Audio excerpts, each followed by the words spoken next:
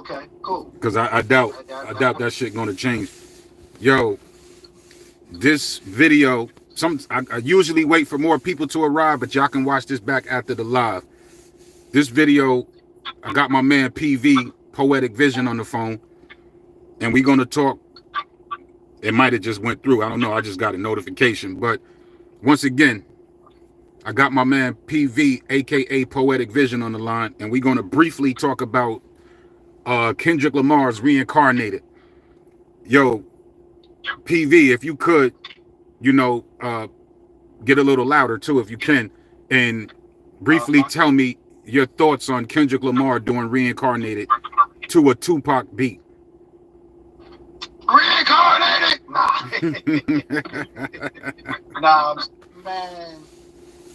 That nigga is the illest lyricist of his time, bro. For one, he paid homage by adopting the Tupac flow. He paid double homage by bringing out that beat because it was never like officially released. Although to your point, you brought it back to my attention earlier that it was a video made for it. It's like, oh yeah, that's right. I remember the video. They was in the video going wild and all of that. So he paid homage there, and then to do a whole concept track over that beat from the devil's perspective, man, that's one of the illest songs I ever heard in my life. It wasn't like he was trying to compete with what Pac did with his song. We know the realest niggas. It wasn't a competition. It wasn't a comparison. He got the beat, and he did more than justice to it. He turned it into a concept track where it's like, yo, he gave the devil a personality. You could see a real human being going through steps like this, getting kicked out of his father's house. He was excellent with music. He went on to create all this music that will manipulate the minds of so many people. Get wrapped up in drugs. He gave him a life. Man, yo. Anybody that can't see that concept and see how that lyrically came together, the way he told that story, you just missing it. You know what I'm saying? Maybe you just a part of this era where you need to hear bops and hits. This whole project it's not a club kind of project. He got one club track for you. Squabble up. Go squabble up and square dance your ass in the club or something like that. If you absolutely must have a club track. Nah, man. Hip hop was always bigger than that. It didn't start out like that. It did start out safely having fun. You can go check out KRS-One and he can give you the rundown with how that go. But yeah, hip hop was always about talking about the issues about where you from. It was always like art. It was always conceptual. It evolved into greater, and the lyricism just like started to hit a peak. And then we went through the ice age where all they talking about is ice and this, that, and the third, and how much money they got and how many girls they have sex with, how many people they killed. That's an ice age. Wasn't nothing growing. Everything's dead. You're killing everything. We went from a golden age to an ice age, and we're on the precipice of another golden age being ushered in by a 5'5" giant. So I think the album, I don't think it's the last thing he gonna put out prior to or post Super Bowl, but personal opinion, the album is looking like it's gonna pan out into a classic. And shout out to LaQuasha. She just in the building, and I like what she says. She says, and he picked the most not known song of Tupac. He embodied Pac. I love how he has so much respect and love for Pac. That's how I feel. Now, this is to a person that always comes to this channel. You know, I never met the brother. We only speak in chat form, and that's really it, or in comments. So my last video was about, I labeled the video Kendrick Lamar killed made niggas. And to LaQuasha's point, you know, he picked the most not known beat from Tupac and he embodied Pac, and she loved how he handled that. Now, my homeboy, his name is, I don't know his name, but his YouTube channel page is called GottaBeClean Television. So he responded to, and I just want to run through this shit. So he responded to my video, and he said, absolutely not. Basically saying he didn't kill it. He said, absolutely not. No disrespect, but that ain't it. Sorry. And then I asked him, why didn't he kill it? Pac had 2 verses plus the Outlaws on the track. Kendrick gave us 3 verses of a physical transformation in time, which, by the way, after further listening, and PV, you were exactly right, K was talking about the devil. So it's definitely a creative lyrical song. Other than that, other than Kendrick not using a Tupac beat, then what should Kendrick have done differently? He says, just not touch it at all. He says, I promise you, I'm not hating, and I'm a Kendrick fan for sure, but those verses were not good. You cannot rap over a legend's beat unless you really do it justice. Those verses cannot compare to any artist, any of the artists on the original song, especially Tupac. Also, he says, let me say this to get everyone's attention. I am a Tupac fan, number one. If you are a diehard fan of Pac, it'll be blasphemous because you may believe that you are the number one fan. And then he says, Kendrick Lamar gets overly jocked. Jocked. Jock. That means, that just means SMD type for what they doing for Kendrick Lamar. So it says, for everything he does, I would get some pushback. I knew I would get some pushback, but it surprised me that more people agreed with my comment. No disrespect at all. We are kings building. I have and that's exactly what we doing. GottaBeClean. If you're watching this, we building. But I had to come on the video, pop out and show niggas. So, no disrespect. He says, I have every Kendrick album and I mess with Kendrick, but he definitely is overrated. I don't know how. And overjocked. Way too much. I don't understand that. And is that Kendrick's fault? Now, my reply to him was,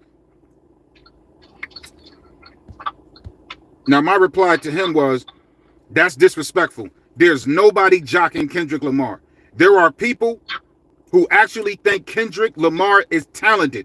Furthermore, because there are folks who agree with your opinion, it doesn't mean Kendrick didn't kill it, which is my opinion. Also, I have to add, if we're judging on likes, then there are over 100,000 likes of Kendrick's on Kendrick's page that like the song, and there are thousands of likes to many comments of the folk who actually appreciate what Kendrick did to a Tupac instrumental. So real quick, I'm gonna just finish this off. I'll get right back at you, P. But there's people on that page, on that song Reincarnated, where I read about at least 10 songs, comments where people were saying, yo, he killed Tupac shit. And there's thousands of likes for that because people agreed that Kendrick Lamar killed it. I'm not the only one. So if you got 1,000 likes to a comment, we're not talking about the video. We're talking about a comment. You got thousands of people who agree with that. That's way more than the likes that my brother GottaBeClean got on my channel. He got 6. As opposed to how many likes I got just for saying it. It's probably not that many because my channel ain't popping like that. But nevertheless, and I said, to finish it off, it's not like Kendrick made niggas. He just spitted a dope-ass Reincarnated story and he gave his fans a free album. And then my brother GottaBeClean came at me like this. Okay, I see you are one of those. Good luck with your channel. I don't know what that meant, and I don't know why he said it, but he says, okay, I see you're one of those. Good luck with your channel. I guarantee Pac would say that Ish was whack. Now, that's disrespectful. Peace, my brother. I don't do this. We build out here where I'm from. If you are a true Pac fan, there would be no way in the world that you are finding all these old songs that everyone where I'm from was on back then. A fan means you know all the songs of all the features, not just finding stuff that's been old to us true Pac fans. Disrespectful to me is saying that crap was anywhere near the powerful art that Pac created. I'd love to debate further, but I don't want to and will not get disrespectful. I love your channel and I felt like you be on point a lot of times, but saying Kendrick did that Tupac song justice or it was anywhere near as good as the original is redundant. Furthermore, if you are an established artist with a fan base, you will most definitely get tons of likes for whatever you do. Those all weren't Pac fans and they didn't grow up in the era. Sorry, but that remake is trash. We can debate about it further or let it go. True Pac fans ain't feeling that shit, especially spitters. Now, I'm a true Pac fan, and I definitely spit. And my man PV definitely spit. The one that's on here. His favorite rapper is Nas. Matter of fact, PV, you love spitters. Who's your top 5? That's the sound of the police. That's the sound of the beast. Speaking of which, my favorite, my top 5 is Rakim, KRS, Nas, K. Dot, and 3 Stacks. Somebody says Elaine did not says Kendrick to me ain't that good. Say it again, bro. My top 5 is Rakim, Nas, KRS-One, K. Dot, and Andre 3 Stacks. That's the sound of the police. That's the sound of... You better put that on mute, man. Yeah, but nah, like, just to respond to what homie is saying, it's just like, you got your opinion. Everybody's entitled to their opinion. But to say it's whack, in my mind, as a lyricist, as a poet, it tells me I don't know what you're listening to. Like, if you're a real, he sounds like he's a real dedicated Pac fan that you don't want nobody to ever touch his beats. I would wonder how he felt about how Nas spit over the So Many Tears beat with when he did it with Ja Rule. And he did it with Ja Rule. Yep. Or when 50 Cent, Busta Rhymes, and Eminem did the Hail Mary. You know, I didn't. Did Hail Mary. I can say, you know, I'm throwing shit out there. Or when Jay-Z did Me and My Girlfriend. Or who else did some Tupac shit over? Cameron, and I think it was just Cameron. They did that shit. Yeah. Ambitious of a Rider, Leave Me Alone and Just Let Me Live My Life. It didn't and fucking Lil Wayne got on No More Pain beat. Yeah. He got on the No More Pain beat. Right. And that's what I'm saying. Like, I would love to just hear his opinion on that, because Kendrick is getting the flowers that he deserves right now, bro. He put in work. You hear me? Like, this dude is out. Listen, he ain't ducking no smoke. As a matter of fact, he telling you exactly how he feels. He said if he kept... Yo, you still there, P? Yeah, you're lying on fire right now. Damn, bro. I want to hold on before... Because I think people disengaging. They did have a lot of people checking in for a moment. John X in the building. There's some people that's on here trolling. Topi says musical genius. LaQuasha says he told three different stories about Reincarnated and then rewrote the Devil story, and Kendrick is not overrated. They starting to do Kendrick the same way they did Pac. Now this is my homegirl LaQuasha from Alabama saying this. You know what I mean? Telling the truth, right? I was just gonna get to that. That's correct. Kendrick just went #1 in 4 hours. Now let me just say this. So you said that was your top spitters. Now there was another dude that says Kendrick Lamar. Nothing against Kendrick. Alan Thenot. He said I'd rather be listening another dudes. That's all. I think it's about taste as well. It ain't about Pac. Just saying I listened to a few tracks. No, it was something else. Alan said. Man, Kendrick for me ain't too good. Now, I don't want to go back debating, like, if people feel like that, like, for instance, I got a cousin who is 48 years old, and we was building last night, and he actually wanted to listen. He's 48 years old, everybody, and he actually wanted to listen to King Von over Kendrick Lamar. Now, I can't debate with anybody. If like, yo, you 48 years old and you rather listen to a young brother who spoke violently and there actually did violent shit in his community. Wasn't a lyricist, he just rapped about his motherfucking life. It wasn't corny. He can rap, but it's not what Kendrick is presenting. Now if I was to ask my cousin who's 48 years old, is he better? You gonna tell me that King Von is better than Kendrick Lamar? Like I couldn't even have these kind of conversations because it's like, who am I talking to? But I don't want to digress from that. But my point is that when the brother says he don't like Eminem either, for example, you know what I mean? That's true. But your initial comment, Alan, was that, man, Kendrick for me ain't too good, and I have to say I disagree, because what he did on Section 80, what he definitely did on Good Kid, what he definitely did on Pimp a Butterfly, and what he did on Damn. And I didn't really listen to Mr. Morale, and what he just recently did in this battle with Euphoria, Not Like Us, Meet the Grams, which is one of my favorites, and that's album that he just fucking gave us.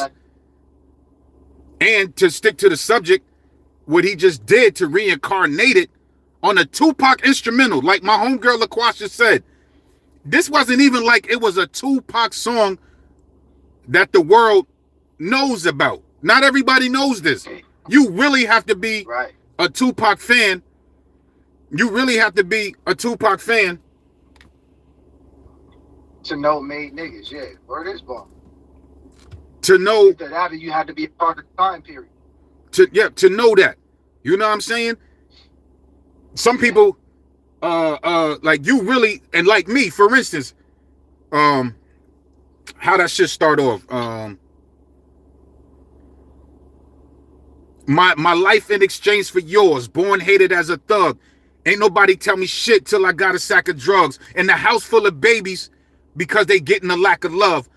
Can't nobody, I got the block sewn up and because I learned to pack a gun. Can you feel me? World, do you hear me? Like, I can keep going. Now, that's me being a fan of that.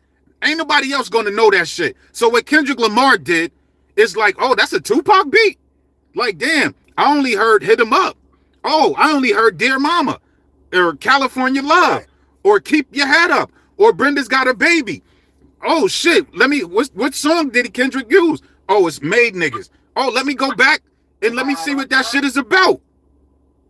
Let me see. Add on to that real quick. Go ahead, bro. Not only did he use that beat, but he paid homage. It was like double entendre. Like, I'm gonna make Salute sure to Jay. you know what I'm talking about, who I'm talking about, because I'm gonna borrow Pac flow on this. So I'm gonna lead you right back to that song so you can hear what he was talking about. And I challenge anybody to actually go listen to where Pac was talking about on that song, and then come back and listen to Reincarnated. But if they do, if you listen to the verses on this, like, this is my opinion, because Kendrick Lamar definitely listened to Made Niggas, and if anybody's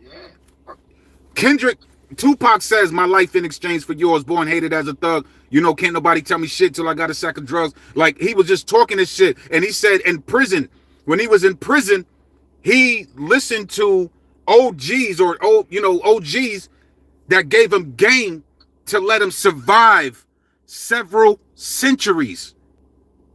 Now, listen to that. Now, what did Kendrick Lamar speak about? Kendrick Lamar is going through a time period. We could be talking about millenniums, or we could be talking about centuries. So if Kendrick Lamar is listening to Tupac, when Tupac says something like, help me survive several centuries, it's like, God damn, that's deep. Who survived several centuries? Centuries can mean, hundreds of years, of course. We really don't know how old this world is. We've been told that it's millions of years old. Some people think that biblically the world is 2,000 years old. You know what I mean? We don't know how we only live we only believe in what we've been read. We don't know how old this earth really is. So Kendrick Lamar can in turn to just say like, yo, maybe the devil existed centuries ago. But on the second verse, Tupac really goes in. And if you listen to the second, matter of fact, I'm gonna read some of the second verse, and you tell me this don't sound like some of this what Kendrick Lamar spoke about. You heard me, P? Yeah, I'm listening to you. Now I'm gonna read the second verse to you. Hold on. And you tell me. The shit that Kendrick Lamar said on that Reincarnated, it equates to Tupac's last verse.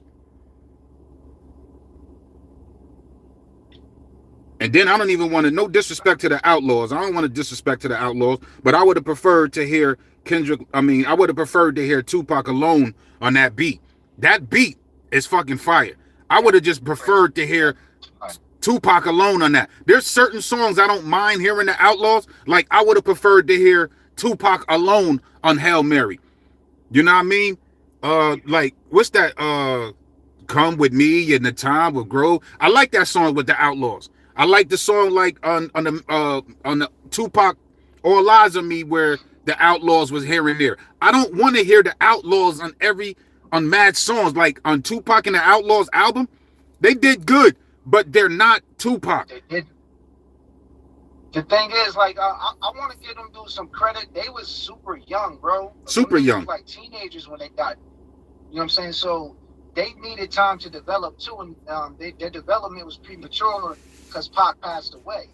And then, like, the name, the Outlaws and all of that, it's almost like they went into a state of reclusion because we didn't even hear nothing about them after that. Allen. They all had different stories and variations about what was going on, but, like, I think that they actually could have developed into something had they been given more time, had Pac still been here, but they was young. They was young. Came out they self. They was young and they wasn't gifted and talented as Tupac. Tupac was well read. Tupac was a different fucking beast. He was a different beast. Right. He was just, even Biggie Smalls was a different beast. This is why he wrote for Little Kim, Little C's, and other people. These were actually gifted MCs, regardless of their content.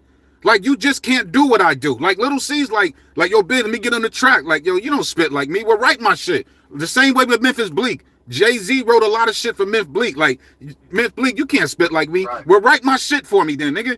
Just put me on. I just want to get on, bro. I just want to feel what you feel, see what that shit look like. All right, I'm gonna show love. That's what they was doing. Pac was showing love, but they wasn't ready for this shit. It would have took them time to become the MCs they needed to be. Even Tupac, he came out dope, but Tupac really found himself, really created a dope ass album by the time he got to Me Against the World. And the reason why I can say that, because the ancestor Shock G said that. Shock G, when he said, like, yo, when he said, Tupac said, yo, if I had a beat like Kiss You Back, and he stormed out. And Shock G said, that's when I realized Tupac didn't know how to pick beats and stuff like that to do this other shit. So Shock G really had to get with Tupac to create something. And what did they did? One of Tupac's top 10 most incredible songs ever is what? So Many Tears. Who produced it? Shock G. Gave him arguably Tupac's greatest song ever, bro. Ever. It's probably top 10, top 5, if not number 1. If not number 1. So Many Tears might be Tupac's number 1 song for a lot of people. It might be. For me, it is. That song is the way Tupac. Oh, that's your number 1? By Tupac? Over Keep Your Head Up and Dear Mama? So Many Tears is my number. I love So Many Tears. So Many Tears is my favorite Tupac song, bro.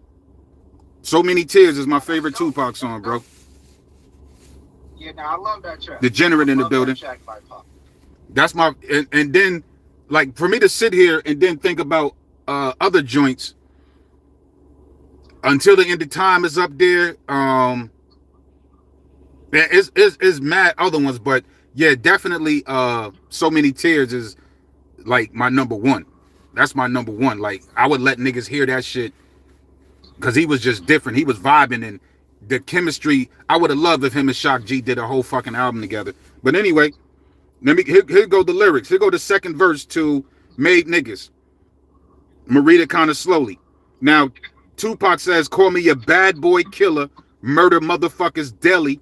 Know the Freds trail me, so my Elias Machiavelli, getting lessons from niggas in penitentiaries. Game, when applied, help me survive several centuries. Lock me in the cage, I display my rage. Surround the court building with a gauge and spray. They wonder if I'll go when I'm finally sentenced. On my knees to God, begging for repentance. I'm convinced that I'm a thug. They got me fiending for my cash like a fiend when he dreams of drugs.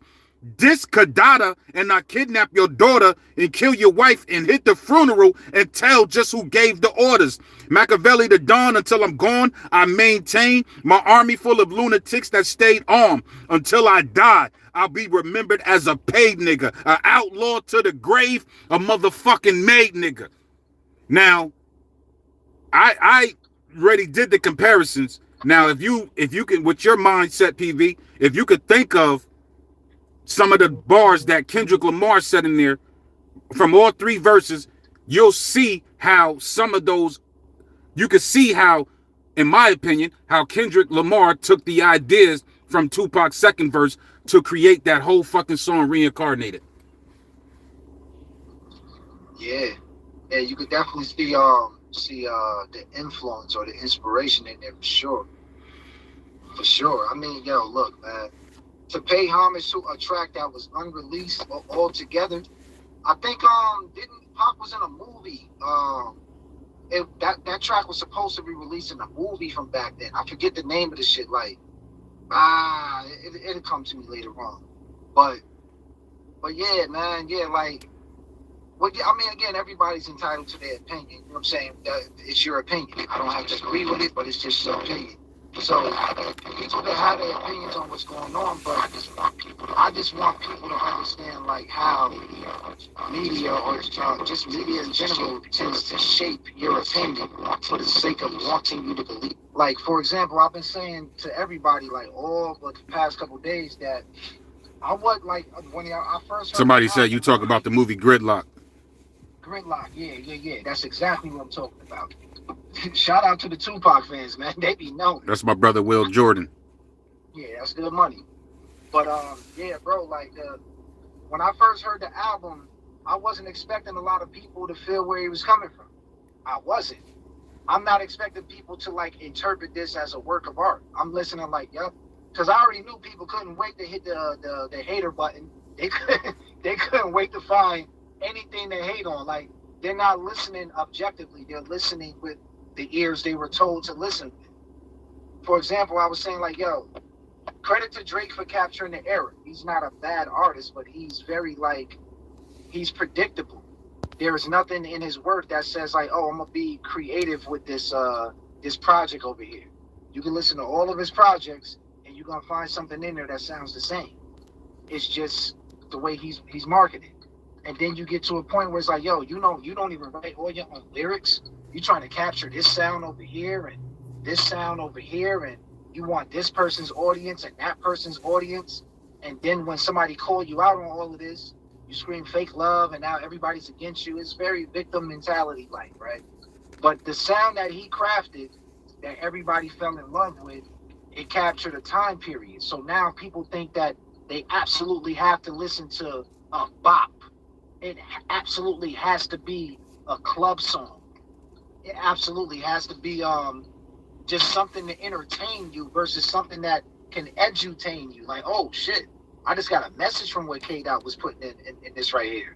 Oh wow, that track Gloria where he's talking about that's a fact, Ivan. Yo, that was crazy. Like, people don't understand like the homage he paid the Nas on this. Even I call it entity rhyming, where he brought life to the pen. Yeah. It's like, yo, but you think he talking about a female in this relationship, and at the end of all of that, like, oh, he talking about he bringing real like rap back to the surface, man, and that's what I just appreciate about what he did, bro. Just bottom line. Now let me go back for a second. Now, let me just answer this real quick. What's the name says? John X says, sorry guys, but the Outlaws showed up, especially Killer Gaddafi and Fatal. Nah, they was dope, but you have to admit, bro, that John X, they were not Tupac when they were not Tupac at all. Like, because rappers back in the days, you can immediately see that they were going to shine. Like, for instance, when the Brand Nubians came out, you know, Grand Puba Maxwell was just, you know, it was a group, but Grand Puba just seemed like the leader. Like, his verses was just fucking phenomenal. His flow, the work that he put in. So it was going to take time for the others had to develop before we was listening to him, because back in that time we had to listen to pay attention and shit like that. But overall, we was really listening to Brand Nubian for Grand Puba until Lord Jamar and Sadat X did what they did. You know, people have to work their way up. Even like Nas and AZ. AZ definitely, when AZ got on the track with Nas, that made niggas pay attention to them quick fast. Like, oh shit, I need to find out who this nigga is. When the Outlaws did that, when they first came out on their first song, when Tupac's Me Against the World, Outlaws, like, that shit was cool. It was rap, but it wasn't enough for me to be like, oh shit. Now, if you hear Biggie rapping with Tupac, you be like, oh shit, when you hear the song Running and what's the other one him and Biggie did? It's a couple of them, but when you hear that, it's like, oh, even on Let's Get It On, when you hear these niggas together, there's certain niggas that you hear, you be like, oh, these niggas is destined to be who they be. Like when you heard Fat Joe was a good rapper, but when you finally heard Big Pun, who was the artist of Fat Joe, it's like, yo, this nigga Big Pun is not to be fucked with. You know what I'm saying? So it's like, it's that type. You gotta have that it factor. Otherwise, you gotta work your way into it. Fortunately, Tupac was showing love to the Outlaws to let them get on. But they was never on his level, especially a nigga that can write rhymes in 15, 20 minutes. In 15, 20 minutes. PV, you still there? Yeah. So, I listen to everything you're saying. So now, let me say this. Now, this is where Gaddafi was the best rapper from the Outlaws. I like Fatal. I think Fatal would have been the next one first. I think Fatal would have been that next one. If he didn't pass away, I think Fatal would have been that next one. But it still takes time. You still got to develop. This shit is, some people, it's you got to go through a certain process to become an elite MC or that kind of rapper. You gotta just look at all the rappers that exist. A lot of these motherfuckers worked hard to be where they at. So let me say this real quick. Now, this is that second verse. Now, these are lines that I thought where Kendrick Lamar was inspired to do Reincarnated. When he says, getting lessons from niggas in penitentiaries, game when applied, helped me survive several centuries. Once again, several centuries. So we only live like a century or less.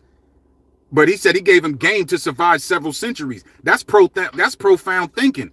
Or it could be a double entendre, whereas like, yo, niggas is doing, you know how these white people give people, like, you're going to be in prison for 100, 200 years or more. Nigga, like, that's just stupid to say that. If you tell a nigga you getting 80 years and the nigga's 30 years old and you giving them 80 years to be in prison, nigga, that right there is just life. There's no need for you to tell me, like, yo, if you do 80 years and when you get out 100, when you're 110, you can get free back in society again. That's just stupid to tell me that. Just tell me that you're giving me an L.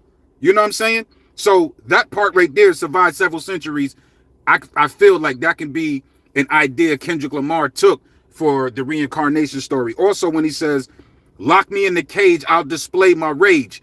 Now, like, you know, just this devil, this entity, you know what I mean? You keep me locked up and shit. I'm not going to think right. I'm not going to think clearly. I'm going to get enraged. I'm not going to humble myself. I'm not going to listen to God, as what Kendrick Lamar didn't do in the beginning of the first verse when he said he was kicked out of his house. His father kicked him out, and all this time we knew he was talking about God.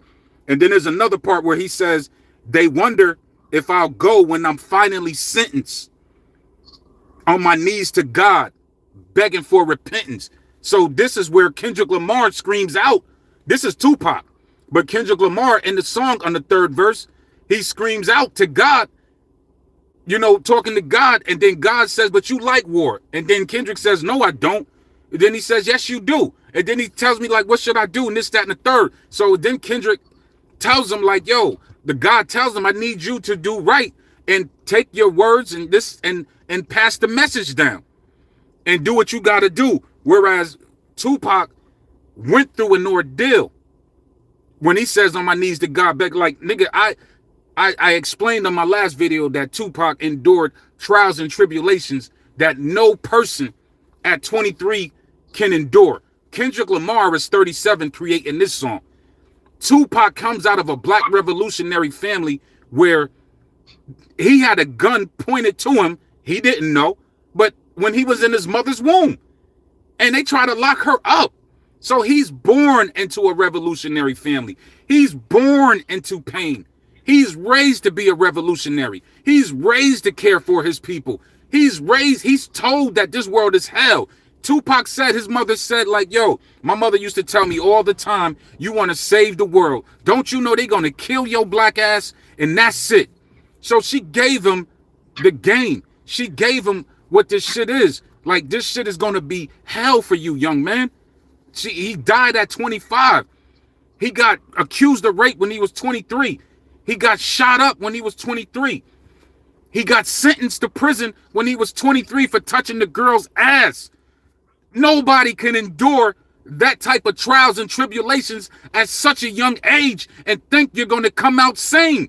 You're not. You're going to like, and then to find out that you got that, or you feel that your friends set you up, that the people that you, when you told Biggie, when Biggie came to you and said, yo, I want to fuck with you, Pop, because I don't want to fuck with Puffy. And then Tupac says, like, nah, nigga, stay with Puffy. He can make you into a star. Tupac gave you game. He showed you love. He didn't hate. He said, I can't do nothing for you, but I know Puffy can. Stay with that dude, because Tupac saw the good and the work inside of Puffy at that time.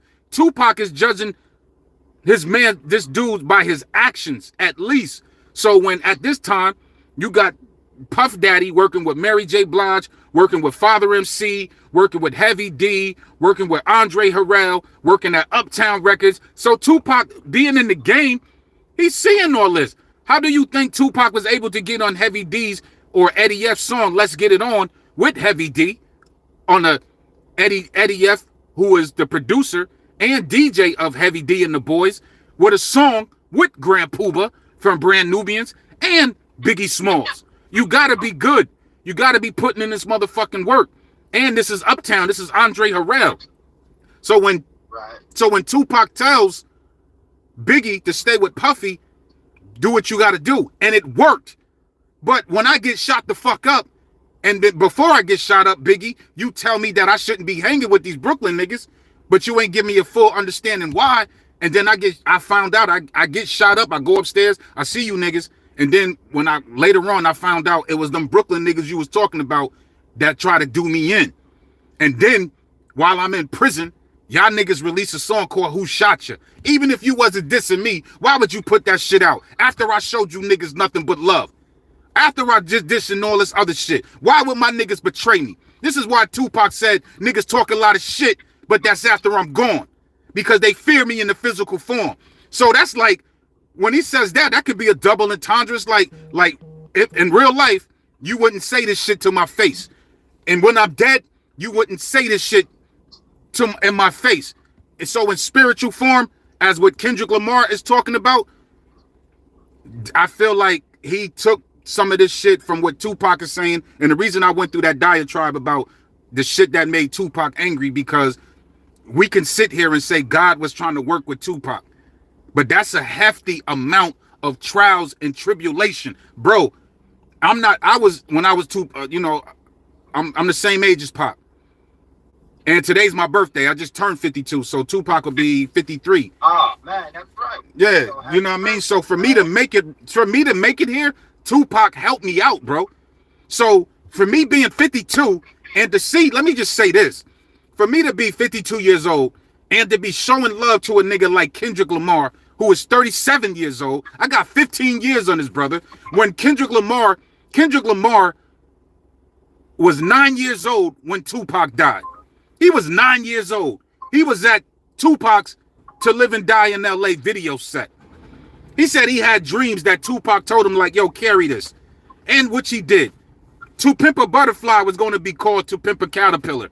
And if you was to break, actually it was. And it was going to be Tupac. Tupac. To Pimp a Caterpillar. But for some reason they changed it to Pimp a Butterfly. And he had Tupac on the album. And Kendrick Lamar had Not Like Us playing in heavy rotation, whereas every day for 20 times a day, if somebody's listening to the radio, all you hear is All Eyes on Me, and I'm gonna give it up to Pac.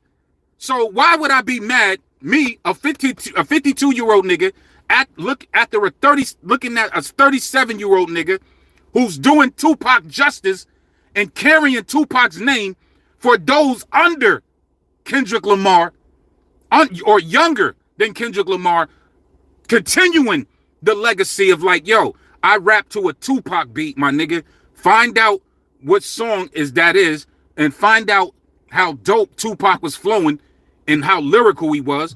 the love that he showed these outlaws, because Tupac is bigger than just Dear Mama. Tupac is bigger than just California Love. Keep your head up. Brenda's Got a Baby. He's bigger than Hit 'Em Up. Hit 'Em Up doesn't explain or show you who Tupac was. That was an angry young man. Right. That ain't shit. Against All Odds, like, yo, this is a conflicted young brother who went through some shit, some trials and tribulations, that if we're going to say God put him through, like God did Job in the book of Job, you know what I mean? Tupac tried to do the best that he could. Tupac said, I did the best that I could, raised in insanity. That's what he said. I did the best I could, raised in insanity, or send me to hell, because I ain't begging for my life. Ain't nothing worse than this cursed ass, hopeless life. I'm troublesome. So Tupac says this shit.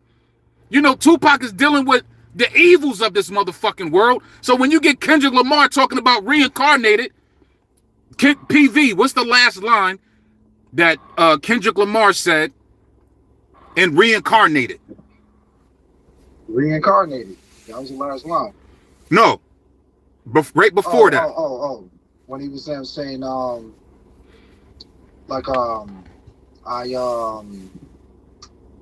rewrote the devil's story to pretty much bring it back. He rewrote the devil's story. You know what I mean? To give you a different perspective. To give you a different perspective. So it's like, yo, if this story is true about the devil in itself, God being, you know, I found so many contradictions in that shit, but I don't want to deal with people's religions or their faith or their belief.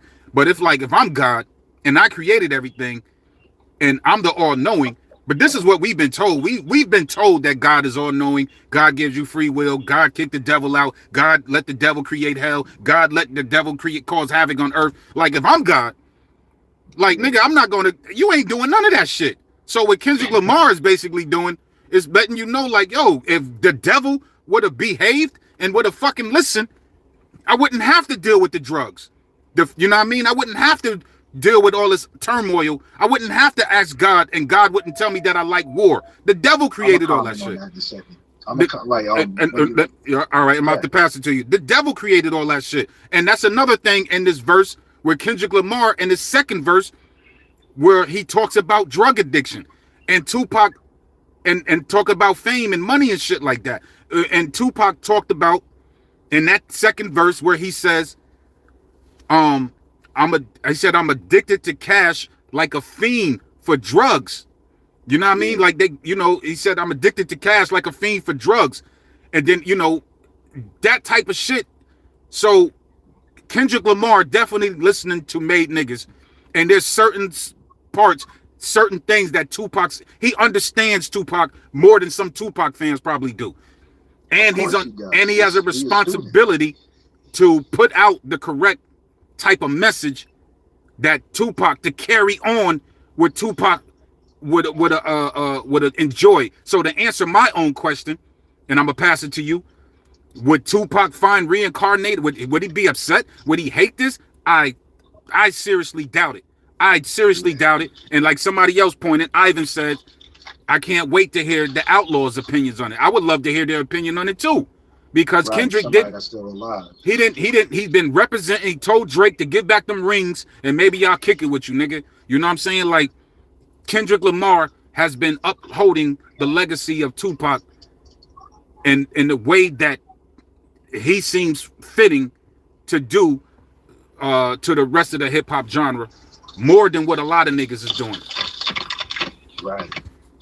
My thing, I'm gonna try to work my way backwards. Like, a lot of people still don't understand why he mad at Drake. Why he took a shot at Drake saying, "I'll take you to hell with me before I truce it up." I'll kill all the niggas if I let him kill my joy. I feel where he's coming from, where he's saying that. Like, Drake, he's just not cultured, bro. He's not of the culture. He just don't get it. I believe there's certain things that he's doing innocently, but he just don't know that he's doing it. And when he hold on 1 second. You can hear me? 1 second. But yeah, no, I'm good. But when he says, can you hear me?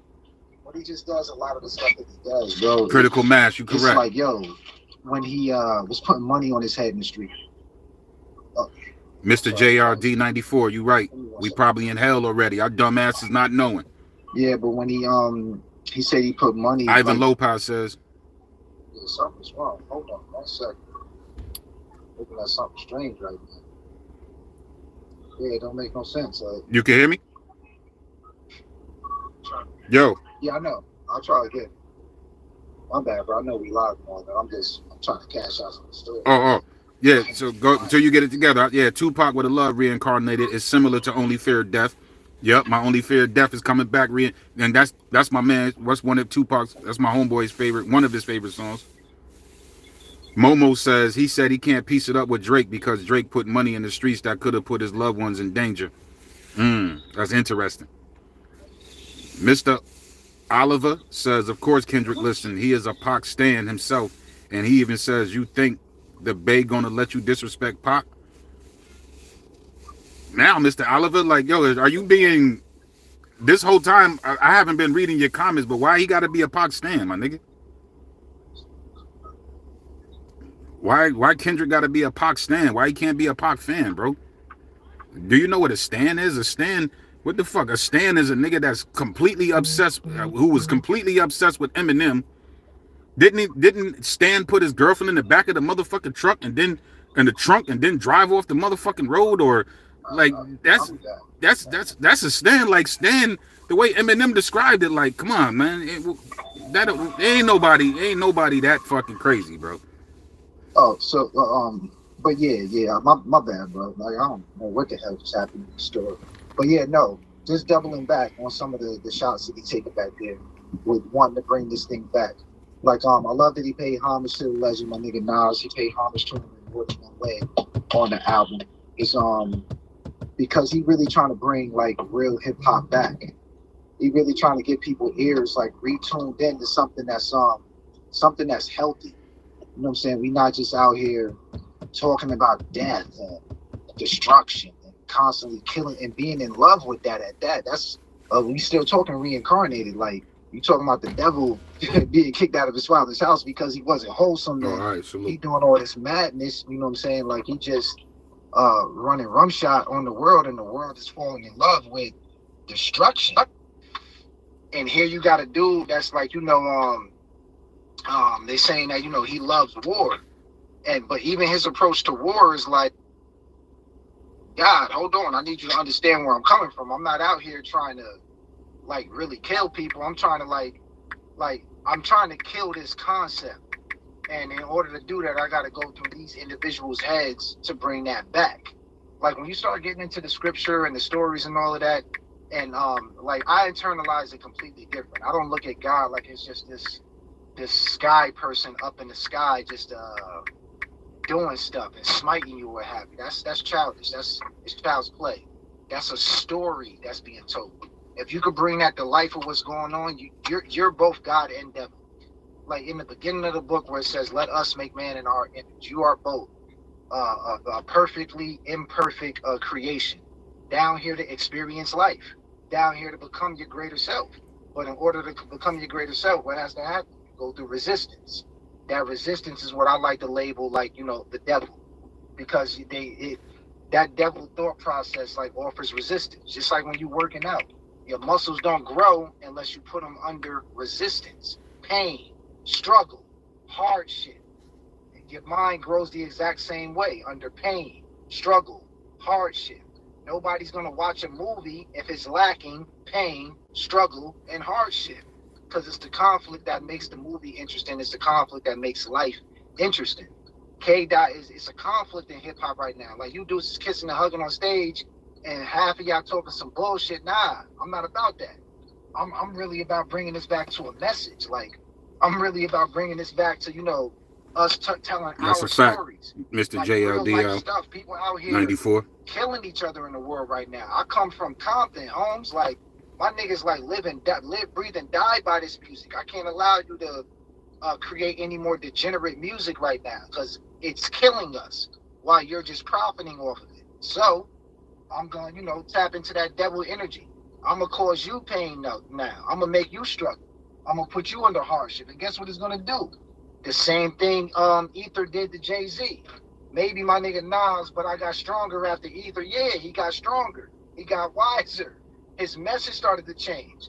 Before that, you didn't hear Jay-Z making no music like a 444, a conceptual album talking about black excellence and the black dollar being stretched, and his whole mind frame changed because he caught wind of what was really going on after he ran into a real MC that really cares about this hip hop shit. So K Dot, he's the manifestation or the of that mindset in today's mindset, taking a concept like God and that with spirituality. We deep in the spirituality, but giving it a personification. That he did exactly what the elders and the ancestors did. I was laughing when he said I'm an old soul. I might have built those pyramids because I know what he's talking about. We building a pyramid right now. Old soul. I got all the knowledge and wisdom in me, and I'm gonna bring this back to the forefront and really show y'all what this about. He's a superior MC. He mastered his craft, like the ancestors mastered their craft when they built those pyramids. Go back and listen to Ivan Van Sertimer. It's on YouTube. Egypt Revisited. When he tells you how they built the pyramid, he's talking about a particular mindset of perfection. It was pyramids that they left. They just left them out there alone because it was like an inch off of building it perfectly. But to the naked eye, if you're not like practicing your craft and exemplifying mastery, you wouldn't even know that. When people go listen to this K Dot album, he sound like 15 different people on the album with all the voice tones, and he don't even need a feature. That's mastery over your craft, though. It's a work of art. So I'm a little passionate behind it because I'm an artist and I practice my craft like this. All y'all, thank you for granting me access to your platform. It's a shameless plug, bro, but I'm gonna have my platform up like soon, putting out more of my poetry so you can hear what I'm talking about, so you don't just feel like I'm just talking for no reason, or I'm just like a crazed K-Dot fan or something like that. Nah, I listen to all dudes that put together real lyricism, that really be in there squeezing that pen, trying to bring forth something that's gonna last 100 years. That concept right there with the devil, with lasting over 100 years, bro. Like we still talk about the devil. We still talk about Christ. We still talk about Pac. Pac been gone for nearly 30 years now. His name gonna live for another 100 years because of what he did and how he did it. He's immortalized. Kobe Bryant, the same way, immortalized. Like, they did die young. Christ died at 33. They died young, so that's a part of the immortalization, if you will. But that's what they mean by having your name outlast time like that. Like, you do something where your name transcends time. It outlives you. That's prophetic. That's literally the embodiment of what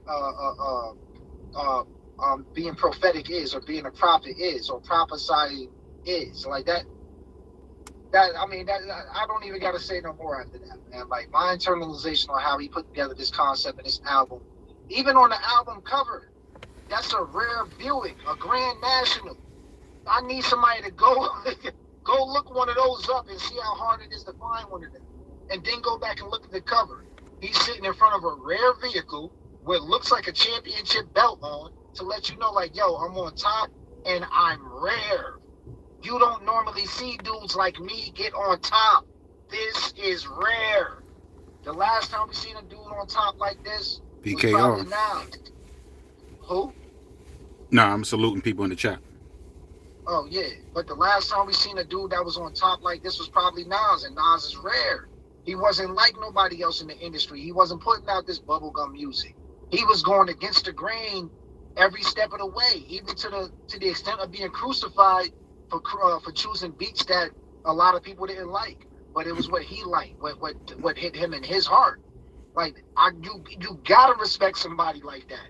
I don't care what y'all feel. I'm not gonna keep making the same boom bap beat. I'm gonna do something like this, like songs like Bridging the Gap, completely different than what anybody was putting out back then. But yeah, that's my piece right there, man. That's how I like to bring this whole thing full surface. Yeah, and the brother Critical Mass, he said you dropping knowledge. He said you spitting facts. Mumu says Kendrick is such a good representation of what hip hop is at best artistically and morally. We've gone so far from the essence of hip hop that Kendrick looks weird for embodying it. Thanks. Somebody else said being a Pac stan is not a diss. I totally disagree with that. Who said that? My nigga Brandon? Yeah, I totally disagree with that. Being you know, that nigga Stan was crazy, bro. You know, he was a weirdo. You know, from what I recall, like this nigga, like somebody said, like what they say, who said it? Stan was a deranged dude. He wanted to be with Eminem and killed his pregnant girlfriend because he wanted his attention. Calling someone a Stan is a huge. I think he made a mistake and put kiss, but it's supposed to be diss. Yeah, don't call me a Stan, bro. You know what I mean? Yeah, nah, don't fuck me. Don't call me a Stan, bro. It's like that shit is, it's you know. But you know, Eminem definitely put that shit in the stratosphere, or you know, like ether. You know what I'm saying? Like, with that particular word, it's out there. But yeah, don't call me that. Just you know, just call me a rider for Pop, bro. It's like, you know, a fan is short for fanatic, but still in all, we know what we're doing when we hear it. But Stan, that was definitely a disrespectful thing, and I don't think Kendrick Lamar. And the dude said he didn't mean to call Kendrick Lamar a Tupac stan. You know what I'm saying? It's like we are, if anything, we supposed to follow in the footsteps of the great ones. Like it shouldn't just be one Nas in a sense. It should be more people doing what Nas doing. It should be more people making what Kendrick doing. Not in the same sense or, you know, the same type of music, but at least on that. So going back to your other point, what you stressed earlier, PV, about people saying they just want to hear the bop music. Kendrick Lamar gave you a few bops on that, like Squabble Up and Turn the TV Off. You know what I mean? Gave you some head nod shit. But he also spitted some shit. So it's just like, if people, this is what I said to you earlier, for those who just want to hear that street shit, for those who just want to hear people talk about, you know, bitches and money and killing niggas, then that means you didn't like hip hop until a certain point in time. Right. You didn't like Melly Mel, you know, especially even if you're older, because this older dudes saying Kendrick Lamar's album is whack and you're trash, or that shit ain't too good, or somebody else said, you know, that shit is mid. Like, it's like, so, like, what do you want Kendrick to spit about? You know what I mean? Because that's like saying you must didn't like LL's debut album. You must didn't like Run DMC. You must didn't like the Beastie Boys. You must didn't like BDP. You must didn't like Eric B. and Rakim. You must didn't like EPMD. You must didn't like De La Soul, MC Light, A Tribe Called Quest, Jungle Brothers, Queen Latifah. You know what I mean? Like, you must didn't like some of those feel-good songs that was just feel-good music. Jazzy Jeff and the Fresh Prince. You must didn't like that shit until it really got oversaturated with what Coogee Rap was doing, Gangster Talk, and everybody else started, you know, just flooding, oversaturating hip-hop with that content.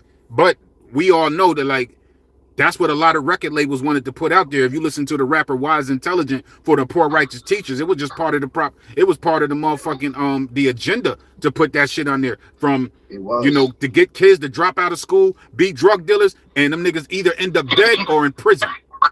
So we ain't gonna give you no more conscious music. So for niggas to say they don't like, you know, they just want to hear bitches, money, and violence and shit, like, you know, just that shit, then you don't really like hip hop, my nigga, because it wasn't built on that.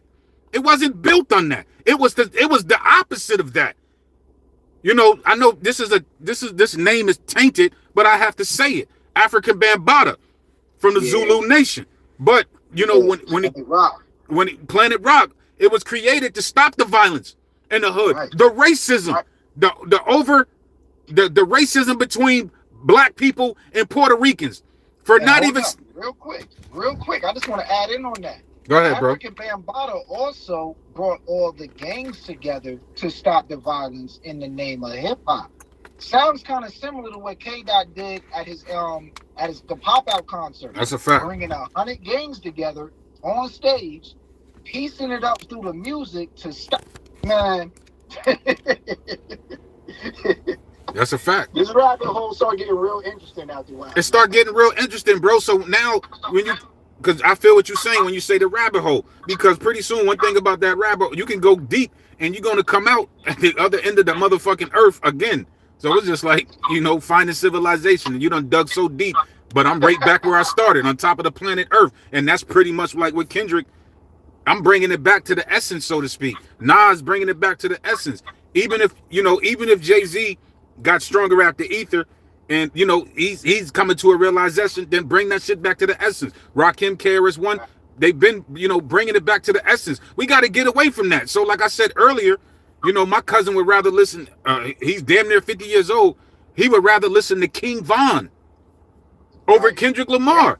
Like, if I'm going to listen to a 23-year-old, it's going to be the 23-year-old. It's going to be the 23-year-old MC that made Me Against the World. Or if I'm going to listen to a 21-year-old, it's going to be a 21-year-old that made It Was Written. You know what I mean? Like, if you do the juxtaposition of ages, you know what I mean? If I'm going to listen to an 18-year-old rapper that I'm going to listen to I Ain't No Joke by Rakim or Paid in Full. He was 18, 19. Like, y'all dudes, the mindset is so different in these days and time from what the people that I came up with when they was 18. So I can understand why people want the dumb shit, but I'm looking at it like, yo, if that's all you want, then nigga, you never loved hip hop. You never liked hip hop, nigga. You just wanted that kind of music because you see the girls out there, they rush to the dance floor, they rush to the club, get drunk, and it's just easy to get up on some ass. Players, grab your tits if you love Big Pop. Bitches, like, you just love that shit. You love what Snoop Dogg and the Dog Pound did. You know what I mean? Ooh, boom, you got the bomb, bitch. You got the bomb ass pussy. Like, if you just want to hear that simple shit and just be entertained with that, that's cool. That's cool. But to say that to Kendrick Lamar, what he put out is whack, nigga, it's no different from what Kendrick, the music that he's putting out now is no different from what it was originally when KRS-One, after he lost his brother, Scott LaRock, he made a song called Stop the Violence. He made a song called Self-Destruction. And he gathered other MCs and shit on there. Yeah, there was some competition. We ain't got to get in that PV about why Rakim or Big Daddy Kane wasn't on it. You know what I mean? Like, there was still some hip hop like that. Let me shine first, my nigga. Like, KRS-One is like, yo, Rakim, yo, Big Daddy Kane, I love y'all, but let me get some niggas that's beneath me lyrically to rap, because I don't need y'all niggas taking over my shit. I'm like, sure Rakim or Kane that shit would have become, if they would have got on it, we probably wouldn't, the message probably would have been distorted, so to speak, because now we listening to it like, damn, like, yo, Kane spitting on, like, nigga, do you hear Kane talking about stop the violence, nigga? Do you hear Rock? Like, why are we talking about their bars? We're overlooking the message. KRS-One, so that might have been a smart move on there. Like, man, I can't have you niggas on here. We'll do some shit later on in life. Nah, that wasn't smart, man. He broke my man heart, man. Maybe. Rakim always wanted to be on, man. He broke God's heart, man. He probably did. He broke God's heart, man. Oh shit. Yeah, I can't turn the motherfucking on. I'm just trying to see the chats because I can't. It can make a pretty good replacement. Hold on a second. What the fuck? Because I can't see the chat no more if it's moving. Somebody leave a comment. There's 43 people watching, but I don't know if the comment section is still working. Because I don't see nobody saying nothing. Somebody gotta be saying something. Oh yeah, they talking. They had to be talking the whole time. Somebody gotta be saying something because it just stopped, like it's not moving no more. Hold on for a second, P. Alright.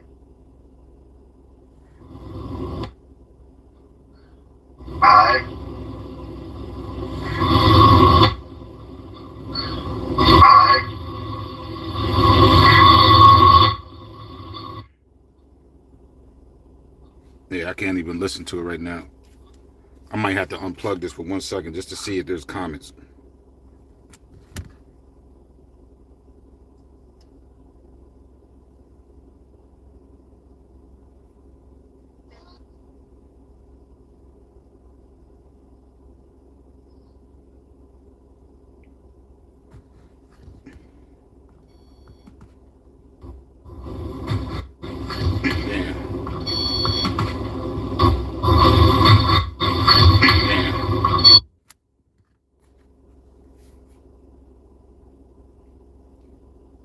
You there, P?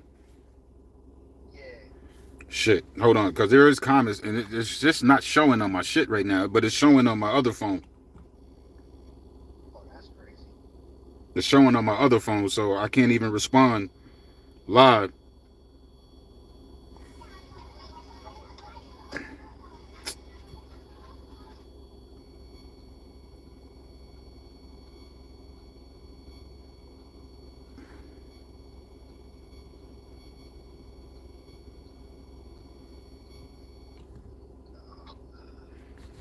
I don't know what the fuck is going on, man. I can't even read the comments no more. There's people commenting, but it's not even working. So, what the fuck is that about, man?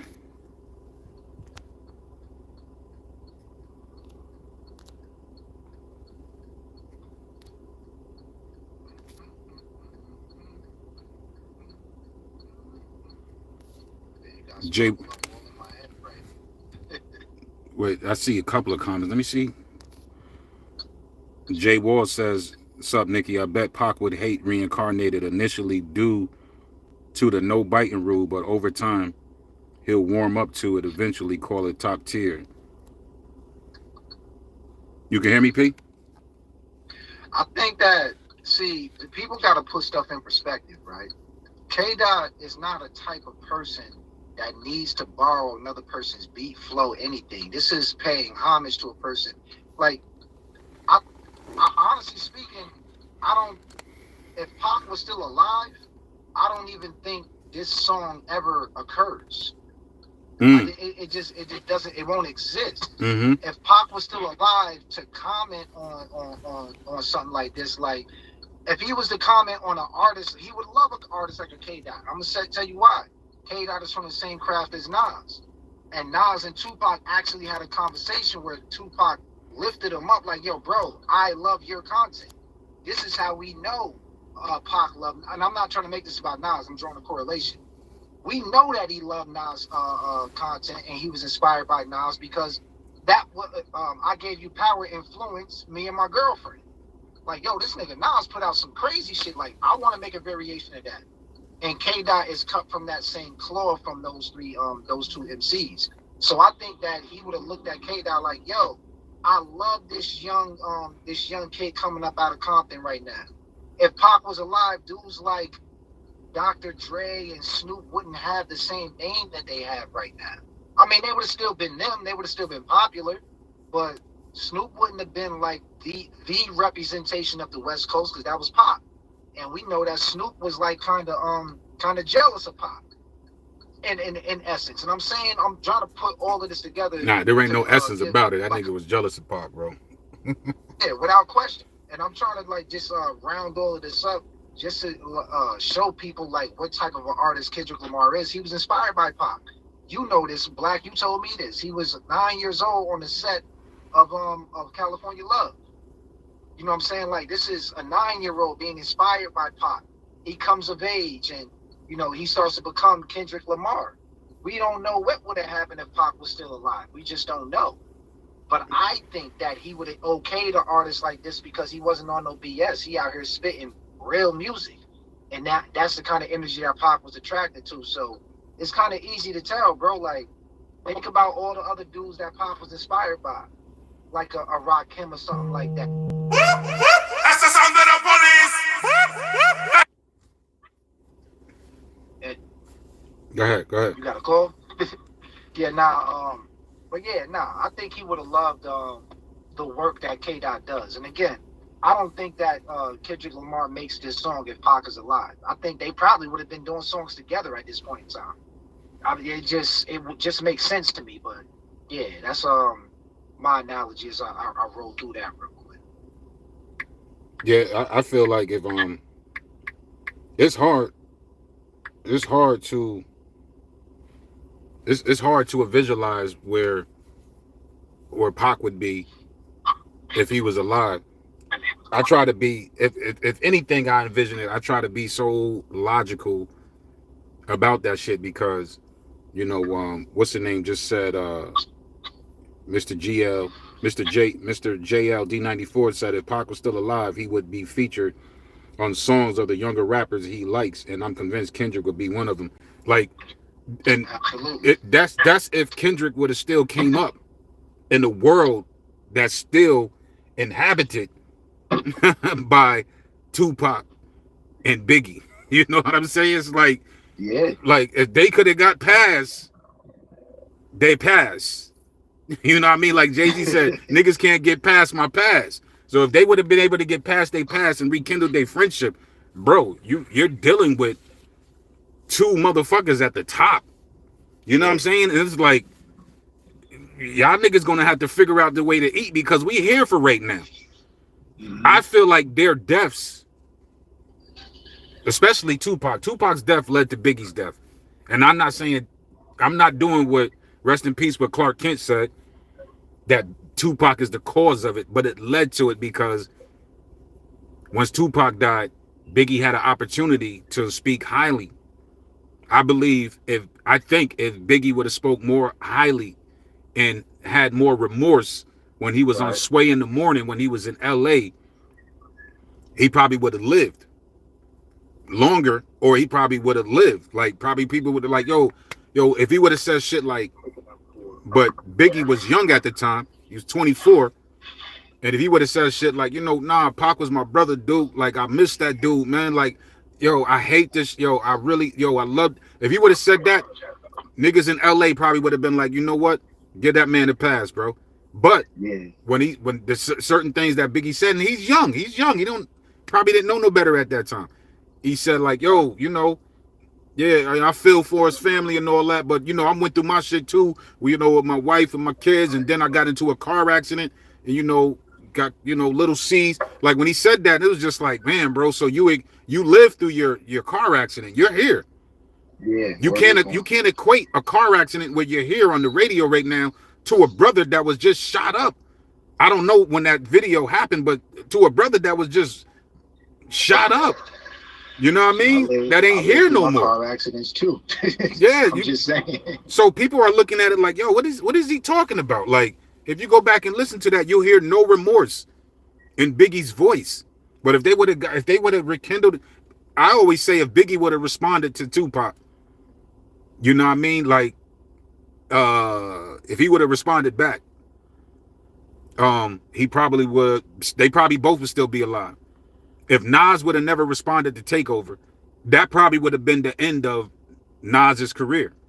You know what I mean? Like, we probably would have you would have let Jay-Z kept going the route he was going, because Jay-Z did say, I dumbed down to double my dollars type shit right before the Ether battle took off. He said that shit in like 99, I believe. So you know what's crazy, bro? On that real quick. I just want to comment because you dropping like real science right now. That I think that anybody that goes the conscious route and attains knowledge and information is always going to have a problem with a lack of knowledge or information, or just stupidity in general, or just stuff that's killing people. Like you can't attain any kind of knowledge of self and go out in the world and not have a problem with the negativity that you see. Like, it was a bar in there where K-Dot was saying, it was on Whacked Out Mirrors, and he blanked it out. But man, you in the building. What up, bro? It sounds like Moo-moo. he's saying Biggie should have, saying, under no circumstances, y'all like went back to being California. entertained by a pedophile, and I don't. Pac wasn't the He type to went hold on to say, anything like, yo, back. y'all thought I was Mr. being JDF. antisocial when I stayed in the house. Like, being with one woman is the thing to do because life is tricky right now. He was letting y'all know, like, yo, look, I'm not gonna, he, ha, ha, I'm not going to these parties dancing with these dudes that's out here living foul. I got knowledge of self. If you got knowledge of self, you can't live a lifestyle like that. We still talking about the same thing. We still talking about Reincarnated. We still talking about Christ. We still talking about Pac. That's why Pac had an issue with a lot of dudes. And yeah, he did go to jail, and it turned on him a little bit. He was going crazy trying to live a righteous lifestyle because of the type of people that was around him and the enemies that he had. So he just said, I'm gonna give you the other side of this Gemini right now. K-Dot also said that on the album. Y'all want this side of me or this side of me? Because I'm ready for both of them. He's like, he's more of an evolved Gemini because he's had more time on this planet. Like, yo, I'm ready to go to war with y'all, but I would prefer peace. But I'll bring all you niggas to hell with me before I let you kill my joy. I'm gonna kill you before I let you kill my joy, because I got knowledge itself. I don't like what's going on. You dudes is off this wax, but off the music, off the cameras. Y'all living life foul right now. You're a whole PDF file. That's not cool. You living foul right now. So I gotta expose this. It says that's scriptural too. Like you supposed to expose people that's doing the wrong thing. Otherwise, you won't have change. Otherwise, you're gonna see children in the next generation being taken advantage of, which is what is happening right now. This is like 4D chess happening right now, man. And when you got a sense of knowledge yourself, there's no way you can just sit down and just not say nothing about it. And I think that's why he got all this heat and this smoke for a lot of these dudes right now that's just showing their hand. They jealous because he got the Super Bowl. I heard Ice Cube drop the album on the same day as K-Dot. K-Dot dropped the album on this. I think he took shots at Ice Cube on there too. Like it was more subliminal, but anybody that's out here going crazy, he not ducking nobody. And I love it. Oh, which brings us to a great question. Segue into a great question right now. I hope it happens. Mm-hmm. What you think I'm talking about? Oh, with him and Cole? Nah, I'm beyond that. I'm beyond that now. Oh, okay. With who? Him and Snoop? Oh, Q? Oh, nah, beyond that one too. right now, brother. You know exactly. You heard the album. You know exactly what I'm talking about. Ah, man, go ahead, just say it, man, because I'm you heard the album right now. Yeah. You heard the album. Damn, I thought this motherfucker. You know, I held the rollie out, but how I heard the crowd. But I guess my hard work let Lil Wayne down. Bro, that brother right there better swallow his pride now, man. Uma was right, Wayne. That battle needs to fucking happen. He don't want this, man. He don't want that problem. He needs it.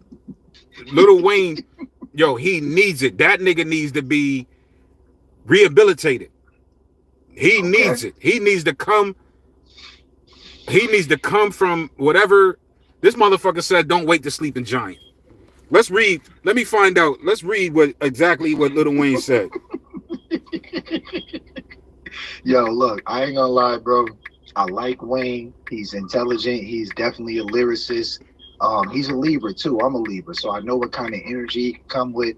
I don't think he want that. I'm telling you, I'm just keeping it as objective as I can. I really am. I like Wayne. I like certain stuff that Wayne put out. I don't like everything he put out. When he really want to stretch his pen, he can spit. I don't know if Wayne is ready for war with his pen. I don't think he's evolved in the war sense. He got bars. Wayne gonna hit you with something like, oh, yo, that was crazy. He got the emotional tracks. He has the drug music. Like he got the have fun skater music. He got bars. He got tracks. Like he cool. Leave this man alone, bro. This is like trying to battle Loaded Lux when Loaded Lux was like on fire. After he did Loaded Hollows, with him and Hollow in his bag on fire. Leave that man alone. You ain't getting no wins right now. Now this is Lil Wayne's response. Man, what the fuck did I do? I just be chilling and they still come from my head. Let's not take kindness for a weakness. Let this. Oh man, come on. Hold on. Yeah. It says. He says. Wait, because this damn shit is doing some other shit on his own. He said, let's not take kindness for weakness. Let this giant sleep. I beg you all. No one really wants destruction, not even me. But I shall destroy if disturbed. On me. He didn't say on God. That nigga said on me. Love. Those are fighting words. And Kendrick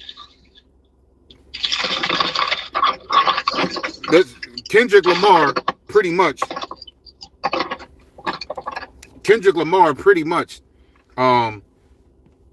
some people don't feel that it was a shot. Some people don't feel that it was shade. Nah, take it that way. Just like Lil Wayne took it. You know what I mean? Yeah, And that's shade. so take it as shade. So That's should shade. Lil Wayne respond, or should Kendrick just come out with a diss record? Or here we go. Here we go. Now this is what I was saying. This is what I was. Here we go. This goes right back to my motherfucking point, so to speak. Biggie should have responded to Tupac in real time. He should have responded. Now at this point in time, I just told you, if Nas didn't respond to Ether, if he would have took Steve Stout advice and he would have been discouraged and be like, yo, that shit trash, nigga, don't put that shit out. You know what I mean? That ain't gonna work. And if Nas would have just said, fuck it then, there wouldn't be the Nas with the 6 albums in 3 years right now. There wouldn't be the Stillmatic. There wouldn't be the Godsons. There wouldn't be the Distant Relatives. Yeah. There wouldn't be the Life is Good. There wouldn't have been none of that shit because you would have allowed Hove. If you ain't battle this man, if you ain't fight back, you let this nigga back you up in the corner. If you ain't fight this man, you would have fucked up your career. You would have fucked up your career majorly. So right now, he might have. Now that Ether was necessary for Nas's career, bro. That shit. It was. I'm like, and I'm not disputing nothing you're saying. I'm just saying like his timing was on. Idols become rivals. Because his mom was on. Lupe Fiasco. Go ahead, bro. No, I was just saying that Nas's mom was going through cancer. He said Lupe Fiasco can beat both Wayne and Kendrick. Lupe got a pen. Lupe can't fuck with Kendrick, man. That needs to be said. That needs to be said. He can't fuck with Kendrick. No, I'm riding with K Dot. I'm putting my money on K Dot. All my money is on K Dot, bro. Yeah, but that's gonna be a good fight though. Lupe can write, bro. He can write, but he ain't Kendrick. He's not Kendrick ain't scared to go into these kind of pockets. That nigga would do. That nigga would have you thinking like, yo, this song about to be boring as hell, and then this nigga, like niggas didn't know the where whacked out murals were going when that shit comes on. You ain't know where to expect. You just sitting there listening like, all right, where the beat at? Where the beat drop? And then this nigga finally says some shit about Lil Wayne, and then the beat comes on. This like a whole 2 minutes into the song. You can't fuck with that kind of artistic talent. You can't fuck with that. Lupe cannot fuck with Kendrick Lamar. Now to go back, I'm just being real. And I heard Lupe rap. I haven't fully gravitated to him. I gravitate. If I really thought this nigga could do something. Somebody in the chat need to throw one of his songs up there. So look, I don't think Lupe could fuck with. Lupe said himself that he couldn't fuck with K-Dot. He said it out of his own mouth. I'll tell you, Mr. Chameleon. Lupe said out of his own mouth that he couldn't fuck with K-Dot pen, but I wouldn't discredit Lupe though. Like I would say, like, yo, look, respect this pen. That's what I say. Now, make it happen. You wanna prove that you good at what you do, because Kendrick did this shit way over. Like, come on, like he called niggas out on the control shit. You know, you had a few people respond to it. Like Kendrick does things that gets responses. You know what I mean? And some people respond. Kendrick does shit where other niggas are scared to do. You know, he takes it on. Like he said, it's plural. Fuck everybody. The only nigga that congratulated me was Nas. You know what I mean? So that right there, for Kendrick to be at the level where he's at, it's like, man, fuck all you other niggas, except for his TDE niggas. But everybody else, fuck off. He ain't saying that about Jay-Z because maybe him and Jay-Z got the business deal with the Super Bowl, or he could be saying fuck that nigga too. We don't know. But now, going back to my point, if Lil Wayne doesn't, he could chill. And it's probably best that he don't respond to Kendrick Lamar. Leave that boy alone, why don't you? That's a Hove line. But if he doesn't respond with a diss record, you know what I mean, something fire, He still got his legacy, but it's just like nigga, like this right here would be the perfect opportunity to prove who you are, you know, against this dude that's at the top. Can you come out? Can you be that legend? But let's not forget, like, Lil Wayne is not, I don't know. There's parts where niggas like Gilly the Kid, and I heard Lil Wayne had ghostwriters. You know, I heard Lil Wayne doesn't write.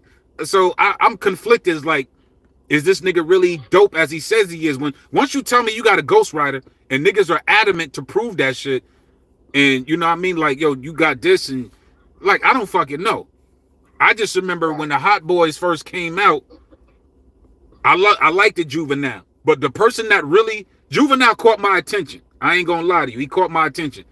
But it wasn't enough for me to buy Juvenile's album. What made me buy the album was Lil Wayne. When I heard Hot Boys, when they made the Hot Boys, I liked the way Lil Wayne was flowing. I can't remember the bars, but he was like, what kind of niggas are this? Something.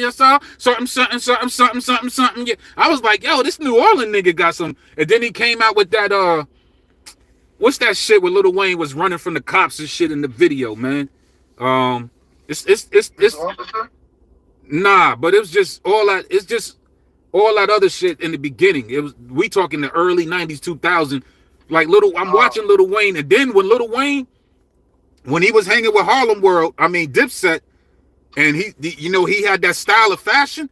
I was like, oh, Lil Wayne, yo, he rocking this shit, yo, he really doing what he doing. But when Lil Wayne started getting tatted out on his face and not doing his dreadlocks no more, and then started dressing like Kanye was his fucking fashion designer or some shit, and just seeming like he ain't give a fuck no more. I was just like, and then it just didn't sound the same no more. It just sounded like he stopped caring. Like, nigga, this would be the perfect time, nigga. Yeah, if you're a sleeping giant, Jack and the Beanstalk, nigga, wake the fuck up. Kendrick would be that motherfucking Jack, or I think his name Jack, right? Kendrick would be the one, as you trying to climb down to fight this nigga Kendrick Lamar is gonna be the one hitting the motherfucking at the end of the beanstalk, and your ass is gonna fall down, nigga, and you're gonna lose all your golden eggs. Yeah, he definitely gonna drop the whole fucking beanstalk. He gonna drop the whole beanstalk, nigga. You know what I mean? He gonna drop the block is hot. That's it. Yeah, Ivan Lopez. Like, that shit was fire. The block is hot. The block is hot. I was like, yo, these niggas is like the Hot Boys, and especially Lil Wayne. These niggas is different from what Master P is giving me. You know what I mean? Yeah, Jay Electronica is a different type of beast. I didn't know Jay Electronica was New Orleans. He probably was influenced probably by the likes of what Lil Wayne had to offer. Or Mystical. Like, Mystical, I think he's a New Orleans rapper too, right?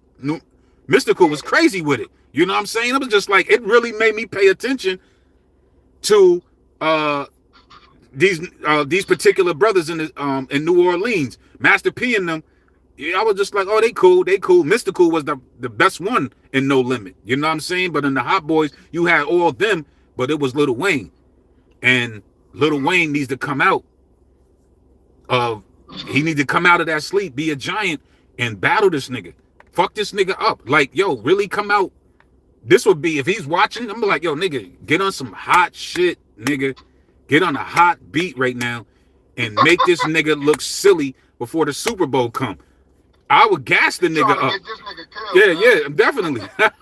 But I would love, like, that's like, you know, I would love to see that shit. Like, yo, Jake Paul, like, yo, just let Mike Tyson punch you in the face, bro. That's all. You know, Lil Wayne would be Jake Paul. Just let Mike Tyson. You seen how he slapped the shit out you, Jake Paul. Just let Mike Tyson just uppercut you in the chin. Just one time, bro. Just one time. You know what I mean? Just get dropped for the world, man. Fuck it, bro.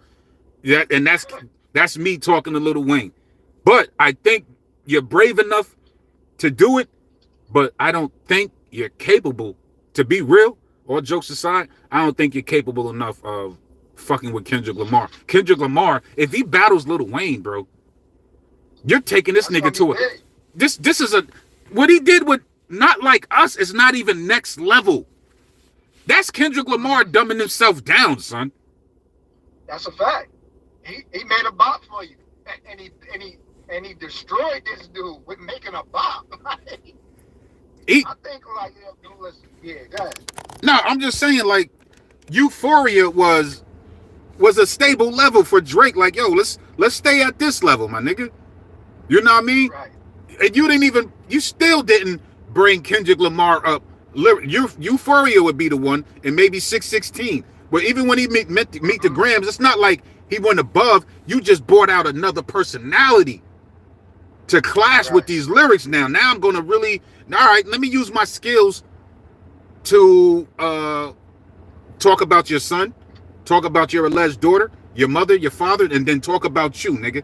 And I'm not even going to take it up lyrically. I'm going to just go down just a couple notches and just like that. And then I'm going to go down a few more notches. Hold up. Meet the Grams was, look, I said this to everybody, bro. Meet the Grams was the most disrespectful track for this one reason. Dear Adonis, blah, blah, blah, blah, blah. Just play this when you're 18. Nah, he don't want no smoke. Over that, bro. Yeah, Dear Adonis, play this when you're 18. Word is bomb. And then Not Like Us, like, that's crazy. That nigga, like, come on, Kendrick, at the end, yo, let's be real. I'm going to be real with you. This album, and there's no disrespect to it. There's no disrespect to it, bro. It's not, and I don't mean, when I even say this shit, like, this Kendrick Lamar, where Kendrick Lamar showed remnants of how great he could be is on songs like Gloria, is on songs like Luther, is on songs like Whacked Out Murals, because he starts, the way Whacked Out Murals starts off, and then the way he switches his fucking flow up at the end, like Kendrick Lamar really goes in on Whacked Out Murals towards the end of the fucking song. Like he he just gives you a whole vibe. There's levels to this young man, and this album is not even a reflection. Fucking Good Kid, Mad City was a reflection of how great this nigga really is. You go back and listen to that shit, it's just like, bro. And how old is that album? That's 2012, right? So that's 12 years ago. That dude made that album when he was 25. Right. You get some of these 25-year-olds right now, you're not even on the level of what Kendrick Lamar was on in 2012. You're just not. You're just not. You know what I mean? And it's like, so when he made Not Like Us, like he actually dumbed down. Like, are you live then? Are you my friend? This step this way, step this way, step. Like he playing with you, bro. Definitely playing with you. He played with you. And this shit. And because he played with you, this became like, for some reason, is arguably his biggest fucking hit. It's the most played, and it's a fucking diss record calling a nigga a PDF. Word is born, man. To the point where you got Drake spiraling at a basketball game, like ready to kill this nigga D-Mars, son. Mad at DeRozan for that. Somebody says Nickel says, I don't want to hear that. The word, what you want to hear, Nickel? He said original shit. Let me see, feel that. Nickel, he would hate that. I don't know. I don't. Fuck money, this lane. I don't know if he dissing. He said he would hate it. Huh, nigga? I don't know who he talking to. You want to fight? So I don't know if this nigga trolling or not. Yeah, feel that. You want to fight? He says it twice. So I don't know if I could take you seriously. Yo, Nickel, this is your chance and your opportunity for those who want to control, like really, like right now. Well, let me see. Man, I Stay With Pac featuring Kendrick. Oh, he said, man, I Stay With Pac. Fuck Kendrick. I guess that's F. Kendrick holding Tupac down. Like, so Kendrick Lamar is, let me ask you this, Nickel. This is a dude on the live feed right now, PV. Let me ask you this right now. Are you holding down Tupac more than Kendrick Lamar is right now? You, on my chat, I only got 36 people watching this. I only got 36 people watching this shit. Kendrick Lamar did a song of Reincarnated to a Tupac beat, and that nigga is damn near at 2 million views. So you compared to you holding Tupac down compared to Kendrick Lamar's holding him down. Who's holding it down better? You, Kendrick, or Nichols? You see what I'm saying, PV? like who's like you holding Tupac down? Like, so if you had the so Nickel, you wouldn't rap to a Tupac beat? Yeah, Nickel, you. Nikl. Yeah, you. I don't know how you say your name. It looked like it says Nick L, or is it Nicole, or I don't know what your name is, but are you holding down Tupac better than what Kendrick Lamar is doing on a huge fucking platform on a daily basis, bro? I'm not even holding Tupac down like that. I only got over 2,000 subscribers, nigga. I'm just only 32 people watching. I only got 20 likes.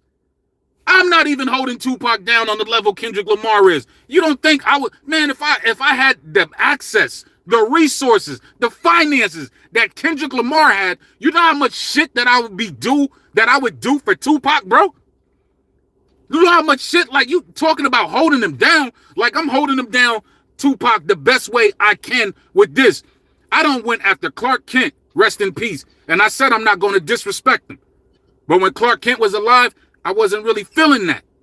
Just to be real, I went after Inspector Deck from Wu-Tang. I'm in New York. I went after, you know how many people love Inspector Deck from Wu-Tang? I went after other people, Whack 100, Michael Jai White, who will fuck me up with one punch. But you call, you know what I mean? But you call Tupac effeminate, my nigga. I don't know if he caught wind of this. I'm holding Tupac down the best way I can on my little platform. I got videos proving that shit. This is an era where it's not like niggas can't see me. Like, yo, what's that shit you was saying online? Like, I'm not out here sending my addy like other niggas did. I'm not going to mention them. Niggas put their addy out there and got murked. I'm not that kind of tough guy. But when it comes to holding Tupac down, I would say this. I would be like, yo, Kendrick Lamar did justice to it. I wouldn't even, yo, PV, when I'm listening to Kendrick Lamar's new album in real time, Gen X, and when I heard that shit come on, with the Mexican lady singing in her language, and then I heard that shit, I was like, wait a minute, I had to look at like, yo, did this shit flip into made niggas? I'm looking, and I'm like, wait a minute, I think this is a mistake. I bought the shit back. You know what I mean? I bought the shit back, and I'm like, and then Kendrick comes, I'm like, wait a minute. Oh, shit, this nigga is rapping the Made niggas. It blew my mind, bro. It blew my mind. And Nickel, that's what I've been calling you this whole time, Nickel. It blew my mind, bro. I was like, oh, shit, this nigga rapping the Made niggas out of any beat. This nigga chose Made niggas. Why did he choose Made niggas? I don't fucking know. I would love to ask Kendrick, like, yo, why was that your choice of beat?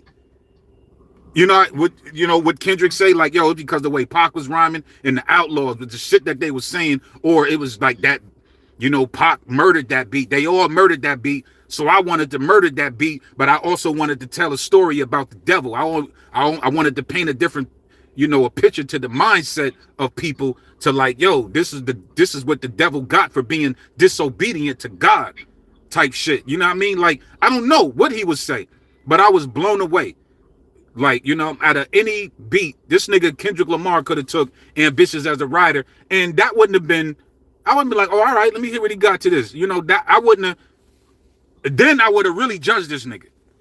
You know what I mean? I would have really judged him if you take one of Tupac's most popular songs, like Hail Mary, So Many Tears, or Keep Your Head Up, I Get Around, you know, something like that, real pop, or Ambitious as a Writer, California Love, then I really need to hear what you're gonna do. But you took Made niggas. It's a popular song amongst Tupac fans and hip hop purists.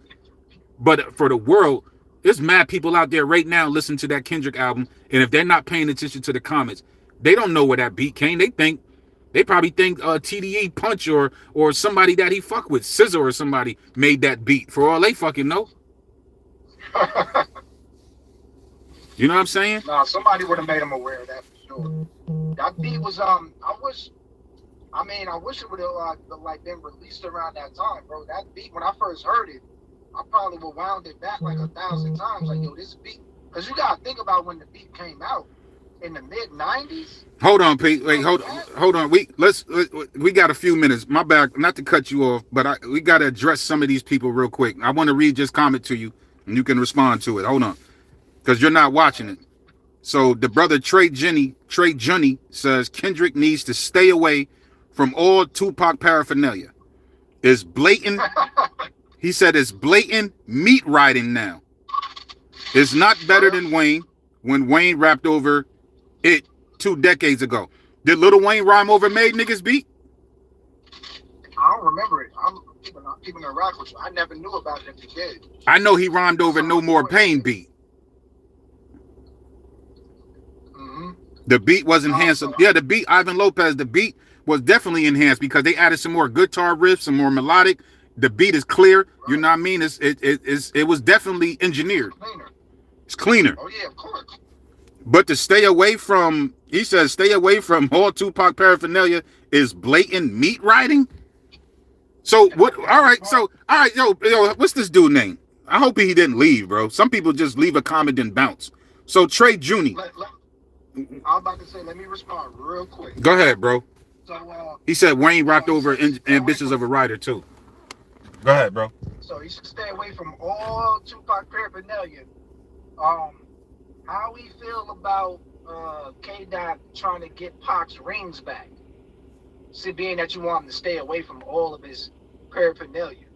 He probably feel that's meat riding. Yeah, it's meat riding. It's meat riding because get his rings back.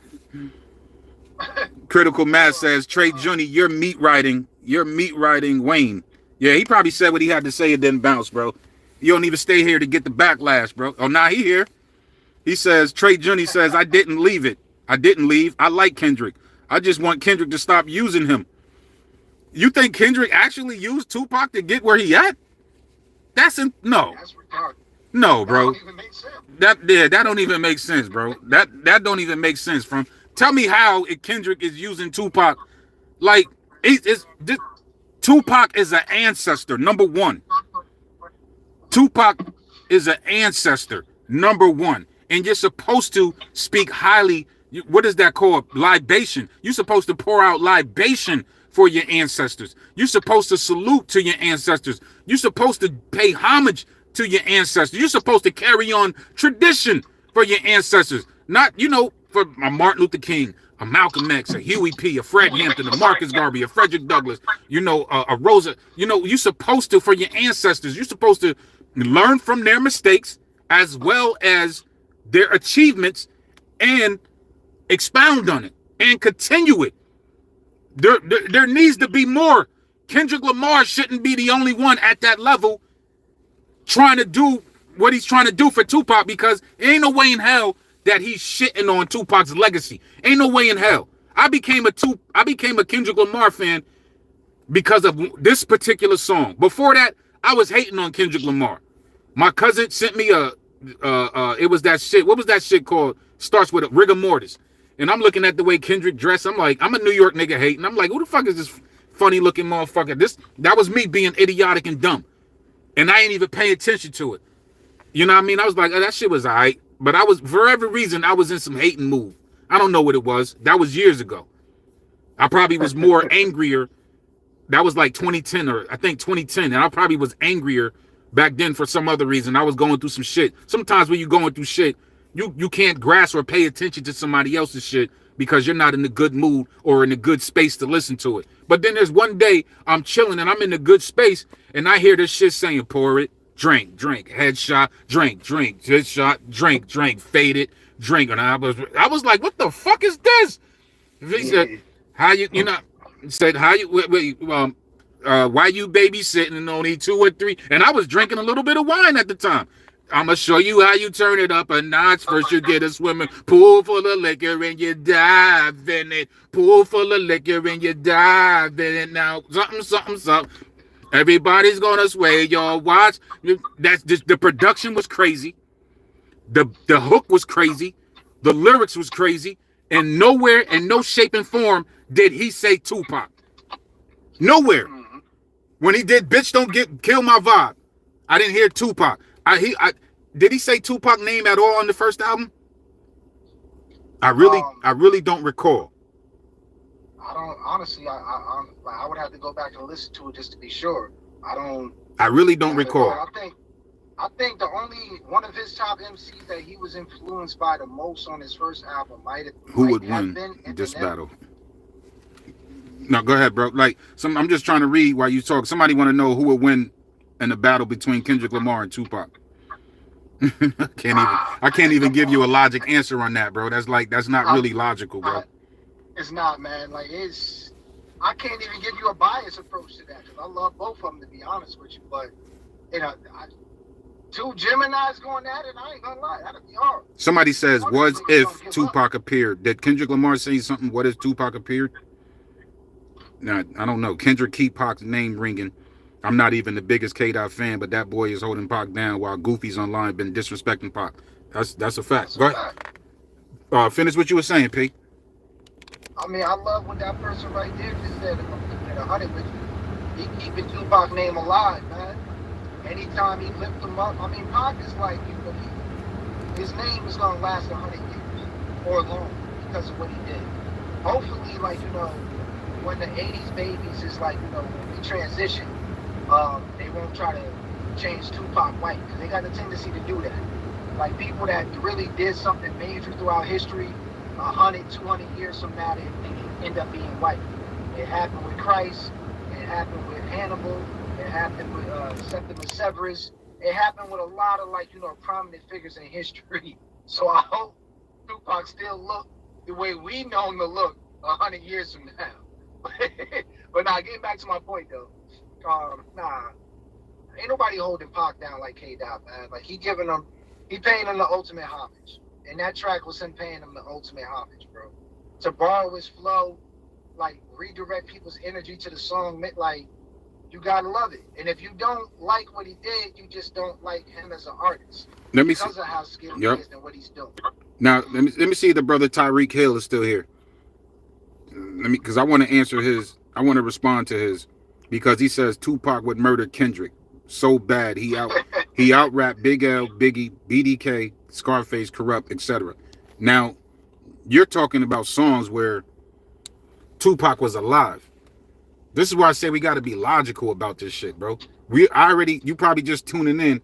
I already mentioned earlier, if Tupac would have lived, and Biggie probably would still be alive, as well as a lot of other motherfuckers, man. I believe their deaths just changed the mindset of a lot of people. I don't want to stray to. I believe Big Pun just started not caring about himself so much. I believe, it was so much hate that their deaths just released this gas of hate.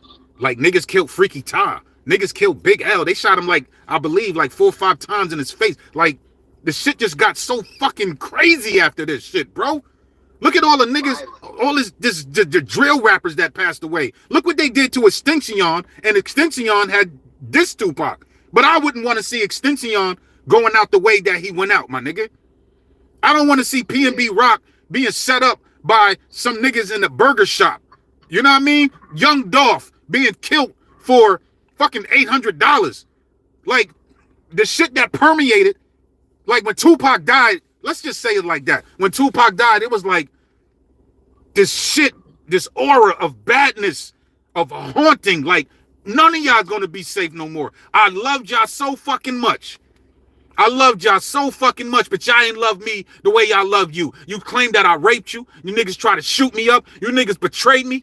After all this shit that I shot cops to save a nigga's life. This nigga didn't even, he never even gave Tupac a thank you. We don't even know who that motherfucker is. For all we know, them cops probably went back and got that nigga like, oh, so you had somebody shoot us in the ass, right? The dude probably like, who the fuck is you talking about? Somebody shot us, nigga. And they probably killed that nigga. And the nigga that probably was like, yo, they don't even know there was a fucking rapper named Tupac Shakur that saved you because Tupac loved his people. So when he dies, it's like this aura of this haunting shit just permeates the atmosphere. So anyway, going back to this shit of being logical about Tupac killing Kendrick Lamar, it would be idiotic for me to say that because Kendrick Lamar was 9 years old when Tupac died. So when I made videos expressing, when Big Daddy Kane says Tupac was a better artist, but DMX was a better lyricist, and I'm just like, wait a minute, Big Daddy Kane, like, yo, are you showing Tupac any love, my nigga? Like, how? Oh shit. Hold on.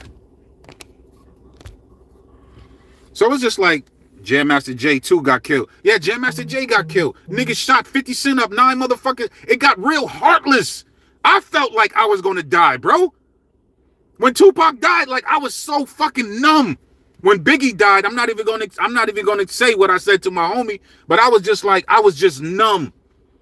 I was just numb because, like, yo, this is what I was telling niggas earlier, PV, when you was talking about how niggas just like a bop and that corny ass content, because I didn't come up on that. I came up on Phil, like House Party.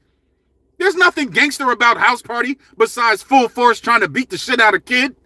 There wasn't nothing gangster about that movie.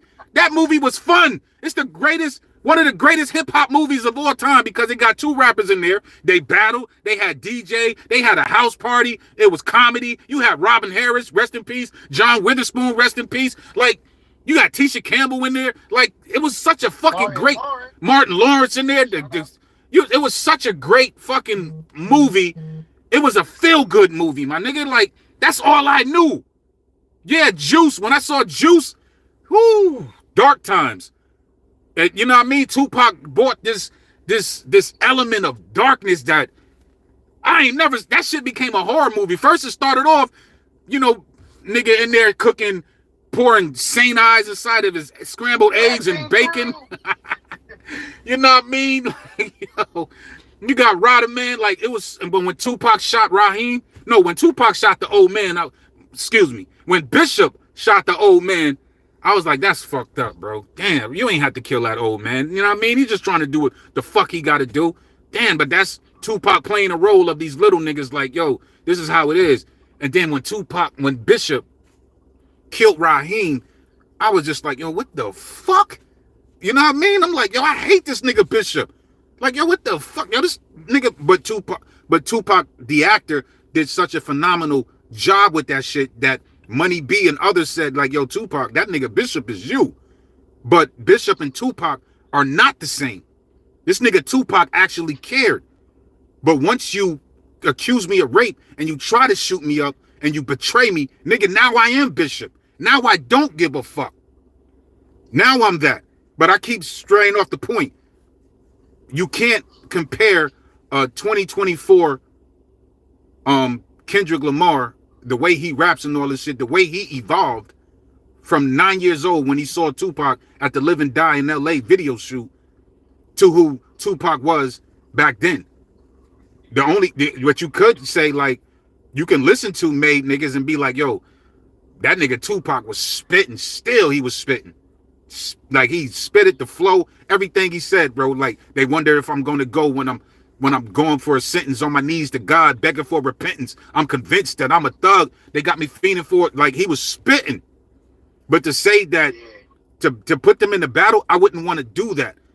Because Kendrick admires and loves, and he's carrying the torch for Tupac. Like, many of us are supposed to. That's the sound of the police. Now, when I did, all right, and now this is my other point. So when Big Daddy Kane says that Tupac is the better, as a good artist or a better artist, and DMX is the better lyricist, and I'm like, Big Daddy Kane, you supposed to be this lyrical miracle spiritual nigga. Like, how the fuck, like, DMX is a great artist, but if we talking about pure lyricism, and now I gotta make a video to display, to demonstrate that DMX was not the lyricist that Tupac was. He's just not. You know what I mean? I made a video doing 8 songs, bro. DMX doesn't have a verse like Still I Rise. DMX doesn't have a verses like Until the End of Time. DMX doesn't have verses like what's the name of that shit? Only God, Letter to My Unborn. Only God Can Judge Me. DMX doesn't have If I Die Tonight, bro. He doesn't, but DMX got some passionate, emotional, and he says some dope shit, raw shit, but he's not the lyricist that, I'm not saying DMX wasn't a lyricist, because lyrical just means, I'm forgetting, drawing a blank, but DMX was a lyricist, but he wasn't the better lyricist than Tupac, and I demonstrated that shit. He just wasn't. If I did Thug's Mansion, A Place to Find My Quiet Night, so many times I tried to struggle to this life of time. He said, I once contemplated suicide and would have tried, but when I held that 9, all I could see was my mama's eyes. No one knows my struggle. They only see the trouble. Not knowing it's hard to carry on when no one loves you. He said, picture me in the misery. No man alive has ever witnessed struggles I survived. Oh my God, bro. Who do you believe in? You know what I mean? He said, I can't close my eyes because all I see is terror. I hate the man in the mirror because this reflection make the pain turn realer. Thoughts on Armageddon, murderers in mass amounts. Victim society, you only getting what cash cows. Like, DMX wasn't rapping like that, bro. He just wasn't. So I already put that out the way. And then niggas started saying Jay-Z was better than Tupac. And I had to make a video demonstrating when Jay-Z was doing that fast shit, this is what Tupac was doing. When Jay-Z finally just dropped Reasonable Doubt, Tupac wrote All Eyes on Me in 2 weeks. Sold 5 million albums. And was spitting on that shit, but he was writing those rhymes in 20 minutes. Hold up. So I'm going to play righteous advocate and try to represent for the guy DMX. Some of y'all going to be able to remember. I'm just going to speak the lyrics. I'm going to get at you, Tyreek. Some of y'all going to catch on. I've been through mad different phases, like mazes, to find my way. And now I know that happy days are not far away. Mm-hmm. If I'm strong enough, I'll live long enough to see my kid doing something more constructive than bids. Mm-hmm. I know because I've been there. Now I'm in there. Sit back and look at what it took for me to get there. First came the bullshit, the drama with my mama. She got him some fly shit. So I said that mama. Yep. I'm a BC that doesn't need too much to succeed. I got to keep driving, but I'm just saying, like, that's poetry right there, man. No, and that's great. Yeah, I'm just saying, like. But you know what? I use that verse. I agree with what Kane was saying. But I use that verse. I use that verse, that right there. I use that verse. Yeah. I'm gonna upload this video and do this shit over. But I use that one verse. Because y'all can still see it. It's on my live. It's called DMX versus Tupac or some shit like that. But I used that verse. I did 8 songs of DMX versus 8 songs of Tupac. The only round I really gave DMX was that shit that go didn't. They don't know. What we talking about? The drama. I couldn't find a song that matches that. You know what I mean? So I was looking for DMX most lyrical shit. A lot of that shit DMX say is just like straight raw motherfuckers. You never been up north, suck my dick type shit. You know what I mean? Like a lot of it, bro. For my niggas that never been up north, yo, suck my. You know what I mean? That nigga said if you was up north, niggas would have been fucked you. That ain't lyricism to me. Like if you got a daughter older than 15, then I'm a raper. That ain't lyricism to me. No disrespect. I'm just saying, Kane. Like yo, you gotta you a legend, Kane. This nigga Tupac out rapped you on that song Wherever You Are. He literally out-rapped you, but Tupac couldn't do the shit that Kane does because Kane is a humorous punchline type of dude. And I don't think that's not Tupac's realm, but what Tupac was spitting, I preferred that better because Kane sounded like old Kane, whereas Tupac didn't sound like old Tupac, because if old Tupac would have been sounding like the way he rapped on If My Homies Call or some shit like that. That what Tupac demonstrated with Kane is like, nigga, I'm here with you. Now, that verse that you saying, I use this verse from Tupac, and it was no wins, in my opinion. Somebody wake me, I'm dreaming. I started as a seed, a semen, swimming upstream, planting in the womb while screaming on the. Come on, bro, this right there alone. That's just too much. Somebody wake me, I'm dreaming. I started as a seed of semen, swimming upstream, planted in the womb, hearing screamings. On the top was my pop. My mama screaming stop from a single drop. This is what they got. Not to disrespect my people, but my papa was a loser. Only plan he had for mama was the fucker and abuser. Even as a seed, I can see his plan for me. Stranded on welfare, another broken family. But what was I to be? This product of preceded passion. Mama got pregnant and papa got a piece of ass. Look how they begin. Nobody gave a fuck about me. Pistol in my hand. This cruel world could do without me. How can I survive? Got me asking white Jesus, will a nigga live or die? Cause the Lord can't see us in the deep, dark clouds of the projects. Ain't no sunshine, no sunny days, and we only play sometime.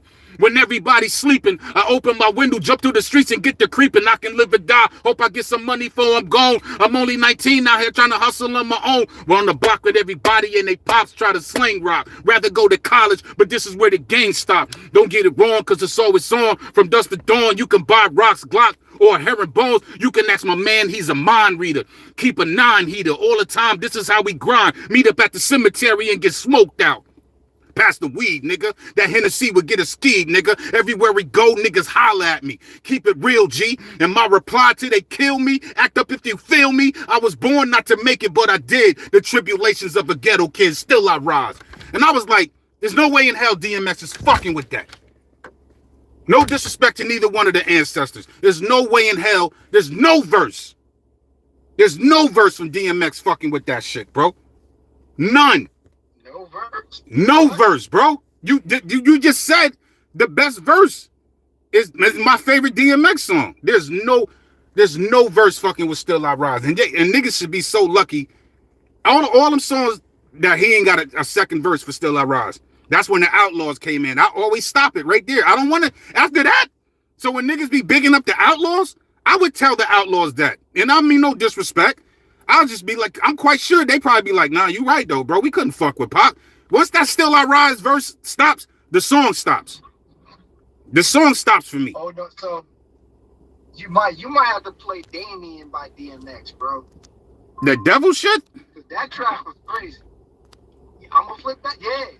Because when this gets talking like a nigga having dreams all night, man. Like playing the dessert. It got me like, everybody wants to hurt me. I'm paranoid. So I struck out at whatever. Close thing to me, gonna get it. But whatever. Never. And then he kept. Can I, when I. Yeah, that was crazy. Now, that ain't fucking with Still I Rise, though, bro. I know you ain't trying to use that against Still I Rise, bro. I mean, that's a song that we gonna have to do a versus between them live. You're gonna lose this. You're gonna lose like Lil Wayne gonna lose if he goes against Kendrick Lamar, bro. You're gonna lose this shit, son. I'm gonna do my best to pick the best DMX tracks I could pick. Yo, bro, I went through all. I went through. That's when I stopped fucking with DMX on the first album when he said that shit. You got a daughter older than 15, then I'm a raper. I took that shit personally. My daughter was 5 years old at the time, and Tupac been dead 2 years. But prior to that, I've been rolling with Tupac. And in prison, Tupac said, like, yo, don't just be bopping your head to niggas, you know what I mean, to the beat and all that shit. Listen to what they saying, and you tell me if it's real, and hold us accountable. Like, Tupac would never say, if Tupac is going to talk about a woman being raped, he going to do it, he going to describe it in the way he did Baby Don't Cry. I couldn't picture 3 crazed niggas grabbing me, and for a moment I was trapped in the flames. Lord, come and take me, for niggas violated, they shaped me and raped me, even though it wasn't me. I can feel a grief thinking with your brains blown out and make your brain go, no, you gotta find a way to survive, cause they win when your soul dies. Baby, please don't cry. So I'm like, nah, there's you ain't gonna find shit from DMX on some lyricism shit, bro. We ain't talking about now song structure. Yeah, straight lyricism on some song structure. You know, DMX be evolved into stop. Niggas wanna drive. Why you niggas wanna ride? Why you niggas wanna? Why these niggas wanna die? What? All I know is pain. What? Like, this is after the fact. You know what I mean? Like, this is creating anthems and this is creating club music and shit like that. This is getting to the money, getting to the bag. But lyricism, bro, you're gonna be hard pressed. I went through it. I try to be fair and square because I know niggas out there be like, nah, you ain't picked the right DMX songs. If you see my video, you see that I tried. I went through that. I had to listen to it just to prove Big Daddy Kane wrong. So because the reason why I'm calling Kane wrong, like, nigga, don't say Tupac was a better artist. No, Tupac was the better lyricist. DMX probably, I can't even say DMX was the better artist. You know what I mean? They both was just great. They both was great in that sense. But lyricism, stop playing with Pac, man. That's why this channel is called Tupac Was Lyrical. You know what I mean? Stop playing with Pac, man. Somebody said DMS only got 2 classes. That's even. What? What, 2 songs that's classic or 2 albums? 2 albums. The conversation started. Somebody says, Jay says, the GOAT conversation started when Tupac and Biggie died in the late 90s. That's interesting. That's interesting. That's false. That's false. You think it been started with Kane, Coogee Rap, Rakim, and Chris? I mean, the GOAT conversation ain't really start until LL coined the phrase. When the nigga said on that song, he said it on a freestyle song. You know why I say I'm the greatest of all time? Because for 15 years, I kept y'all standing in line. That's when the whole GOAT conversation really kicked off. They was talking about the King of New York. LL was talking about the greatest of all time. And then he said it again on the diss track to Cannabis, the subliminal diss track on 4321. LL Cool J, nigga, greatest of all time. Damn, my fucking live started all over again. Oh, word? Yeah, that shit was reaching 2 hours. Now that shit says 13 minutes. What the fuck is that about? Oh, that's crazy. Yeah, I'm ready to stop in like a few more minutes. What's the other shit? The GOAT conversation. Wasn't talking about the GOAT conversation. Yeah, the GOAT conversation. Yeah, you know, to Tupac. Nah, I'm just like, it's crazy because this nigga Tupac never bragged about on any of his songs, on his albums. If you listen to his first album, I think there was a song where Tupac was bragging about his rhymes and shit like that. But that might have been one song. But overall, compared to what other MCs been doing, the way they've been carrying it, like niggas, you can get it. Jay-Z done did that. Nas done did that. Biggie done did it. Meth, Red. So many motherfuckers. Kendrick, Drake, J. Cole. Is so many motherfuckers that done bragged about being, you know, the illest MC or the best MC. Eminem, so many of them. But Tupac really, on his albums, never presented that I'm the best. But niggas will say Tupac is overrated, where Tupac never rated himself as the greatest rapper of all time. Niggas just put him there because just based on they listening, they see what he's saying, like, yo, this nigga said the realest shit. This nigga, then they, you know, some people started, you know, just paying attention to Tupac didn't even brag about like, yo, I be writing shit real quick. There's a video of Tupac saying like, yo, we ain't got time for that shit. We ain't got the luxury. Like, he ain't even, the shit that he was doing he didn't even realize, like, I'm doing shit that niggas in the future, like Too Short, Scarface, E40, Spice, who's other niggas? Rich Nice, or Richie Rich, excuse me, Johnny J, Dr. Dre, Snoop Dogg, Daz Corrupt, like all these other people gonna be like, yo, that motherfucker was writing rhymes in 15, 20 minutes, bro. Like, what the fuck, bro? Like, this nigga Tupac made us, if anything, let's keep it real. If anything, the reason why so many other niggas are in the conversation of being great is because they seen the body of work that Tupac left behind, and they ain't even know the nigga was in the studio like that. And Lil Wayne was one of the first niggas to start putting out mad fucking music. You know what I mean? And then you had others. Then you got people like Drake who kept being consistent with shit. Jay-Z. You know, you had other people that started putting out more bodies of work, because if they would have took Biggie's way of doing shit, Biggie said, like, I want to be like the Rolling Stones or them rock and roll groups. I want to make albums every 5 to 10 years. You know what I mean? So he would have just been, it's not saying that's wrong, but he would have just been chilling. Tupac was in the studio. And when he left, bro, this nigga got shit. Like, Made Niggas is not a song that we supposed to probably hear, even though he did make a video, but I don't know. On top, and here's another thing. I was watching this, I'm ending this off in like 14 minutes or less. Another thing is, got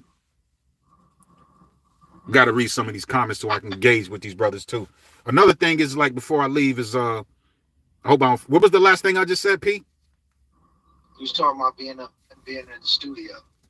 Oh, yeah, being in the studio, leaving so much work behind for all these other people to do.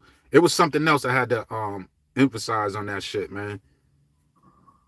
Damn, I think I forgot my point that quick. But he inspired these niggas to do more. Do more. Cause Nas, let's keep it thorough. Nas only had It Was Written when Tupac died. And he had a couple of features. After that, Nas got mad fucking albums. This nigga has so many fucking songs that this nigga made what? How many lost tapes? But nah, Nas, after It Was Written, he was prepared to release a double CD. Nas was in the studio, but Nas was one of them people that he only gonna drop an album once every 2 years. Like he gonna go out and live life a little bit and come back and write. That's always been his formula. But he was in the, he got, man, nigga, Let me say this, before PV. Tupac died, he got mad mixtape shit. Let me say this. Mad mixtape shit. When Pac died, there's an album called Pac's Life. There's an album called Are You Still Down? And that's old shit. There's an album called Until the End of Time. Yep. There's Tupac and the Outlaws, Still I Rise. That's 4.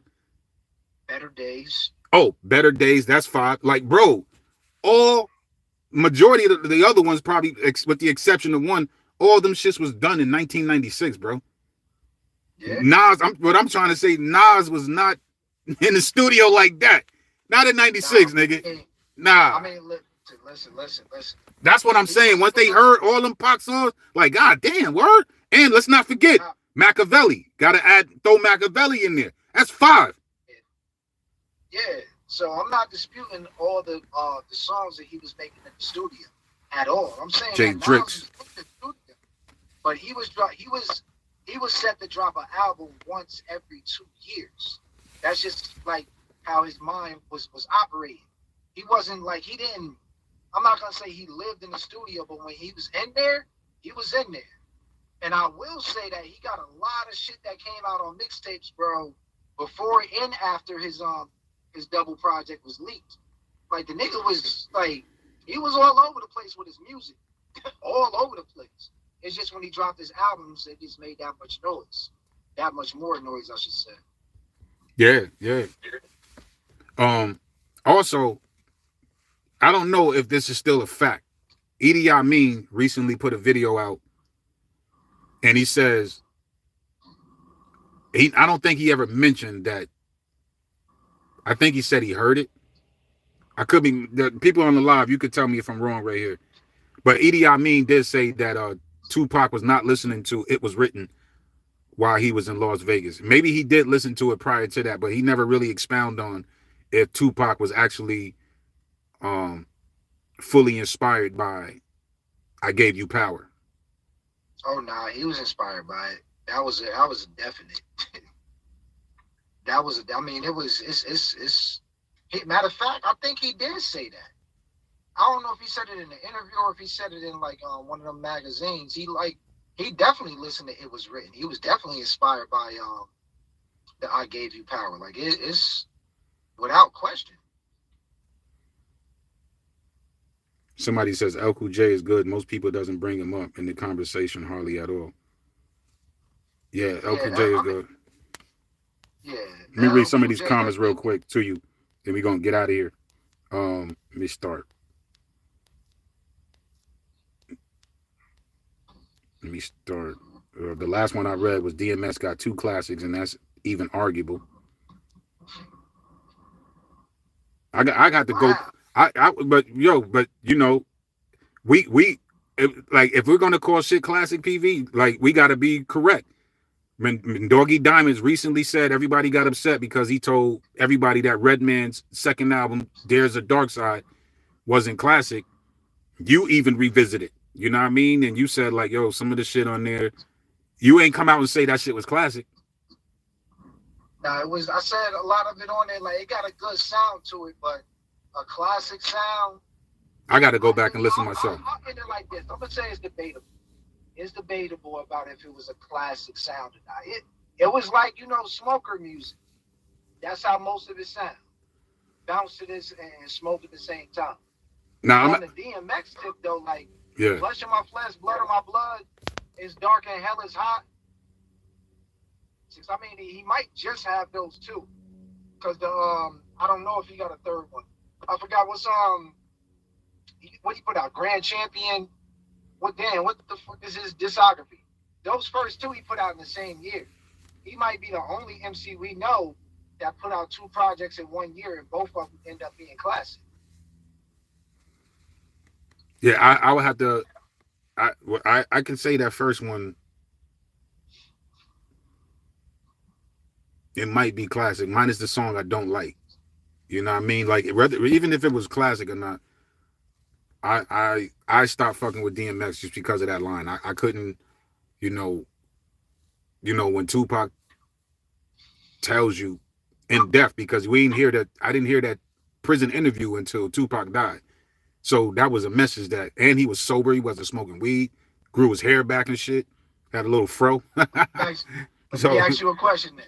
Yeah. When how you feel about Big Pun? You rock with Pun? Yeah, I don't know his catalog too heavy, but I know he was definitely nasty. So would you still rock with Pun when he's saying it's the glamour life, blow up the kids and the wife? Like what was this? Or Biggie when he said F them in their ass, throw them over the bridge? Nah, I never bought Life After Death. Oh, okay. I was hard body Pac, bro. Like, that's why I said I wasn't gonna expound on my feelings about something, you know what I mean? Like, but nah, like that right there. No, see, but I could still say I still said DMX is a dope artist though. I just feel like Tupac is the better lyricist. But when it comes to them being artists and making songs, you know what I mean? But I just couldn't support that shit. That shit was real harsh. You know what I mean? Because he said that. He said, if you got a daughter older than 15, I'm a raper. Now, the other shit that Biggie said, that shit was crazy too. And he put that shit on Gutter. And Gutter should have been like, nigga, take that shit off. But Biggie said he wasn't removing it.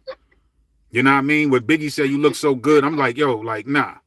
Now Biggie's flows, when it's time for Big to get busy, that nigga get busy on the track though. You know what I mean? Like, X too. Listen, man, like X can rap, bro. Like he can. I'm only saying this being righteous advocate because I don't think that he's a better lyricist than Tupac. I'm gonna set the record straight. You think BMX is better than Biggie? Nah, not lyrically. For kind of artists, I put DMX in the same category as I put Future. Or who else? Yeah, like he's not like a lyrical kind of artist. He write good songs. He got good concepts. I don't think there's no artist in hip hop history that matched his energy. His energy level is like it was contagious, and that's what made the songs that much more better. DMX got real life music though. He'd been through a lot in life. He had real life music. He did have some shit that was more on the horror side, but he's not like, I don't like label him a lyrical rapper. He makes good songs that make you feel something. He got energy. So when they comparing him to Pac, that's the only comparison that I could give the two of them. Like they both was. I think DMX got the longer rap sheet for sure. His rap sheet is crazy, but yeah, like lyrically he can't fuck with Pac, bro. But energy level, I don't know if there's any MC out there that can match DMX's energy. I ain't never heard nobody come on stage, or before they get on stage, they start growling, and the whole damn concert go crazy before he say two words. That's equivalent to Michael Jackson just jumping out on stage, not saying nothing, and the first two rows just pass out.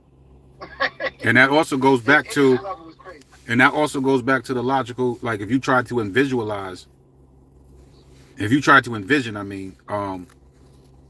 Tupac still being here, you'll have to ask yourself, would DMX be here? Because he wasn't here in '96. No, you could say that. You could say that, but you would have to logically give me a point of reference in '96 that tells me that DMX would have still came up in the Tupac era. See, that's where I mean, where you can't. There's just no. You know what I mean? You can't. You can't do I that shit. can't. From what? From what point in '96? What song from 1996 by DMX that are you going to use to show that DMX would have still been here if Tupac was alive? I got you. This is how X was gonna come up. It's the same way that he actually came up. They was marketing him on mixtapes. They put him and Cannabis on mixtapes on like a versus type shit. And they did that intentionally. He's not a lyrical MC like Cannabis. He couldn't fuck with Cannabis lyrically.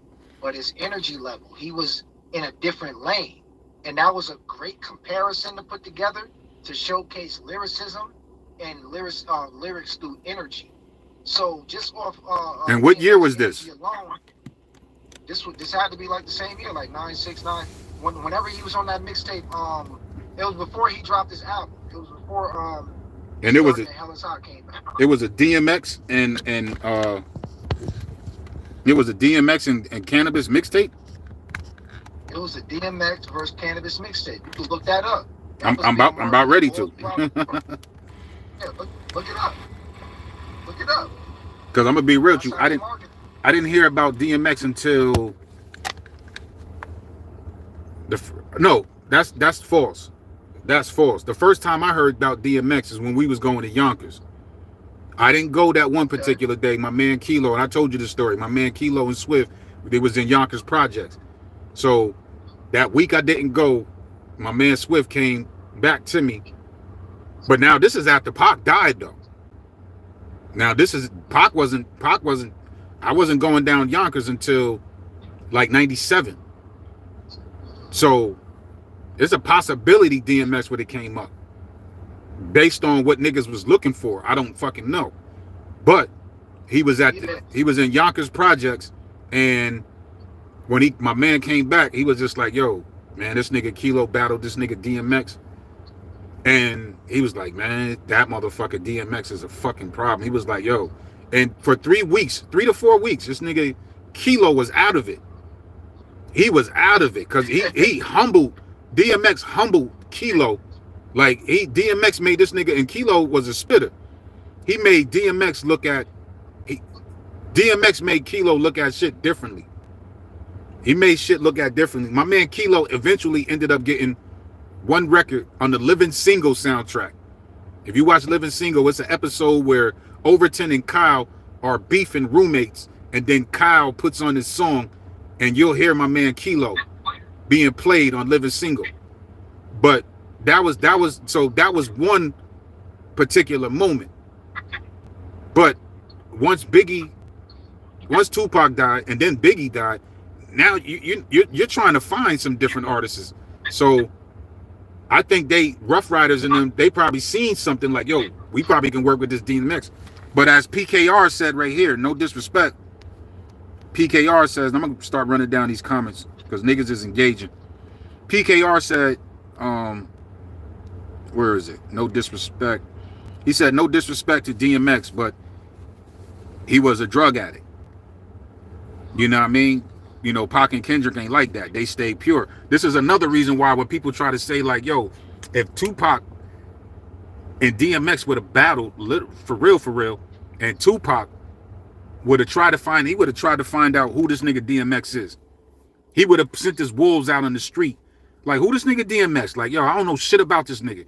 Oh, man, this is, you know, they would have came back with disparaging things to say. And I don't mean no disrespect. We just talk about at that time, if it would have happened that way, logically speaking, because this is how Tupac got his information about certain niggas he was fucking with. Look who Tupac put on blast, bro. Tupac ain't just gonna battle you and just saying, yo, DMX, I'll out rap you, slap you, trap you. Like, nah. This nigga Tupac is gonna rhyme like, listen while I take you back and lace this rap. A real lie tell about a snitch named Haitian Jack. Knew he was working for the feds. Picture what he said. Same trial, different story.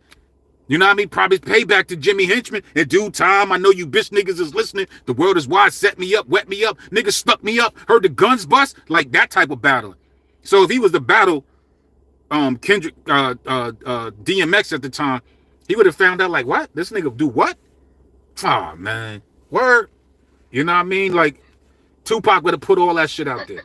He would have put all that shit out there, bro. Now DMX, I played one of them songs where DMX got spicy with Tupac first. And he said, yo, that nigga Tupac and SMD. And I'm just like, why? Like, why? You know what I mean? Why you say that shit, my nigga? Like, fuck that shit come from. You know what I mean? Like, where that shit come from? But I just don't feel like if Tupac would have lived, it would have been, come on, bro. We talking about a nigga that just sold 5 million. We talking about Biggie dying. Like, these people, nah, it's not, yeah. It's like this, the fact that these niggas came up, these niggas came up in a time where niggas are in mourning and we're looking for substitutes. Why you think Ja Rule was able to do what he did? They looking for Pac substitutes. They looking for Biggie substitutes. That's why Jay-Z was going to be one nigga that was going to make it. Will he be eventually as big as he is right now?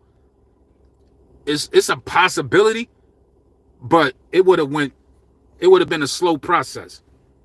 It would have been a slow process. Even Jay said it's a slow process and I ain't got nothing but time. But it's, it would have been a slow process for Jay-Z to be as big as he is if Biggie was still going to live. Number one, don't let Biggie go on tour. Number two, no, fuck the tour shit. Number one, Biggie make a video for 10 Crack Commandments. Biggie makes a video for I Got a Story to Tell. Biggie makes remixes. Biggie, you know what I mean? Biggie does what he does and then goes on tour. It would have been like, niggas got to keep that. They got to keep that in mind. Tupac goes on tour with All Eyes on Me. Hell, we only heard Machiavelli because Tupac died. We don't know. Tupac probably would have switched that whole shit up. If he would have lived, and like, yo, he probably would have took Nas out of that shit. He probably wouldn't have took this song out of it, told this niggas. Nah, they Death Row put that shit out. We don't know how Tupac would have want his finished product to be actually, just like any of them songs. But if Tupac would have had to, now he got to go on tour for All Eyes on Me. If he said he wanted to make a video for Ambitious as a Rider. He would have made a video for Ambitious as a Rider, bro. Son. Yeah, it would have been dope. It was like, it just too many songs in this shit for these niggas to think that they was going to eat. The way if Pac and Big was alive, niggas would not been able to eat if these two would have lived, bro. Real talk. They would have ate. Hold on. Let me jump in real quick. Like, we gotta consider. I ain't gonna throw Nas in this because Nas was already popping. Like, he's one of those giants in hip hop at this point. I'm gonna say, this is obviously all hypothetical, but if Pac was still here and X dropped, and he got all them Irv Gotti tracks on there, like Get At Me, Dog. Oh, I gotta definitely respond to Tyreek Hill. Go ahead, bro. I mean, just all of them songs, the energy that he was putting out on those tracks, bro. Those is like that's hip hop music, and he got mad energy going out. He would have been different. X is not lyrical. He wouldn't have been lyrical. He wouldn't have captured people lyrically, but he was gonna get your attention for sure. There's no way he wasn't gonna get you because those.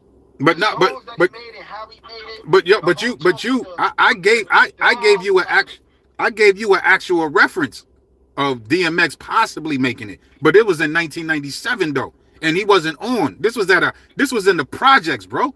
I shot dice. I was there when they was shooting dice with DMX in the Locks. I'm not even lying to be saying this shit. He wasn't on. He wasn't on, bro.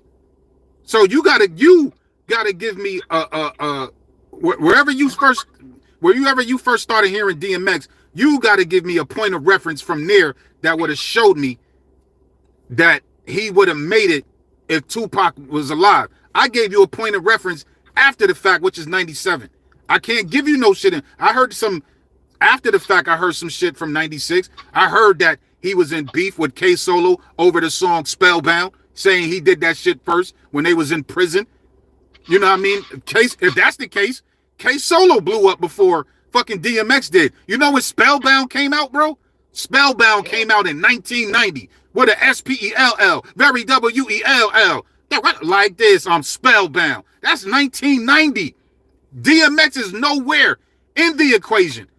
But 8 years later, this nigga says, yo, that nigga K Solo can SMD. Before he said Tupac, he switched it to K Solo. And he took it, This is for me. and he took it back to K Solo. That's something that happened in 80 or 89 or 1990 when DMX was in prison, bro. There's no way you gotta give me a point. This is real. We just being logical, bro. I'm trying to show people here that you gotta be logical about certain shit. You can't be no just wishing or assumptions. Like, he had to do something that was gonna like he would have had to do something that was popular amongst the hip hop audience and not just those in Yonkers, bro. Not even people in Yonkers can tell me that, and when Tupac was alive, DMX was going to be still here. I mean, again, this is all hypothetical, but he was definitely blowing up. Like, I'm telling you, around that time when they dropped that mixtape, if they would have kept on, I appreciate you, man. If they would have kept on with that same, hold on, I was about to switch back to my car. But if they would have kept up with that same energy, and I'm saying this like, oh, hold up. You can hear me? Yeah. Yeah. It said this. It said that CD came out in 1998, bro. Oh, the mixtape? Yeah. Yeah. So imagine Pac's still alive. We in 1998 now. We got to make it as realistic as possible. But we can't say 96, 97. I'm giving you a real point of reference. When DMX dropped, if they would have came out with that same concept and what he was doing, I think he would have blew up. When did LL? Matter of fact, when did Cannabis debut? Let's see. It had to be like 98, 99, around that time with the Lost Boys. Nah, you talking about debut? His debut album or when he first started rapping? Like when the first time I heard him. Well, his debut album came out in September 1998. He was on that Love, Peace, and Happiness album with the Lost Boys on that with Redman and shit, and that was 1997. Yeah. So that was even after the fact. He didn't even battle LL yet. I'm telling you, a lot of niggas blew the fuck up after Tupac and Big passed away. You wouldn't have been able to eat. Like you had to find that pocket. Jay-Z found that pocket. He was going to be who he was because this is what I'm saying. There's actually point of references with Jay-Z demonstrating what he was going to be in the future. When Reasonable Doubt dropped, Tupac was alive. And when I heard Reasonable Doubt, I was like, this album fire. Yeah. You know what I mean? There was no way that, like, if I was to say that shit about Nas, like, you know, Tupac debuted it before Nas did. But when you hear Illmatic, that's proof that, oh, Nas got a career. You like, this nigga Nas gonna be around. For DMX, that's what I'm saying. There's no point of reference of music that's out there. Like not even Nas debuted it. Actually, he debuted it in 1991 on Main Source album with Live at the Barbecue. We know that shit. And that right there was like, yo, who the fuck is that young nigga? You know, when I was 12, I went to hell for snuffing Jesus. Like, who the fuck is this nigga? And we found out when his next record was Halftime. And then we found out again when his next record Ain't Hard to Tell. And then we found out when that nigga dropped, Illmatic. So that nigga definitely proved. In 1996, no. From the time K Solo dropped Spellbound, I didn't know who DMX was. In 1991, I ain't know who 92, 93, 94, 95, 96, 97. I only knew who DMX was, but that's because somebody came back and told me a hood tale about my nigga DMX bodying my nigga Kilo in the battle. Yeah. Well, all I'm gonna say is this, fam, is that. Go ahead, Pete. Keep talking for a second. Keep talking. Yeah, my point of reference is that mixtape, bro. Like, we don't know what Pac would have been doing in 98. We could speculate that he obviously would have still been hot because He was Tupac and he was doing his thing. He was on fire at the time. He got multiple albums that he dropped. But here you got a young DMX coming on the scene right now. And we're talking about him after the fact. This is hypothetical. We're imagining if Tupac was still alive. Now on some lyrical, I think Cannabis would have definitely ate because his name was ringing all kind of bells. But Cannabis and DMX was on the same album. You had a perfect blend of a pure lyricist and a dude that just had pure energy with a story to. The nigga talks about his life. His life is chaotic. I said, just text me. A lot like Tupac life was chaotic. So to have another dude out there matching that energy, and he's not faking it. It's not like he's a gimmick. This is who he really is. You know that people gonna pick up on and show love to you for being authentic and genuine. Nas got love because he was authentic and genuine. It's who he really is. Like, I would say dudes like Drake wouldn't be able to survive in that time because we don't know who you really are. But we talking about DMX, Nas. Mr. JDL says DMX was already building hype in 1996. He was signed to Def Jam and waiting to drop his debut album. His debut dropped in 1998. He recorded it a year before. So a year before was 1997, but he was building hype in 1996. What part of 1996? You mean to tell me he was building hype? He was trying to build hype? No, no, check it out. You mean to tell me he was trying to build hype in the midst of the East? Yeah, that's why DMX, all right. So that's when DMX told Tupac to SMD. Nobody knew about that shit. Nobody heard that shit until afterwards. Till after Pac died. He said that on his album. Yeah, like he recorded the album. Who knows when he actually recorded that actual track? That's not even the track. I don't even think that song is what got him his notoriety because he was already bubbling on the mixtape scene. I'm like, that was just like more fuel for the flame. What mixtape? Look, this is what. All right, so I'm asking you, what's now this? You put me up like and give me the knowledge because in 1996, bro, it's not like I wasn't listening to DJ Clue.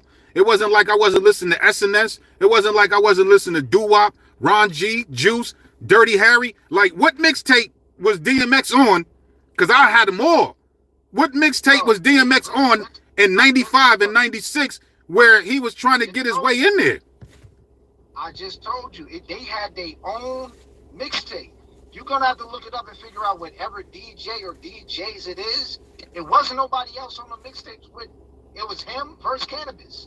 They had their own mixtape, and it was circulating all throughout the hood.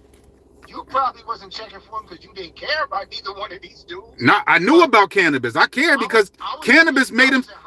No, Cannabis made himself notable before DMX, bro. Yeah, because he was a different kind of lyricist. Nobody that like at 1,000 degrees Celsius, I make MCs melt. Fuck my record label, IP or courtesy of myself. Let me explain how I maintain thresholds of pain. I walk across the sun barefoot, looking for shade. I rearrange your rib cage like a 12 gauge in close range and change the position of your frame. My hard raps penetrate through your hard hats and all that, nigga. Get your wig peeled back. Scalp you like the Indians on horseback. Running bull will hit you harder than running back. Stunning man with brave and cunning raps. Swiftly running laps around 48 tracks. Like uncut crack, you fiends keep coming back. Heads are flipping like acrobats and gymnasts on raps and analog tapes and digital that. It's critical black. The Cannabis is ill like that. In fact, with that, you should quit rap instead of always trying to diss back. And niggas keep telling you that your shit's whack. I rip raps, hardcore raps, rushing you to the floor mat. Put you in the figure four, break the door racks, jump on the top turnbuckle and land on your back until I hear a snap or crack into the rep chase. Say chill, black light. I could keep going, but it was shit like that was making Cannabis hot. He was saying shit that was otherworldly at the time. So when they did the DMX versus Cannabis, it wasn't like lyricism versus lyricism. Cannabis was representing on the lyrical side on the mixtape, making you say, yo, who the hell is this? And then DMX on the flip side, for the energy people, yo, this nigga X got the wow energy on his mixtape. And they made it a versus. That's what made DMX stand out and where the hype came from. He had the streets on some, my real life, I'm building energy, on some mixtape, straight raw. He was bugging. Well, let me say this, P. Let me say this. Like that I'm not even gonna, I'm quite sure that's true. I'm quite sure that's true, especially the independent route, especially, you know how many niggas was trying to get on? I just told you my homeboy, he had one song that made it to Living Single soundtrack. He was one of those trying to get on. You know how many niggas was grinding? And you know this. You know what I mean? How many, like, on those mixtapes, like, let's talk about niggas that's not here. Not here, like, on those mixtapes. There's some niggas that made it through, like Fabulous. Fabulous was on the mixtape scene, and he made it through. And Fabulous was coming up. He had Clue. Yeah. Clue was his man. That's how Fab came up. Mace. Clue was already a popular mixtape DJ, and he put him on. I heard Mace in '96, and the first time I probably heard Mace, it was, I didn't really pay too much attention on Big L's first album. So, and when he did that shit with 112 and Biggie, I was like, oh, who the fuck is this nigga? Now that's '96, and you know who was alive? I heard Mace on the mixtape scene too. And you know who was alive? Pac. Pac was alive at that time. Tupac was alive. This is the only thing I'm saying is, like, there's no, I mean, as far as those people that was grinding like DMX, the grind didn't really solidify itself until like late 97, 98. You know what I'm saying? Like, that's what I'm saying. These other people that came up, I'm saying, like, show me where they was gonna be here. I would know if DMX was gonna be here if I heard of him, bro. I got you. I got a better comparison for you, because he dropped It's Dark and Hell Is Hot at 9-8, right? Show me any artist that was selling like that in 9-8, because he dropped 2 Alex projects Martinez in the same year. That's how hot he was. He dropped 2 projects in the same year. Go back to 9, because 9-8 was a big year. It was a big year for big projects that dropped. That's when Aquemini came out. Lauryn Hill dropped that year. But go back and look and see what stratosphere DMX was in versus everybody you just named. Because the people I just named that dropped in 9-8, you didn't mention none of those names. You talking about all the other people that was grinding, right? Well, go back and see who was selling like that when he dropped his debut album. Cannabis was like, I would like to say that he was the bigger name on the mixtapes, but his first project was a flop. And I liked his first project, but overall, nobody was rocking with it. But hold on, but you still not talking. I'm just being Pacific. Now I know DMX is great, but you're not talking about 1996. Everything you saying relates to 97, 98.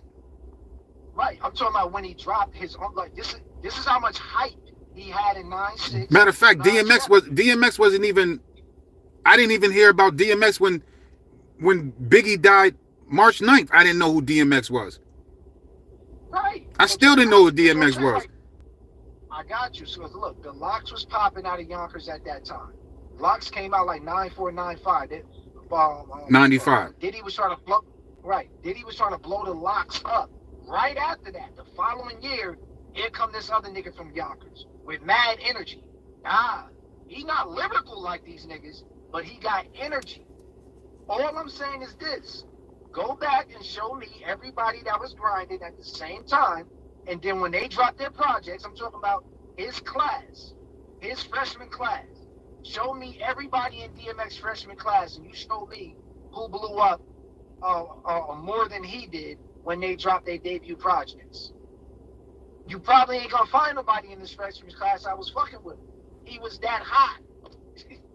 The nigga was so hot, bro. He dropped 2 classic projects that sold millions. But you talk about 98 though. I don't understand. I don't understand the I'm trying to understand. I just told you.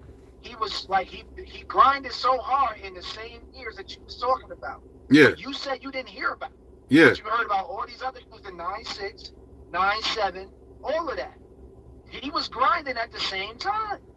I mean, when they dropped their debut and when he dropped his debut, who grind really lifted off the ground versus him? I mean, all on the mixtape team. I'm trying to. You saying his grind, but so you're saying this is a reflection of his grinding through the Pac era, even when Pac was alive. That's what you're saying?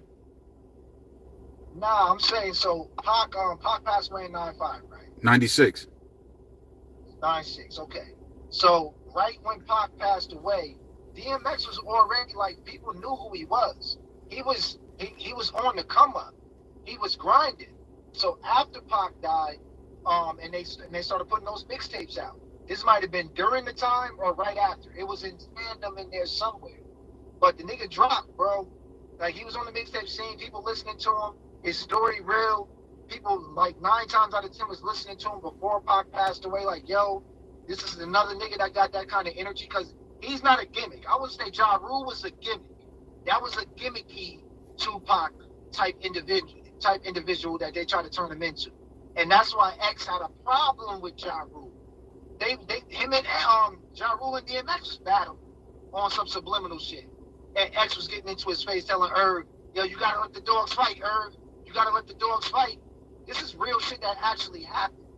X wasn't a gimmick, bro. Like he was really, look at his rap sheet.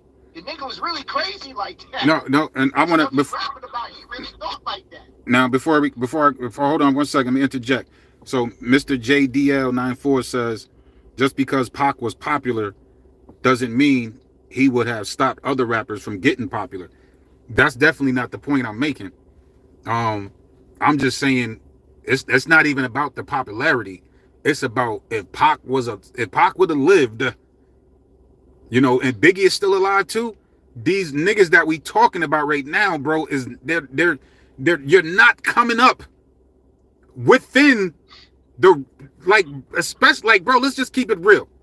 Let's keep it real. But prior to September 7th, now let's just say September 7th didn't actually happen. But remember the energy of Tupac.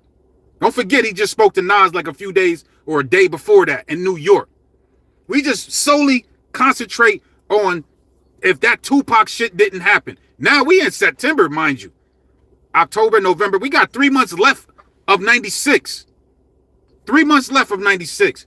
And then also think about Biggie, who got one more chance. He had all that. Who Shot You was popping. Little Kim was popping. The Junior Mafia album was popping. He just did that verse with Jay-Z, Brooklyn's Finest.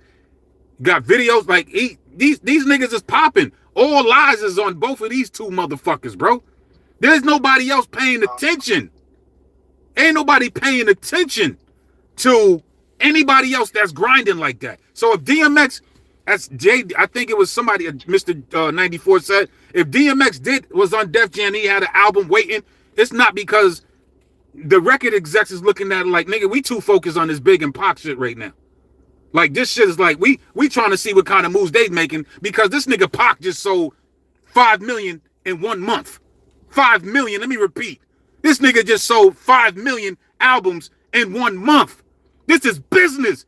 They ain't thinking about no nigga grinding. They ain't even thinking about the next whatever because there wasn't no need. Who do they compare DMX to all the time? And DMX don't even like this shit. I don't like this shit.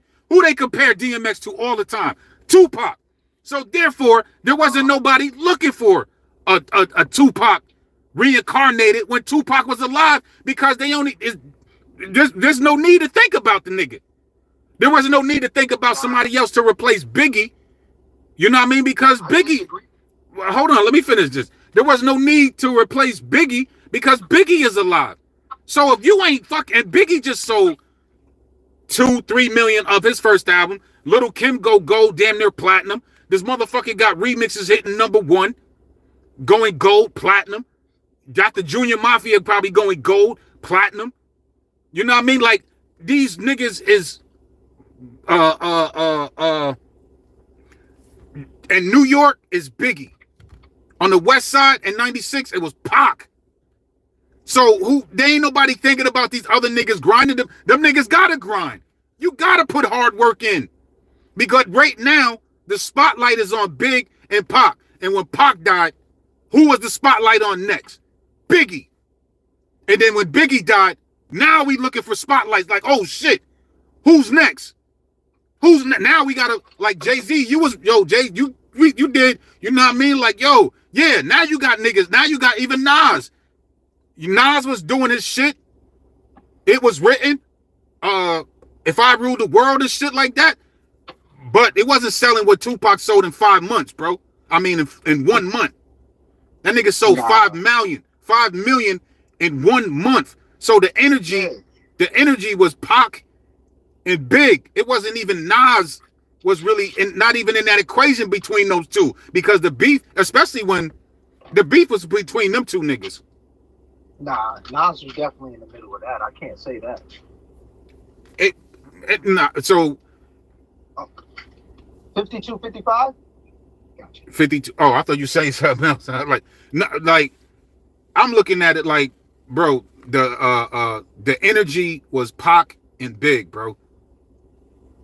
The energy was Pac and Big. The biggest, Nas had a great fucking album, bro. Nah, Nas was in the middle of that, though. That's what I'm saying. Like, on the message, he was telling you that he was in the middle of that.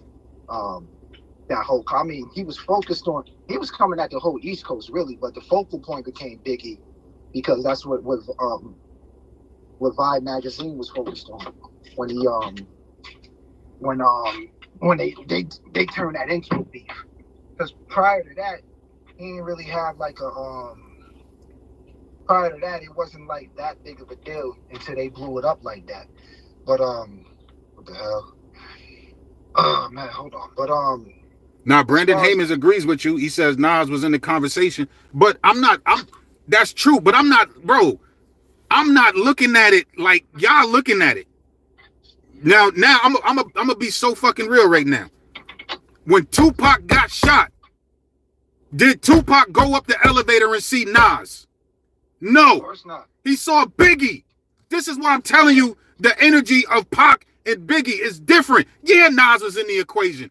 LL was in the equation. Mobb Deep was in the equation. But we talk about Tupac and Biggie. These two artists are bigger at this point in time, especially Biggie. You can't sit here, as dope as Nas was, you can't tell me that Nas was bigger than Biggie after Ready to Die and all the shit that he did.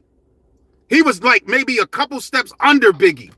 He wasn't on Biggie level at that time. Record sales, money-wise, this nigga Biggie was dominating shit, bro. Let's keep it thorough. The first project, Ready to Die was lit. Without question. We not gonna dispute that.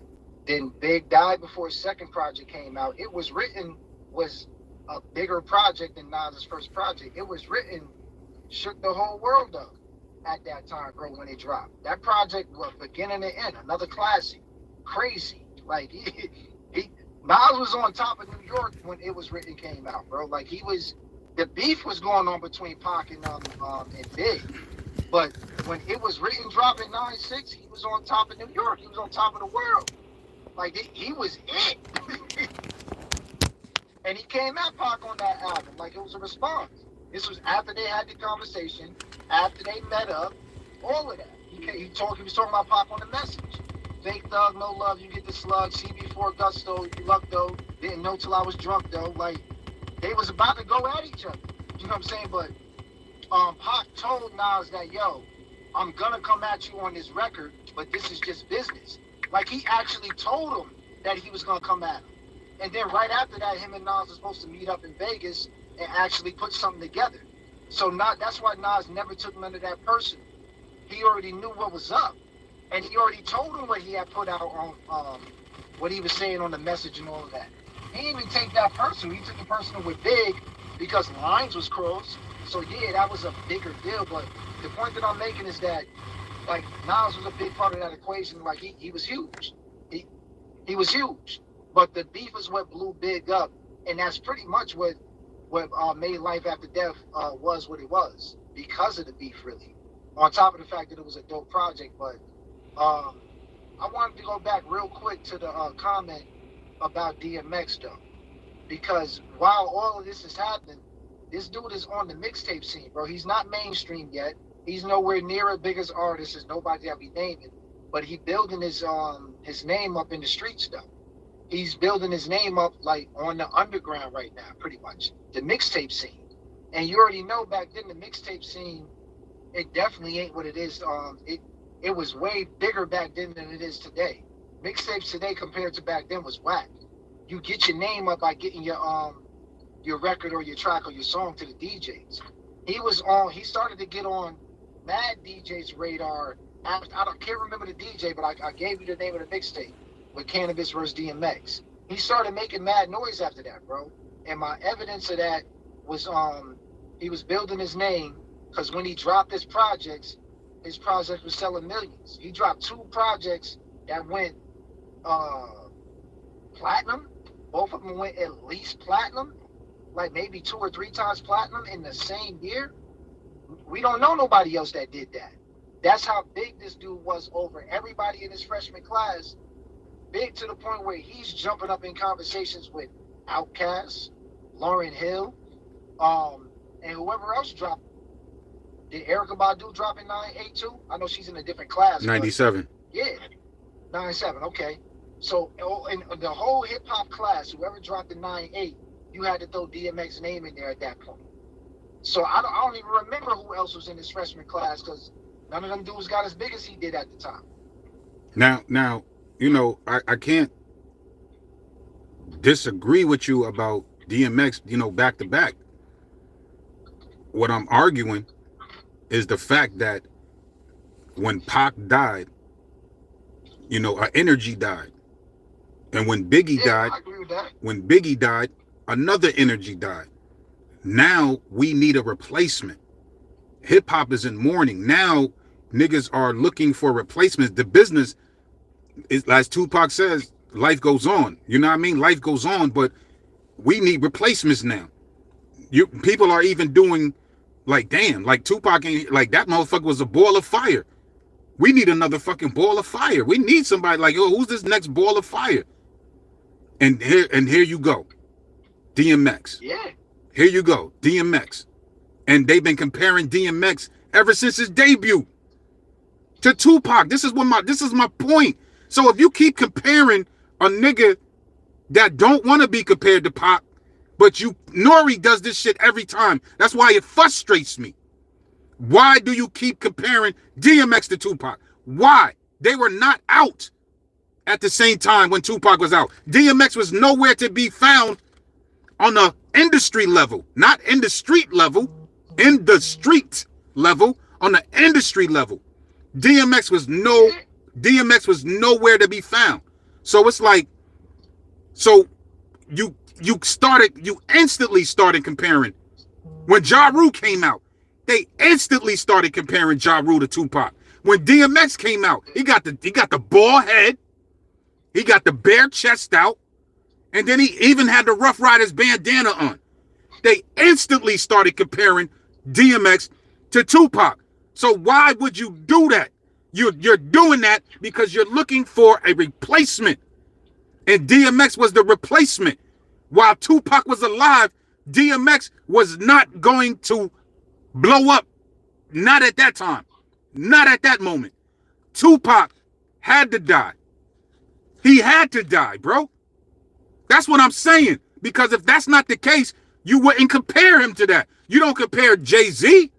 They don't compare Jay-Z to Tupac image-wise and all that other shit. No, they don't. They compare Jay-Z to Biggie because of lyrics. The same thing with Nas. But when it comes to DMX, they compare DMX to Tupac. And it's like, why? Because they got bald heads? Because they got tattoos? Because they wore no shirt? That's what they did. They knew what they was doing when they did that shit. It's like, yo, let's do this shit. That's why DMX became, he didn't want to, but the record label seen it as such. He became that next Tupac, bro. So that's my point of saying DMX would have not popped off if Pac would have lived. He would have not popped off if Pac would have lived, not right then and there. Otherwise, he would have been done it when Nas and all these other niggas was doing it, when they was out here doing it. As dope, that energy you talk about, that DMX had in 98, where was it when it was written was at? Where was it when Reasonable Doubt was out? Where was it when Ready to Die was out? Where was it when 36 Chambers was out? Where was it when Redman? Well, Redman's debut. Well, nah, you got like put that in proper. When all them dudes. I've been putting it in proper perspective, bro. Yeah, but when all them dudes was out, nah, he wasn't in the industry yet. All you name it, all dudes, all of those same dudes still had to come up. Yo, Brandon Heyman says there's, I don't know if he's atting me. Oh no, he said Jay, but I gotta go back. Go ahead, Pete, before I lose my thought. Yeah, nah, but before you lose your thought. You gotta go into the thought process of like, yo, he's building his name at this point, bro. Like, I get that, Pete, but dude, now hold on, Pete, because we going back and forth and we live. I get that. Do you understand? Do you comprehend what I'm saying? Bro, I just said that who does DMX constantly get compared to? Bro, you can Google this shit right now, YouTube it right now, and you're gonna see mad videos of DMX versus Tupac. There's a video of Big Daddy Kane saying Tupac's the better artist, DMX the better lyricist. Why? Why are you saying that shit, Kane? That's why I'm like, why the fuck are you saying that? How are you saying that? What proof do you got of what Tupac did in '96? This nigga got over 300 something songs that came out after his death. What songs you got from '96 of DMX that can compare to the shit that Tupac did in '96? From All Eyes on Me to Machiavelli, Until the End of Time, to Better Days, to Pac's Life. Like, what? This is what I'm saying. So when Tupac dies, they need a replacement. And Ja Rule was one of them, and DMX is one of them. And when DMX started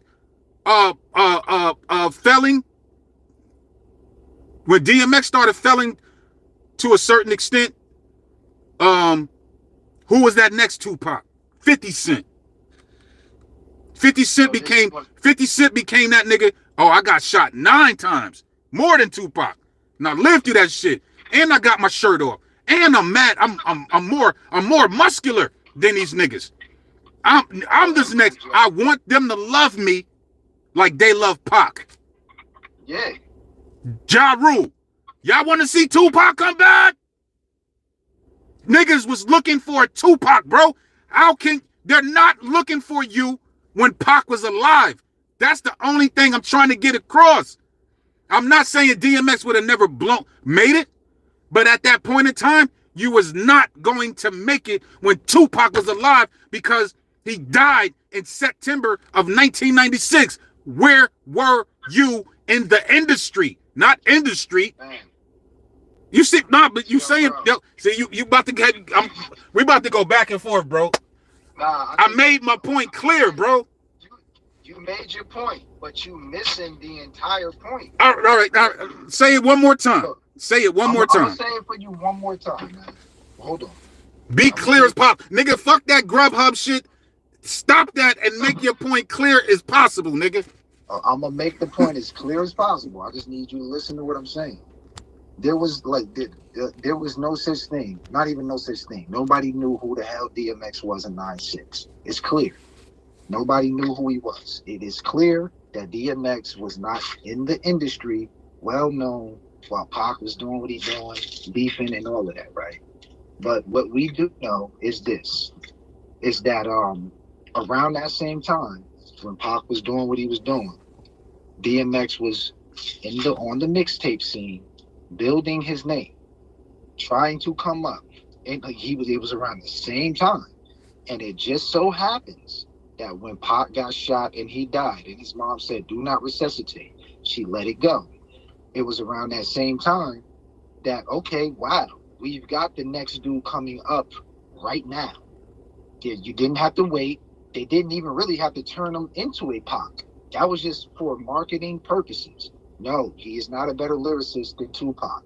I don't think he's a better artist than Tupac, but he had the same infectious energy that people were attracted to. No, he wasn't the mind that Tupac was. He didn't possess the same level of brilliance, if you will, but he had a real life story, realness about him that attracted people's attention, and they gravitated to that. I'm gonna say Ja Rule was more gimmicky. Ja Rule, on one end though, crafted a style that 50 Cent ended up taking. So I can give Ja Rule that kind of credit. So they took the imagery of Pac, he married his own style to it, and people became attracted to that. then that birthed a 50 cents. But only thing I'm saying about DMX, I like Pac.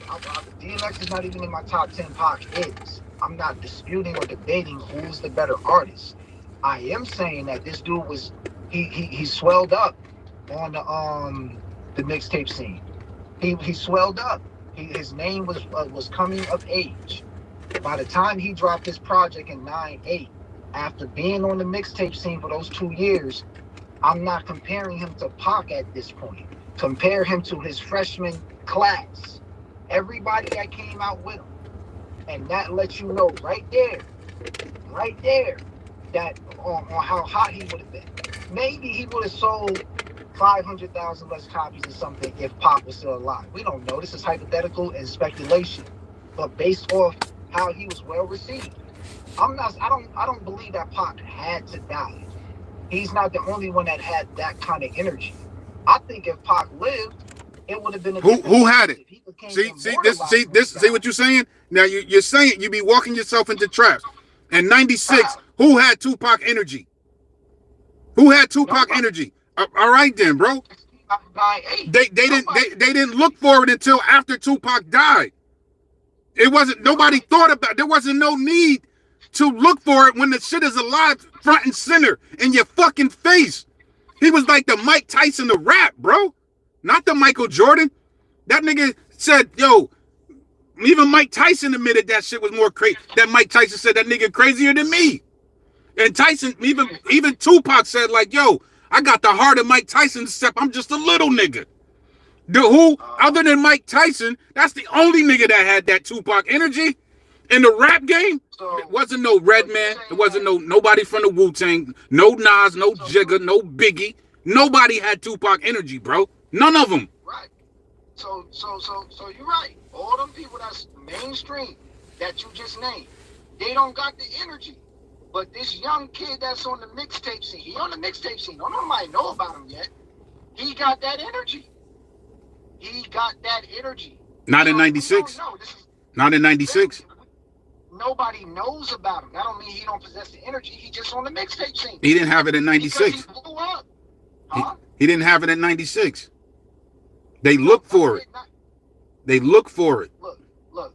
You do got to build your name up. You could be the dopest MC. Cannabis. I say him. Lyrically, wasn't nobody fucking with him when he was on the mixtape scene. They was like, yo, who this young nigga claiming to be from Queens, but he's really from Toronto, that's rapping like this? He was on the mixtape scene bugging.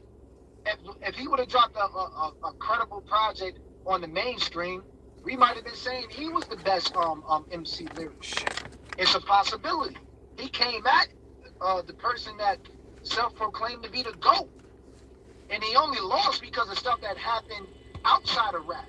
Because LL Cool J's whatever the hell he put out wasn't fucking with Second Round Knockout.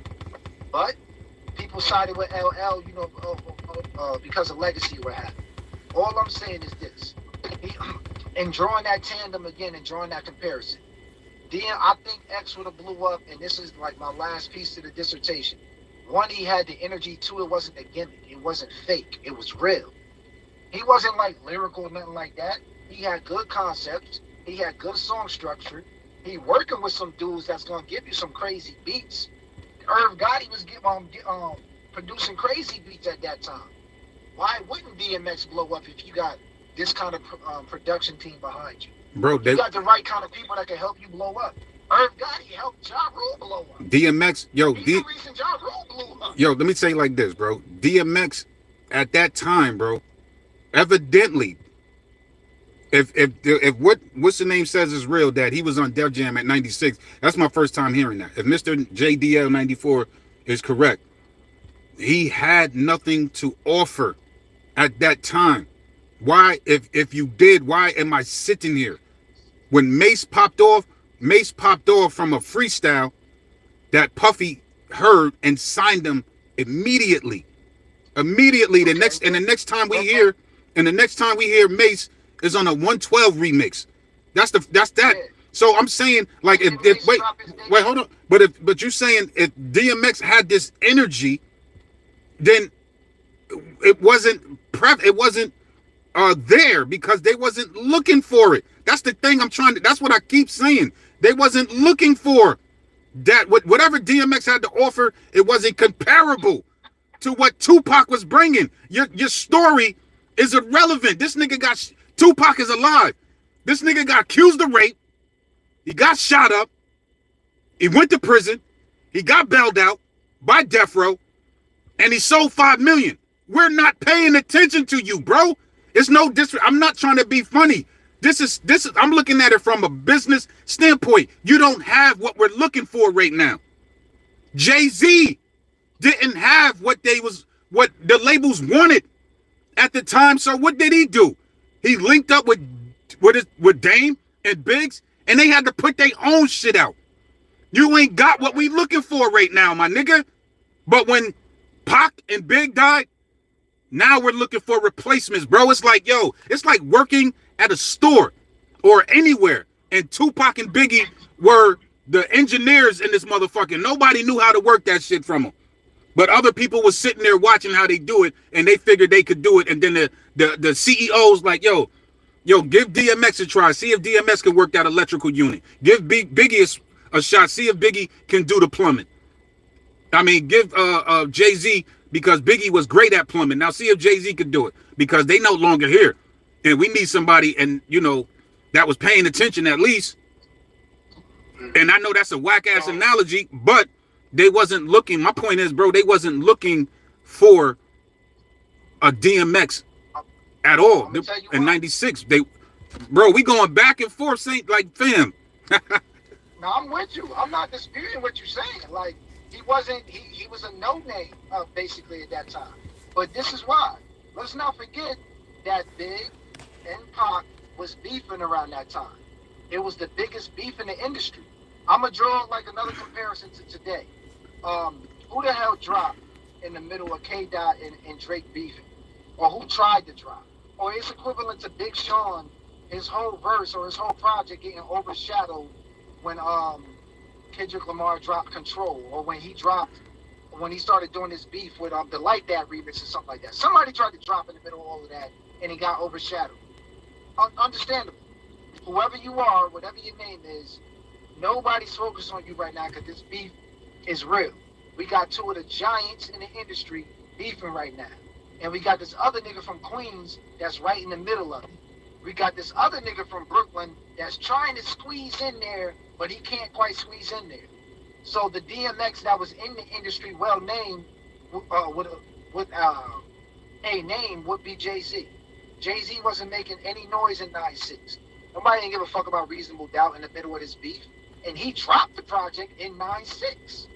It didn't start catching fire until after what? After Big and Pac died. They didn't start paying attention to the Brooklyn Finest a song with Big and Jay-Z until after Pac died. Because now you're cherishing everything that Biggie put out. So Jay leveraged Biggie's name, and that's how he blew up. So it's no dispute. Nah, we're not checking for you right now, DMX. Oh, this nigga Pac passed away. This young nigga on the mixtape scene going crazy. It's about time to start developing a project for him. Irv Gotti, we need you to work with him and give him this beat.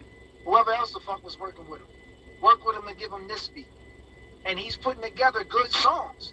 DMX was like 50 Cent before 50 Cent was 50 Cent. 50 Cent's not lyrical, but he has great song structure. He knows how to make a song that's gonna attract your energy. DMX, like, a dark man, but he on track praying. He's keeping God prevalent in his tracks and all of that. People are attracted to that type of energy. Yeah, and who was doing that shit before? Pac. Pac was doing all that God shit. That's what I'm saying. And hold on. Yeah. And Mr. JDL 94 says, but Pac being alive wouldn't have stopped DMX, 50 Cent, and Ja Rule got in the game after Pac died. DMX was already coming up in 1996. Like, I don't think they would have been as big. I don't think if DMX was coming up in 1996, when? This is what I'm trying to, and I'm not even saying this to you, I'm saying it to Mr. JDL 94. It's like, when, bro? Tupac died in September of 1996. Now we got to deal with the fact that he's not here no more. We got to mourn the death of Pac now. And now all eyes is on Biggie. And the West Coast is fucking crazy. There ain't nobody thinking about this. Jay-Z didn't even go out there. After that shit, like, niggas didn't go to LA like that. That's why everybody said Big was crazy, and Puffy and them niggas, to be going back out there so soon. What are y'all niggas doing? Like, they're not that's ego. So they're not even looking at the shit correctly. So when he says that DMX was gonna DMX was already coming up in 1996, it's like where and when?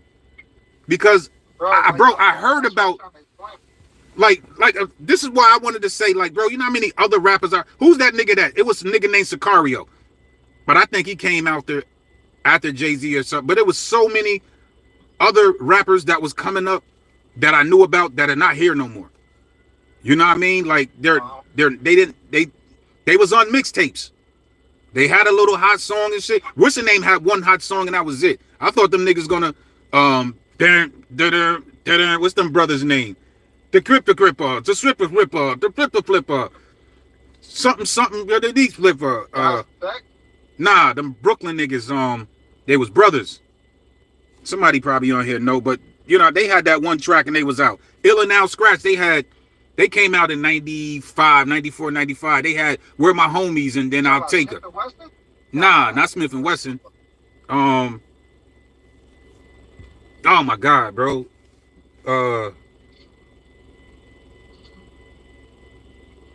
Damn, I forget them brothers' name, man. You know them. Broken Language. They had that song called Broken Language. You reminded me of Half a Mil when you said that, but I know you ain't talking about him. Nah, not Half a Mil. He was another nigga that was trying to come up, but that was like during the Mace era. Yeah, he came up. He had to die to come up. Like, that, you know what I mean? His whole staff. So that's really it, though. I mean, I could go. It's getting dark now where I'm at, but I could say like, shit, it's light where I'm at. Yeah, you in ATL. Jay-Z, yeah, Jordan. Now look, none of them dudes like Jay-Z, none of them. Nas would keeps getting lost in translation, but he was already blowing up around that time as it is anyway. In the middle of the beef, all of that.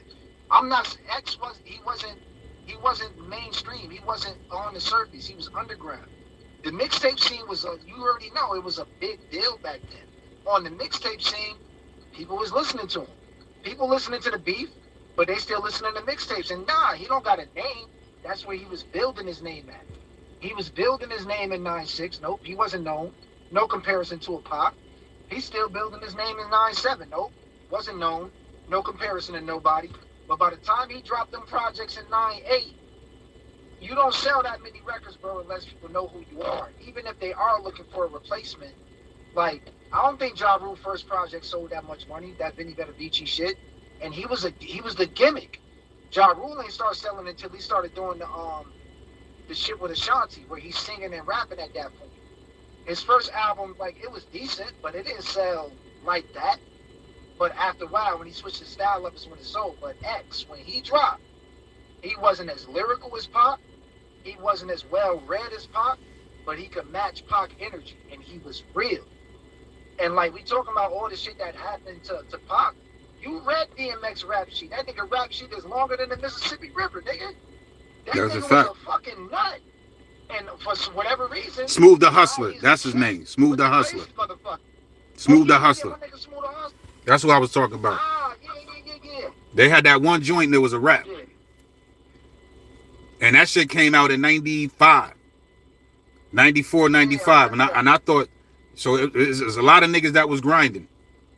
You know, you had shit. You got niggas in the Wu-Tang that was grinding while in the Wu-Tang and didn't make the level of success as Ray, Ghost, and Meth. You know, they known like a Spectre Deck or you got, you know what I'm saying? But they ain't even, you know, but that's me going somewhere else I shouldn't be going. Yeah, but that's my point though, right? Like, so that, like, I'm not even comparing X to Pac at this point. We already know who the fuck Pac is. He been in movies, he done dropped a few projects by 9-6. The nigga is fucking Tupac, bro. We know who he is. But X was coming up right when Tupac was on his deathbed, bro. That's when he started making his name in that summer. So when Pac is gone, Life After Death is playing on the mainstream. That mixtape with Cannabis and DMX was right underground at the same time as fucking Life After Death blowing the fuck up. So yeah, niggas was looking for whoever was next. I even liked DMX on the mixtape scene. I'm like, who this nigga yelling and barking on the track? I thought it was trash in comparison to a Cannabis, but I would say that because I'm a lyricist. That's how I felt when I was 16, 17 years old. But when he dropped his projects, I'm like, yo, this nigga got real stories. He's talking about real shit. It's real shit happening with this dude. Then I listened to him do his freestyle backstage. I'm like, I ain't gonna say he was as lyrical as a Pac, but the nigga was lyrical. He actually, like, he got some shit. He was shit. Matter of fact, he shut down the freestyle. Him, Jay-Z, and whoever else was doing that backstage. Go back and watch that backstage DVD. That nigga was when he was talking about I'll put pinstripes across your neck type shit. Like, he was on some, like, that was like that late 90s hip hop horrorcore type shit. That was his thing. Nigga, shut the freestyle down. DMX wasn't no slouch, man. Like, around the time when it was his time to blow up, he sold millions of records. I keep saying, like, anybody, I wish somebody in the chat, go back and see what DMX sold on his first two projects, and then compare that to all the people in his freshman class in 9-8. Wasn't nobody else doing what he was doing in 9-8 in his freshman class. Yeah, man. Fortunately, Pac wasn't here, and DMX was able to blow.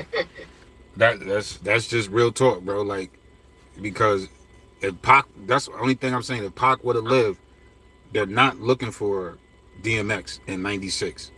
If Pac is alive in '97 and now he's doing All Eyes on Me, making videos and shit, what's the point of looking for a DMX? DMX got to come with some crazy shit. He got to come with something crazy. I mean, that crazy shit didn't come till Pac after the wasn't death. The only one that was true. Pac wasn't the only one that was selling in 9-6 though, bro. He had an amazing project that actually sold. Now, who was selling more than Pac? Who sold more than Pac in '96? Nobody. I mean, Nobody. We ain't gonna discredit the Fugees. Well, The Fugees made. That was definitely an international album. That's three rappers. Diamond. That's three. Yeah, Pac went diamond. One of them is the illest one. But Pac went diamond. Were you talking about afterwards or during?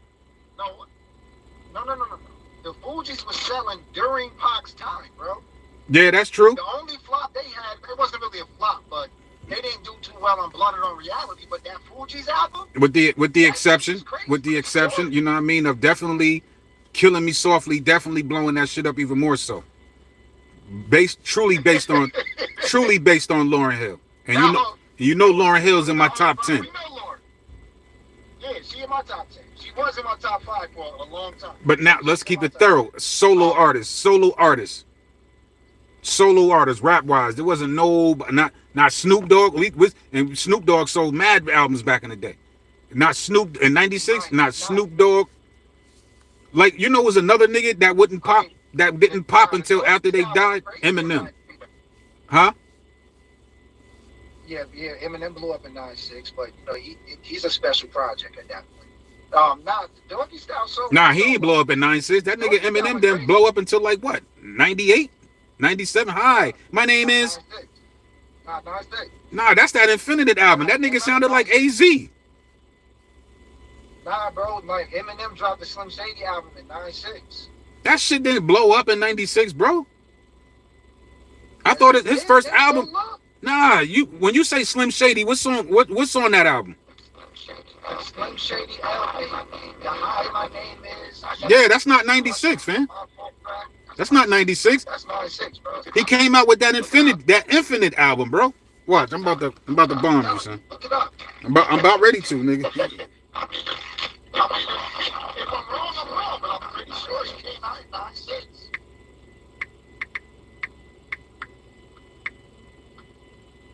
I don't know what debut they're gonna say.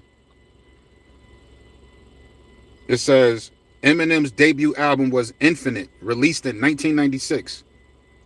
November 12th, 1996. I think it came out the same day as Machiavelli. So check out what the Slim Shady LP can't be too far behind it. Eminem's mainstream success began with his 1999 major label debut album, the Slim Shady LP. 99 it came out? 99. These niggas, this is another nigga. Like, he was there. He was on Ruckus Records. He had a few joints on there. He was grinding. I didn't know about Eminem until I heard that, hi, my name is. And when if he was on that Ruckus Records, I only listened to Ruckus Records for, I think, Coogee Rap and I think Mos Def and Talib at that time when they was, it might have been some other people on there, Pharoah Munch, might have been some other niggas on that joint where I was listening to, but this is what I'm trying to say to you, man. This is my point when we talk about, like, niggas be talking about, when I say with Pac, and I try to be as logical as I possibly can. If Pac and Big would have lived, we gotta still deal with the fact of their success. We still gotta deal with the fact of who they are at that time. These niggas was on top. They just made it to the pop. They was like, they ain't even, yo, bro, they just, both of them just started scratching the surface. Like, Pac ain't even get a chance to fully enjoy the success of All Eyes on Me because of all the shit that he was going through. Well, we talking solo artists. The only one, because we got Nas, we got Ghostface. Oh no, I already did the what's the name. Nas sold 2 million albums. He sold 2 million of It Was Written by September 1996, which is great. Okay. They also said that It Was Written is Nas's highest selling album to date. It sold 2.5 million albums. It actually said 2,596,000 something to date. So check this out. With that being to date, that was probably back then. But no, to date, as of now. Yeah, as of now, it's only at 2.5 million. That's his highest selling album of all times, even after Ether. Oh yeah, without question, no dispute. So he sold that many records, bro, in the middle of a beef when everybody is focused on Pac and Big. Excuse me. That's a bit, as a solo artist we talking about, because everybody was getting relief with the Boogies. And to your point, they really only had one MC on that shit. The other niggas were just background noise. That's a fact. That's a fact, bro.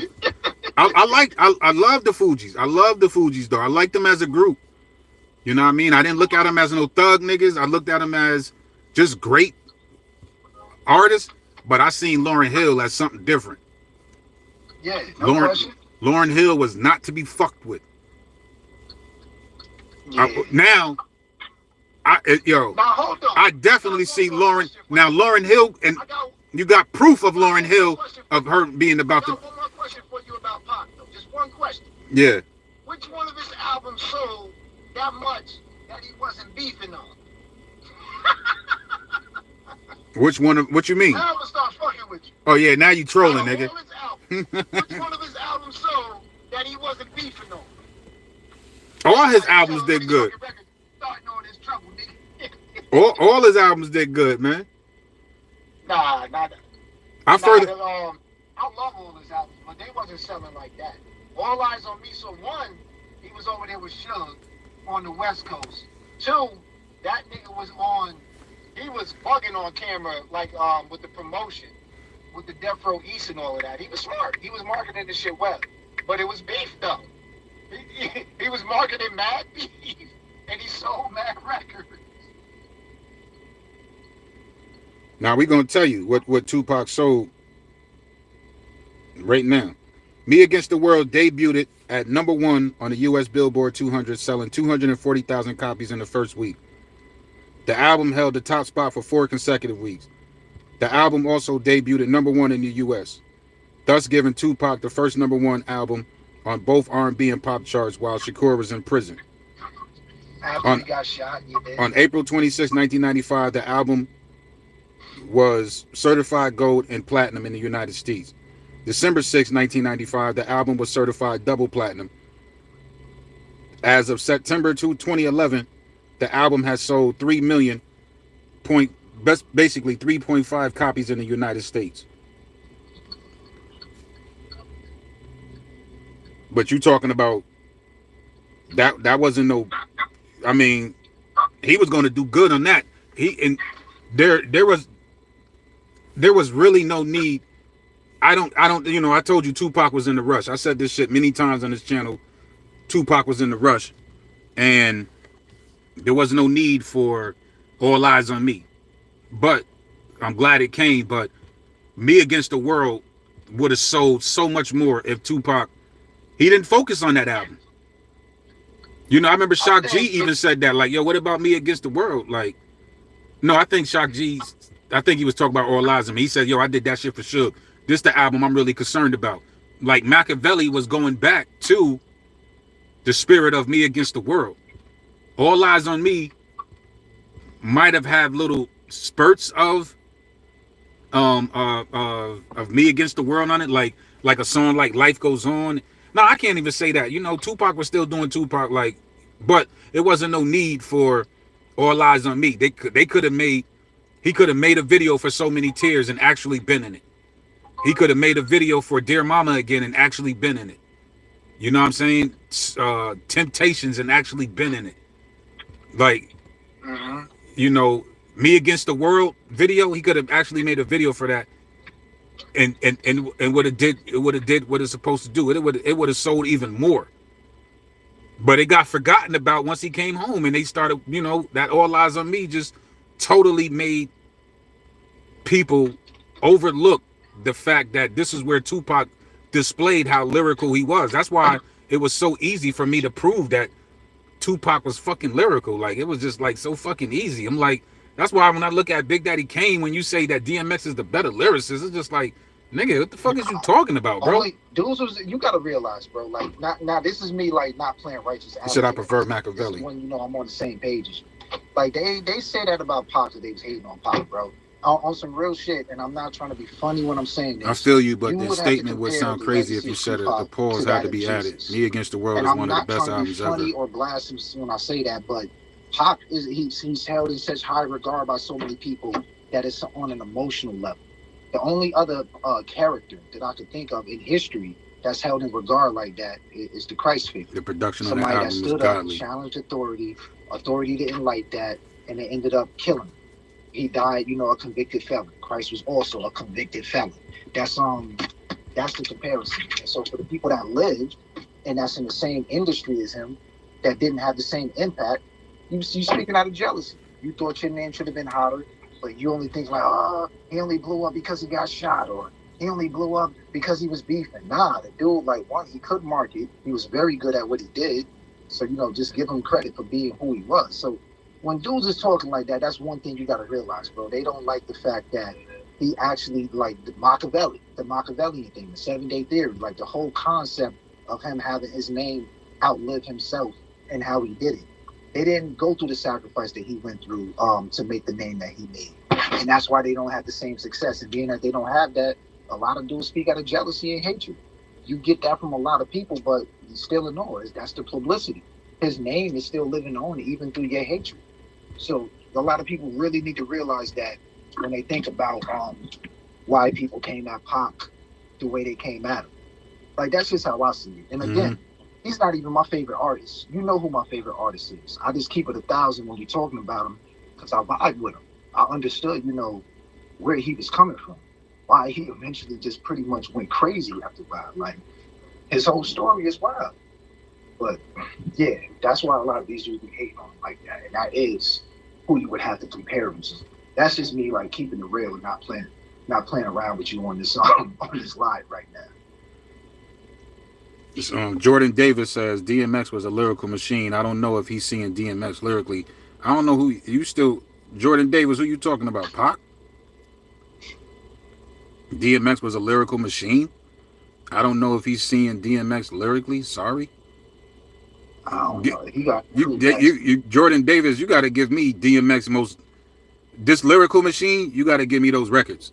Because when we talk about a lyrical machine, like, we could talk about the definition of lyrical. This is the definition of lyrical. the Google version of lyrical. And that could be anybody, based on this definition. Expressing the writer's emotions in an imaginative and beautiful way. That can be anybody. You know what I'm saying? That could be anybody. But in hip-hop terms, when we say lyrical, like we really mean, what other word rhymes with lyrical? What other word rhymes with spherical? What other words rhyme with hysterical? What other words rhyme with miracle? We talking about that. Lyrical, miracle, spherical, habitual. We talking about this is Rakim changed it. This is where the birth of lyricism, I would say, actually came from. I want to read the lyrics so niggas can understand when we talk about lyrical.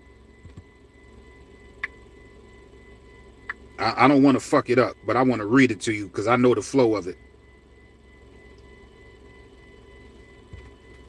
This right here, PV. Tell me if you agree or disagree. This would be the birth, possibly the birth of this type of lyricism that we talk about when we say people are lyrical. Follow me into a solo, get in the flow, and you could picture like a photo. You can stop right there. 100% in agreement. right there, bro. That's lyrical. That's Jordan Davis. Ever. Oh, he said, nah, yeah, brother. What? Yeah, Pac, brother. Oh, man. All right, but yeah, it's just, I think I think I misconstrued his answer, his comment. But listen, let's just finish this first verse, bro, so niggas can understand. This is where now I'm gonna be so fucking real with you and everybody on here. I'm gonna tell you like this: when it comes to this song, when it comes to this record,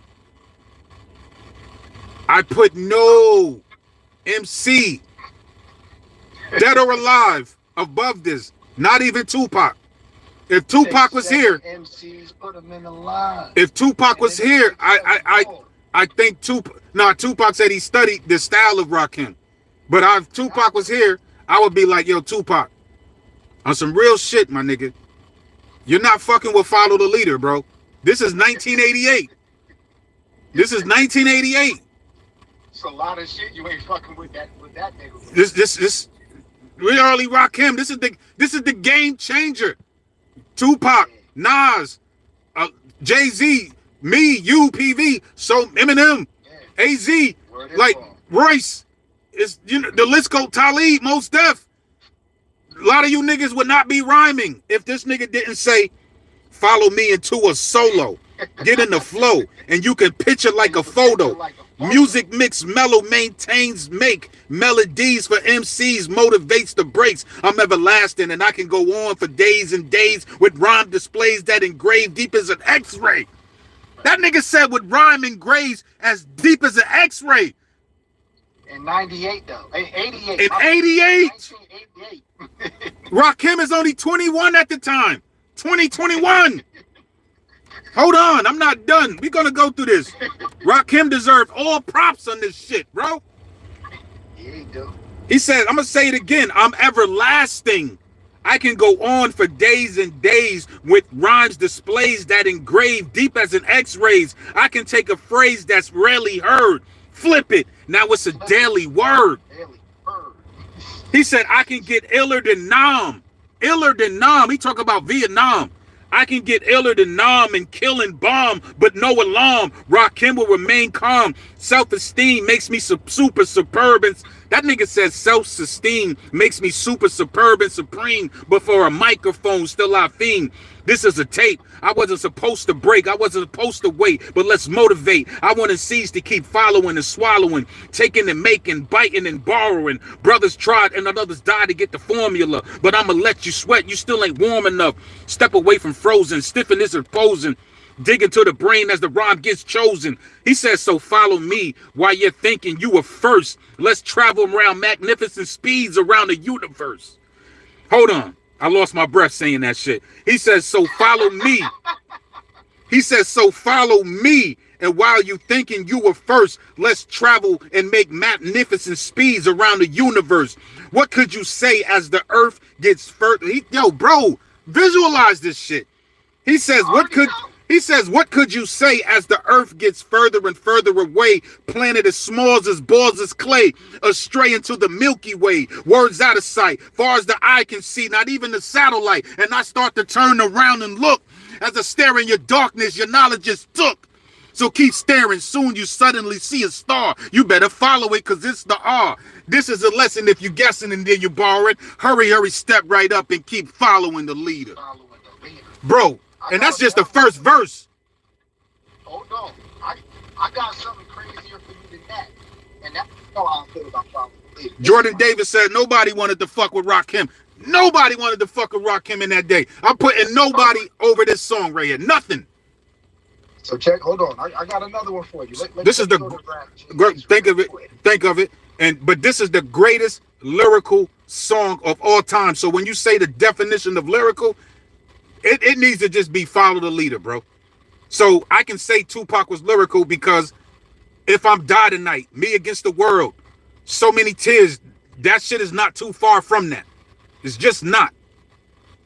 It's just not, bro. Yeah. Hold on, I gotta find this track real quick, man. What the fuck? Kane is dope, but he not on. I'm reading the levels. I mean the comments. Kane is dope, but he ain't on Rakim level. Rakim and Kane came out in '88. On Long Live the Kane, there's not a verse. He don't have a song that's fuck. He might have a song that might sound better, like Ain't or Smooth Operator. That's '89, but lyrically, he ain't got. Set It Off is and Long Live the Kane and Raw is very lyrical. That shit is lyrical, but it ain't fucking with Follow the Leader, bro. That's a fact. I've been saying this shit since 1988, bro. How many years ago is that? 37? That's 37 years I've been saying this shit, bro. I got it. Here it go right here. Oh, rugged and rough is how I do. A, Allah who I praise to the fullest. K, keep it moving. I stand alone. M, it's my crown, my world, my throne. And yo, when Rakim Allah attack, it's a rap. Y'all relax, the almanac. Just show me where the party's at. Seminars and track whores, commas and cardiacs. Broads and cats screaming, oh my God, he's back. Just imagine, I hit the lab to get it cracking. 1,000 styles in one verse, rhythms will switch patterns. Chicks get stabbed in the back till they get spasms. Known to spit a magnum or split an atom. Who would have known that Jesus would have come back to the ghetto on that level and that thorough like a black hero and pack metal so rap rebels will backpedal the Pharaoh fire barrels and take over the rap world? Getting bizarre, hardcore, this is for y'all. The crib or the park, play it when you get in your car. Chill at the bar, sip something or split a cigar. Get with your dogs, don't be alarmed, this is the kid. Bomb, it's the and then he go into the third verse is it though. I'm just gonna spit the third verse and I'm gonna shut up. What song is that? It's R-A-K-I-M. What year is that? This is late 90s, early 2000s maybe. It was on the 8 Mile soundtrack. Oh damn, I never heard that. Word. Listen, but check this the last one. I ain't gonna say nothing else after this. Hey yo, we toast to that. It's a cat that broke backs to a soul clap, a smoke, a track. How dope is that? Poet for rap. Wrote backs that most slack that no rap before they turn coke to crack. To my dogs hearing sirens on and fire alarms, out come dying wars about high iron bars to boulevards, tire frauds when I evolve, try and rob my dialogue, I am God. Chicks moan just to get next to my throne and sniff my cologne and get raw alone, sex spots at home, I'm testosterone, caress spots, stress dopes, stress drops, bed rocks to bone, hit the floor, it's hot like for 2003, hits galore, who rock a style as wild as me? Rest assured, when I rock dance crowds and scream, Bismi Allah, Ishmael Allah, nigga, Vishnu Allah. Bismi Allah, I mean, yeah. That, listen, lyricism, that, go back and read that verse, man.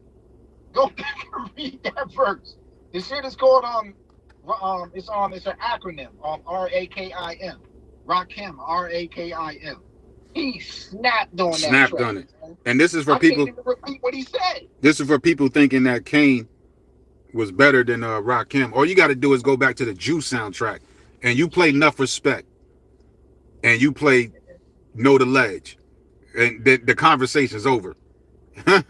You're gonna walk away with sip the juice. I got enough to go around, and my thoughts takes place uptown. I grew up on the sidewalk, wild on the street talk, then taught to Hawk, New York. I go to Queens for Queens and get the news from Brooklyn. The money at Manhattan and never been tooken. Go uptown to the Bronx or boogie down the cool on the Ave on the block to stay around. Time to build my juice back up. Suckers back up. So I can get smacked up. Don't doubt the clout. You know what I'm about. Knocking niggas off, knocking niggas out, shaking them up, breaking them up, waking them up, taking them up. Standing on shaky grounds too close to the edge. Let's see if I know the ledge. That nigga Rakim described the movie. You ain't even, when you see the song Juice, all you think about is Juice the movie, bro. That nigga, Shirley's trifling because Shorty's here. I've been cock diesel lifting 40s and beers. That nigga went crazy, bro. He went crazy. Rakim is always going to be in my top 5, son.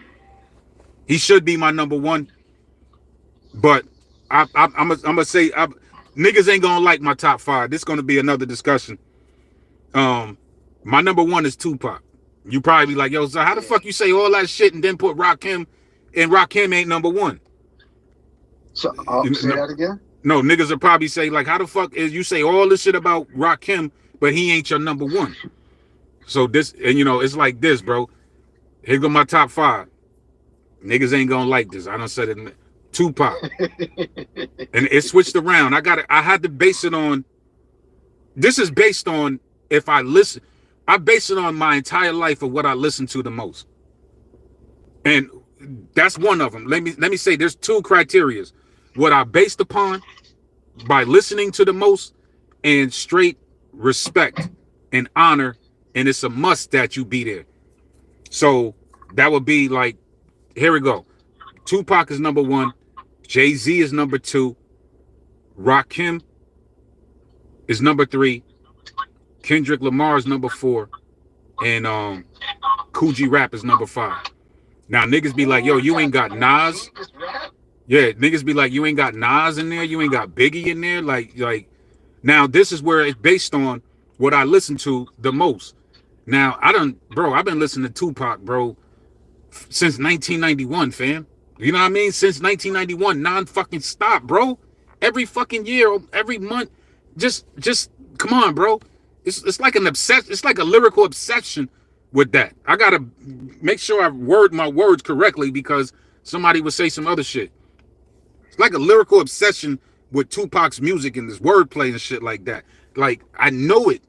You know what I mean? I never stopped being a fan of Tupac's music. Never, ever. 2 was Jay-Z.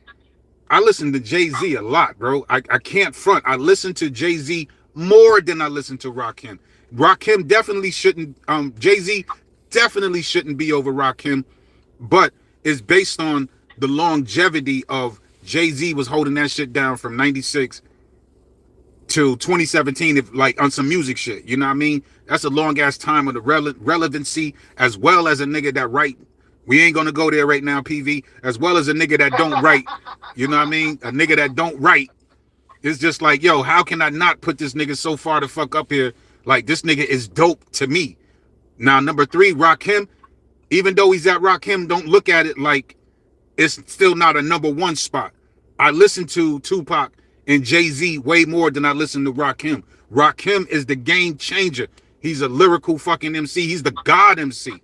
He's not gonna never be moved out of top 5. Kendrick Lamar, you know, he got moved up there. You probably saying, people probably asking, where's Big Daddy Kane at? Big Daddy Kane dropped off after his 3rd album. And after that, I just got disappointed with a lot of his shit. You know what I'm saying? It was like, I never been disappointed in Coogee Rap. Why is he number 5? I never been disappointed in Rakim. I didn't like Don't Sweat the Technique album because I didn't like the production of it. But I never was disappointed in Rakim's lyricism. I just wasn't. Oh, wait. I skipped KRS-One, didn't I? Yeah. Oh, shit. Then that's right. So I got to do this shit all over again. So it's, I skipped somebody. So Tupac number 1, Jay-Z number 2, Rakim number 3, KRS-One number 4, and Kendrick Lamar is number 5. Coogee Rap got pushed down. Coogee Rap got pushed down. Like, you know what I mean? He's in my top 10, but I pushed him down because I listened to Kendrick a lot. And that Kendrick Lamar, what this video was all about, this motherfucker Kendrick Lamar impresses the hell out of me more than any MC in a long fucking time, son. Maybe since Jay-Z dropped Reasonable Doubt. I haven't been this impressed. But I would say Dead Prez, but that's a group album. I mean, I would say the group, but that's a group. You know what I'm saying? That's two niggas together. You know what I mean? But their album is in my top 5. Dead Prez, Let's Get Free. That's another conversation. But yeah, Tupac number 1, Jay-Z number 2, Rakim number 3, KRS-One number 4, Kendrick Lamar number 5. And I listen to Kendrick a lot, and this dude like impresses the hell out of me, man. He moved up, surpassed a lot of MCs. So if you mention Nas, if you mention Redman, if you mention Method Man, if you mention Fabulous, if you mention Jadakiss, if you mention LL Cannabis, if you mention Beanie Siegel, if you mention all these, that nigga Busta Rhymes or whatever, even Eminem, that nigga Royce the 5'9", Mos Def, and Mos Def used to be my nigga, but Kendrick Lamar just, that nigga fought his way up there. So when that nigga says, yo, I guess, you know, I failed Lil Wayne because he ain't like my hard work type shit. When that nigga says that shit, yeah, Kendrick Lamar put in work, bro. That little dude put in, that little brother, I don't want to say little dude, that young brother put in work. And that's why he's in my top fucking 5, man. So it's based on what I listen to the most. And it's gotta be, let me ask you this. So it's gotta be,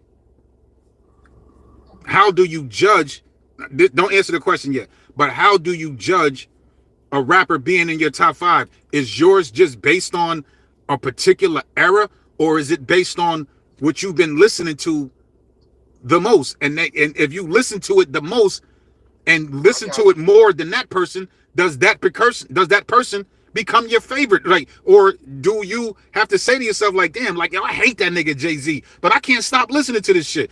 I can't stop listening. Yo, damn, I hate this, but I keep listening.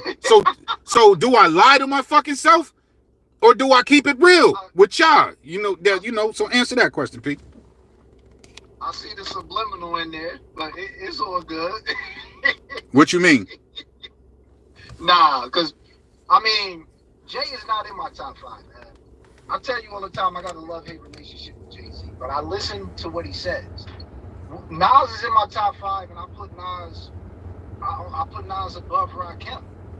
And why? I really don't like to put my top 5 in a specific order, but being that I said that, I put Nas above Rakim because, without question, Rakim influenced Nas.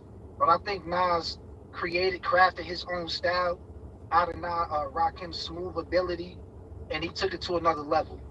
I like, my top 5 consists of straight lyricists that's gonna make you think, lyricists that was squeezing the hell out of the pen, like just giving you straight, just fire lyricism. I don't give a fuck about record sales. James Tank. Mm-hmm.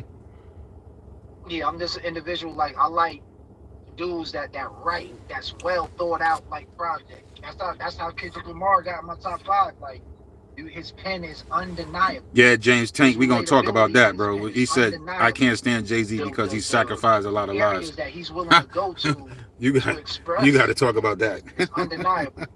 But as far as Nas go, name a rapper that Nas ain't influenced, that came out after him. He said it himself.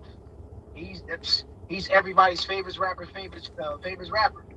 Nas is in, like, all these dudes that we talking about, Nas is in their top 5. Nas is in Cool G Rap top 5. Like, he's well respected by everybody that we talking about. And he ends up in PKR said it right. My top 5 rappers I actually listen to on a daily basis. Illmatic wasn't a heavy selling record, but it's recognized as the top hip hop album of all time, arguably.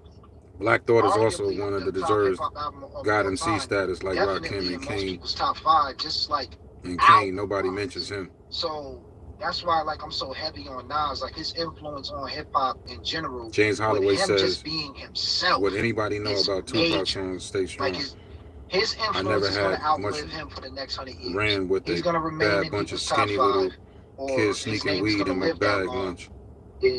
And what he did. I got the same sentiments with Kendrick Lamar. Like, he came in and he was dominant. Like, he was a force. And it's undeniable with his pen, what he do, his He don't back down. He ready and willing to go to war. He's balancing the energies out the best. His intelligence on the game, outrageous. I feel the same way you feel about Rakim. Rakim, he fathered everybody's style. We wouldn't know Rakim. I equate him to like a Richard Pryor. Richard Pryor invented stand-up comedy. The way we know comedy, like, stems from Richard Pryor. When it comes to Rakim, he fathered a whole couple generations style of rap. When Marley Marl was telling him to give it more energy, he was like, nah, I'm gonna do me. And in him doing him, he created a lane for so many other people to follow with rapping with that type of style.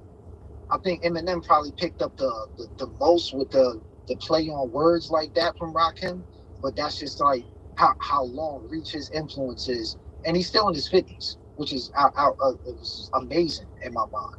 KRS-One, he's the hip hop's first teacher. He out here giving dudes like just something real in general. And he's still teaching to this day. He probably got more albums out than anybody that we named, if I'm keeping it 100 with you. Yes, but, a fact. And Andre 3 Stacks, like his creativity is outrageous. He's influenced by some of the same artists that I'm talking about right now. His lane, the way he takes from other elements and brought it into hip hop, he crafted a style like that. I would love to hear a Kendrick Lamar and Andre 3000 album together, bro. Oh my God, that man! Listen, matter of fact, on his first album, what's his name? He coasted Kendrick Lamar on his first album. Like, he had a lot of mental influence on that first album, the Good Kid, Mad City album. Hold on a second. I would love to hear them two niggas make an album together, bro. That shit would be fucking. That shit would be.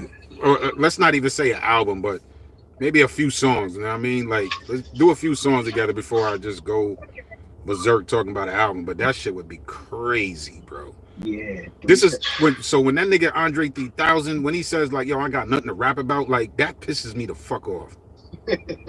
You know what I mean? Like, yeah, like, what the fuck you talking about? That nigga Andre 3000 said, what I'm going to rap about, getting a colonoscopy. And I'm just like, you know what? Hell yeah, nigga, because I'm 52 and I still got to do one. And I'm scared because I don't want to go under.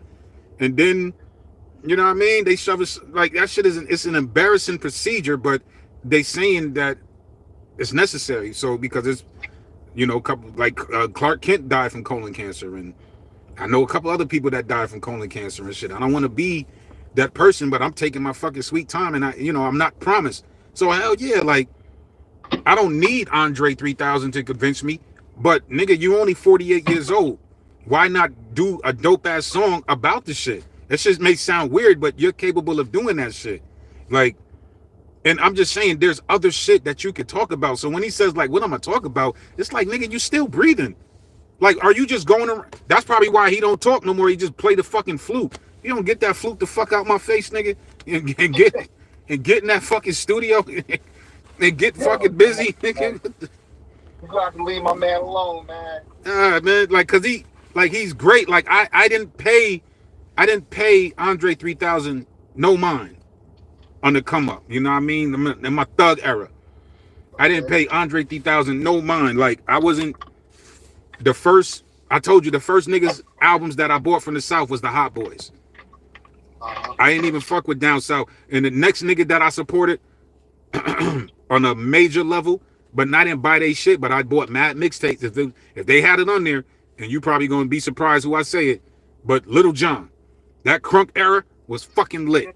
You know what I mean? That shit was fucking lit. And I was just like, yo, it wasn't, the beats was crazy, and the energy was crazy. If you don't give a fuck, we don't give a fuck. What?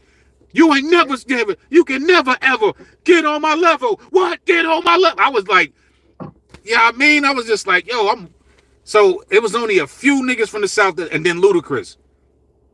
You know what I'm saying? So there was a few niggas, but then that's a lie because I always thought Stickman from Dead Prez was from New York. He's actually from Florida. Tallahassee. But he rhymed like he a New Yorker, but he's a down south rapper. So he would be one of the first down south rappers that I was just like, yo, this dude nasty with it. You know what I mean? But I always thought he's from New York, but he wasn't. And then Ludacris, and then as time went Oh, on, yo, go ahead, do your thing. Just give me 1 second, but keep on talking. as time went on, that's when I started paying attention to Andre 3000. Now somebody says I can't stand Jay-Z because he sacrificed a lot of lives. I gotta make this chat just keep acting crazy, man.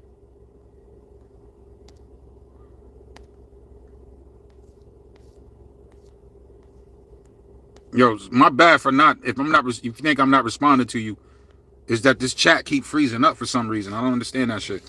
But James Tank, if you still there,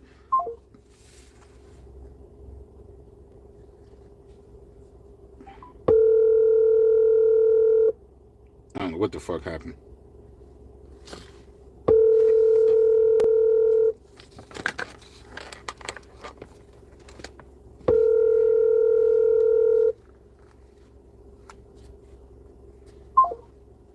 I made a mistake and hung the brother up.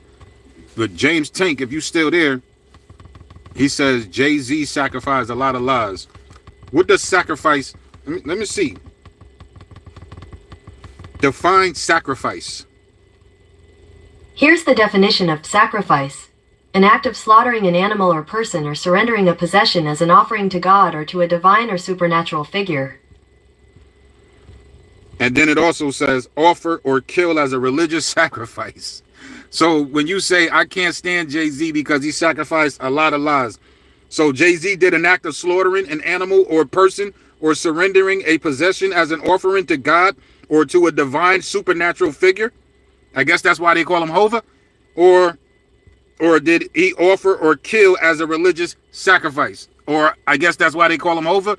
I need you to answer that shit, James Tank. You know, words are powerful. You say sacrifice. It's just like a lot of y'all people think blessing, the word blessing actually means to be having abundance of goods. Blessing is a blood sacrifice. Blessing comes from the Germanic word bledsoe, which is blood. It's dealing with blood. So when you slit the throat of a goat, this is why a lot of these motherfucking animals that they use in the Bible is like a goat, sheep, lamb, even the cow, but goat, sheep, lamb, they slit the throat of them and they put that blood on people and they say now you are blessed and covered in the blood of Jesus, bro. Like, would you actually want somebody to cut an animal and put blood all over you? In these days and times, right now, if somebody gave you $1,000 to stand on your most public street and they cut your motherfucking throat and put blood on you, would you want that type of blessing? So when these words are, you know what blessing was? A blessing was how DMX's second album cover looked. Blood of my blood, flesh of my flesh. When he was smothered and covered in blood. That's a blessing. If you ever seen the movie Carrie, when they dump pig blood on her, that's a blessing. That's what a blessing actually is. So when you use these words like Jay-Z sacrificed a lot of life, like what are we talking about? You talking about Jay-Z actually killed some niggas to be where he's at? Come on, bro. I don't deal with that kind of thought process. Black Thought is crazy up there too. Black Thought is a dope rapper. Tyreek Hill. I definitely feel, even though they gave #1 spot to Black Thought during the Loaded Lux shit, his shit wasn't better than Lux. PKR, my top 5 rappers. Yes, I agree with that. James Holloway. Phone. I agree with James Holloway. Most people's top 5 on those big platforms, when they ask, I guarantee they don't listen to them. Like, they just go on the popular ones for some reason. That's a fact, PKR. I agree with that. Tyreek Hill says, the thing I hate with Jay-Z is that he sold his soul and he throws Illuminati symbols constantly, and his name is company after Rockefeller. There's a lot of people, bro. It's like, when you say that shit, who said that again? Tyreek Hill. So when you say that shit, do a lot of people realize, like a lot of black Americans, I don't know where y'all from, but particularly in America, I'm not going to put my last name out there right now, but I have a slave last name. And when I trace the shit back, it's white people. My last name is derivative from white families. This shit has nothing to do with my actual, where my last name leads me nowhere but to white people. My last name should be something like I'm an African name, so to speak, like Matumbo or Biko or something like that. If anything on that nature, it should be like that. So when you criticize somebody naming a group or naming a label Rockefeller, we need to criticize ourselves first of all. For this is why Malcolm X went from Malcolm Little to Malcolm X to El Haj Malik Shabazz, to give their own definition to change shit and shit like that. You know what I mean? So when we start criticizing because of our last names, we need to ask, like, where the fuck our last names come from, bro? These surnames, these are slaves' names. A lot of shit that we deal with deals with slavery, like the word family. If you look up the word family or the etymology of the word family, it comes from a word called famulus, which was only about the slaves that was in the household. And who watched over the famulus or the slaves in the household? It was a husband, which was actually called housebound. And he was bound to look over the slaves in the house. But that shit became husband. And motherfucking wife didn't mean nothing but a woman. So when we talk about these words, if you don't know the etymology and the origin of these fucking words that you're using, people actually don't know what the fuck they're saying. So when you're saying Jay-Z sacrificed and Jay-Z is part of the Illuminati, and when Tupac told us, you know, that Illuminati shit, he built that, that Illuminati shit was to stop you from thinking, scaring you from not getting the money, thinking that there was going to be somebody greater than you that's going to force you to not become who you're supposed to be. So whether they exist or not, these shits are people. You still got to become great at what you are and who you are. You still have to. Yeah, my live shit started all over again. Tupac has shit from 86 to 88 that will put niggas to shame. That whole MC New York era. Like, everyone puts Eminem in their top 5 for some reason, but I'm 100% sure they ain't bumping Eminem like that. Possibly. Somebody says, yeah. Brandon says, yeah, that's cap. Nick 7 says, you gay, nigga. That nigga said, the one that says I'm gay, that's the most insightful, sophisticated shit I ever heard in my life. I'm going to worship you, bro. Like, yo, you are so intelligent. You are so smart. Man, you should be running YouTube, bro. Instead of being on these, just like, you know, making yourself known in these little chat groups on YouTube, man. You, wow, bro. This nigga called me gay. KRS-One is dope, but he ain't checking for him. But nobody checking for him. I love KRS-One, man. Kenfi's Blue G. Yo, what's up, cuz? From France. Salute. James Holloway say, bro, my daughter, who is a Kendrick Lamar fan, and she knows I'm a major Pac fan, as soon as she heard Reincarnated, she called me for a listen too, because she recognized and heard me playing that. That's a fact, bro.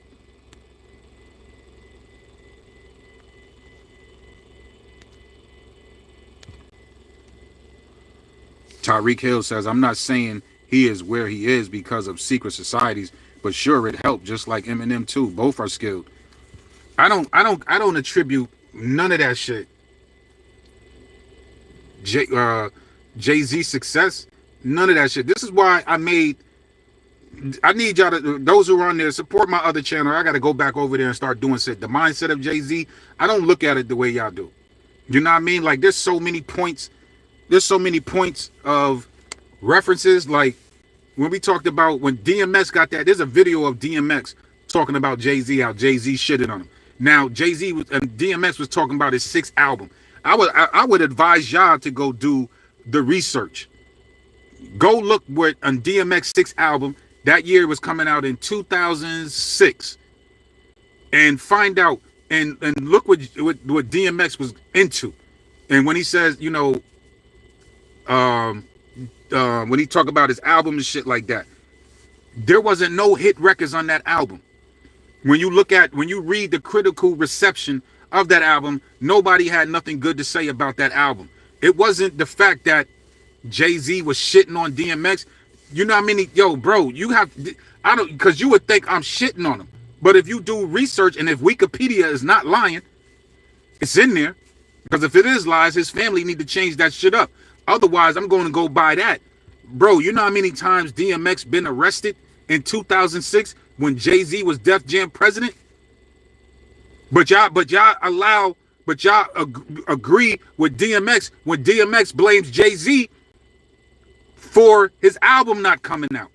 Jay-Z became record exec because L.A. Reid, who used to be LaFace Record, was Babyface. They was watching how Jay-Z moved. Jay-Z did his with Biggs and Dame. They formed their own label. Couple of years later, they put out Rockaware. That shit made $80 million. He's making millions of dollars on tour. He's putting on State Property and another shit. He's doing a lot of shit. And Jay-Z doesn't get into trouble with the law, and he doesn't smoke or really drink. He may sip champagne or some shit, but he don't get drunk. And he don't smoke weed, and he's not an addict. These people are looking for people to run their business after they leave their position. And they want to make sure that the next person that's going to run that position is going to be able to produce a same type of outcome that they did. So this is why L.A. Reid, you can research this shit yourself. This is why L.A. Reid bigged up Jay-Z, and this is how Jay-Z became the Def Jam president. Jay-Z did not. I repeat, Jay-Z did not do anything to DMX. All you got to do is research that shit. You got to research that shit, bro. I don't want to really say anything because I'm not trying to disrespect them, but if you just look at it, DMX got arrested a lot of times in his career, fam. A lot of times in his career. You don't think, you know what I mean? When he gets arrested, don't you know that these lawyers stay and communicate? So when these lawyers are communicating like, yo, I just arrested Earl Jones. I mean, they just arrested Earl Jones and da-da-da. And this lawyer calls this lawyer and this lawyer. And pretty soon that lawyer is going to contact a CEO of the label that DMX is in. And they got to make their decisions. It's business. It's business. But then y'all talk about State Property. You know, you got Oshino who blamed Jay-Z for this failure. It's like Beanie Siegel was upset because Jay-Z, and I can Google this shit right now and read this shit to you. Beanie Siegel was upset because Jay-Z didn't take responsibility for him. Within that same fucking year, bro, of 2003, you know what Beanie Siegel did? That nigga punched somebody's eye socket in. And then you know what else happened? Within that same year, Beanie Siegel shot up the front doors of a club. So you want Jay-Z to be responsible for that type of action? Not mind you, I don't even want to do the age process of what Beanie Siegel was doing at age 29. When Beanie Siegel was doing this shit, he was 29 years old. And this was 2003. Beanie Siegel was 29 years old when he was doing this. You know what Jay-Z was doing when he was 29 years old? Jay-Z debuted it with Reasonable Doubt in 1996 at age 26. By 1999, Jay-Z came out with his second album called, not second album, with his album called, it might have been The Life and Times of Sean Carter. And he had Rockaware out. Jay-Z was sitting on mad fucking money. As opposed to, and that was at age 29. Now you look at Beanie Siegel at age 29. Beanie Siegel kept going in and out of jail, fighting niggas, shooting up niggas, all types of wild shit. And y'all blame Jay-Z?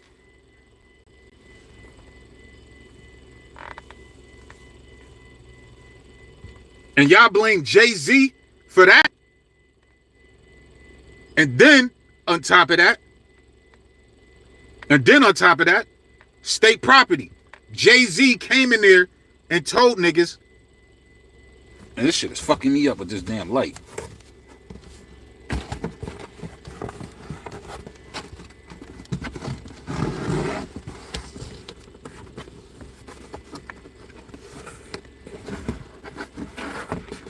This nigga got this light right in my fucking face. I'm doing some weirdo shit right now. And then on top of that, and what's his name? Machiavelli, you know what? You right, bro, and I'm finna ban you.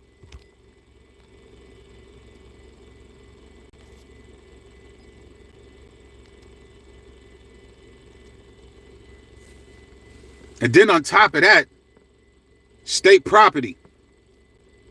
Oshino. Now Jay-Z came into a room. This was said on the Breakfast Club.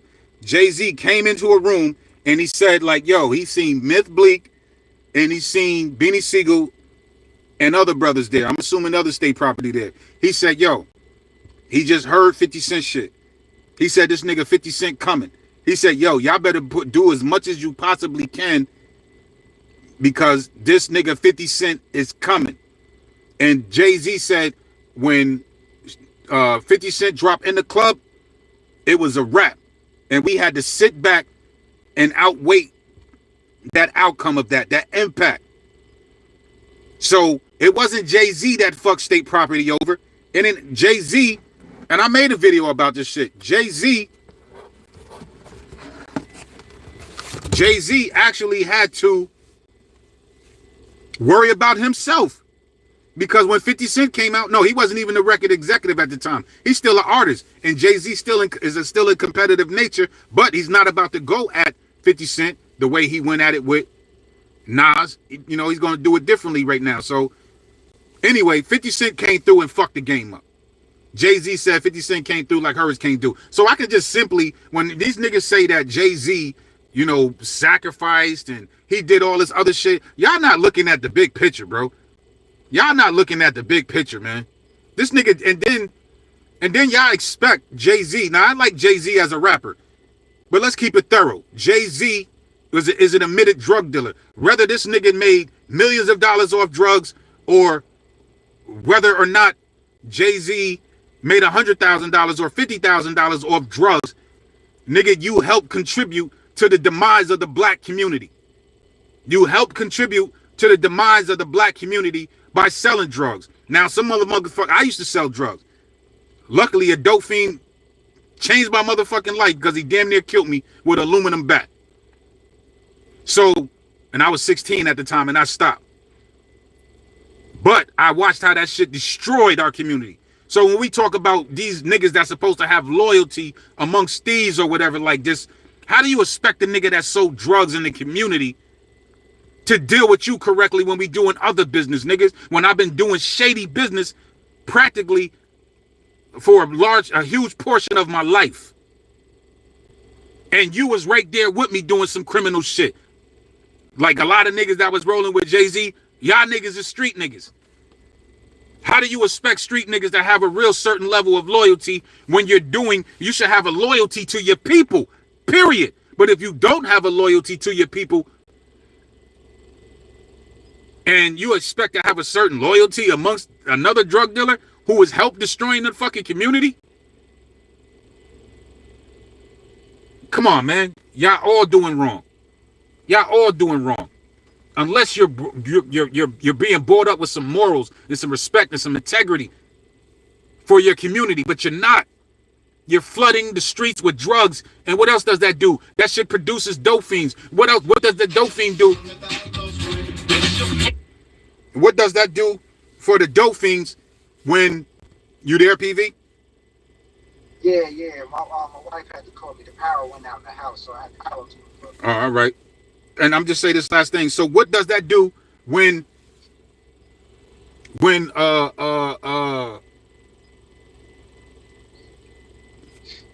damn, what's the last thing I just said? So what that does, the integrity, the loyalty these drug dealers supposed to have. So when it comes to business, yeah, I get it. But nigga, we both foul niggas, bro.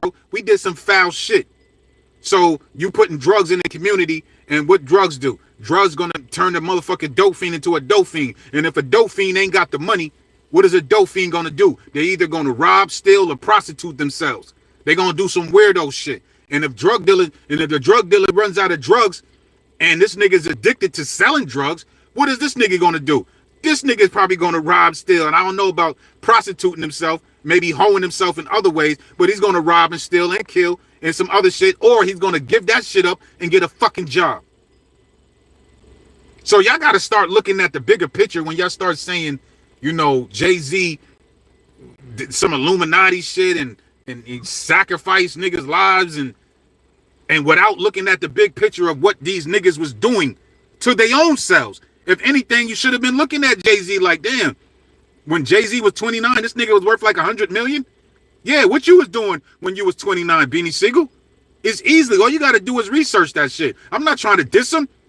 I'm just saying it's right there. But if Wikipedia is lying, then they need to change that shit or sue Wikipedia or somebody for defamation.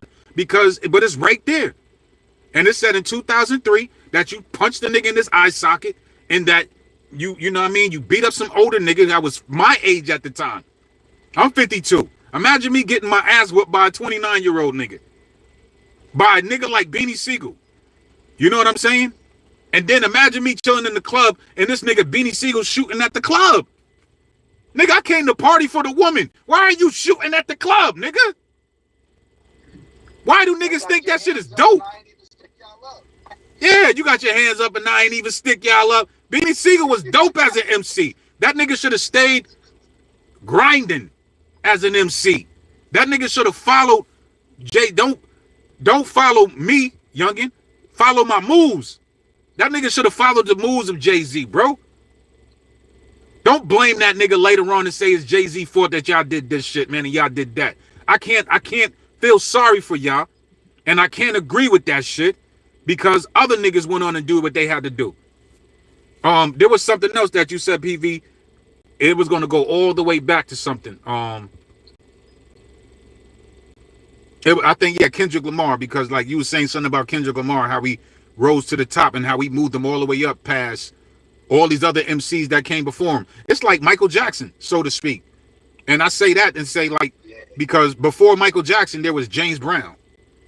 You know what I mean? Who Michael Jackson studied. You know, even Fred Astaire, that's a white dude. And there's Chuck Berry and, you know, the Temptations and other people, Sammy Davis Jr., like there's a whole bunch of other motherfuckers. But Michael Jackson kept grinding. This motherfucker kept grinding, got with a dude that was older than him, Quincy Jones, and they established Off the Wall.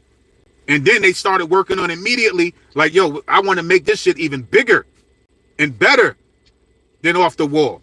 And them niggas created Thriller, the greatest fucking album in the world. So this is how Michael, like, I'm quite sure niggas like, yo, my top 5 is Sam Cooke, James Brown, Donnie Hathaway and Marvin Gaye and Michael Jackson. Get the fuck out of here. Michael Jackson ain't in my top 5, nigga. Not before these niggas, but nah. There comes a point in time where you're gonna have to put that nigga up there.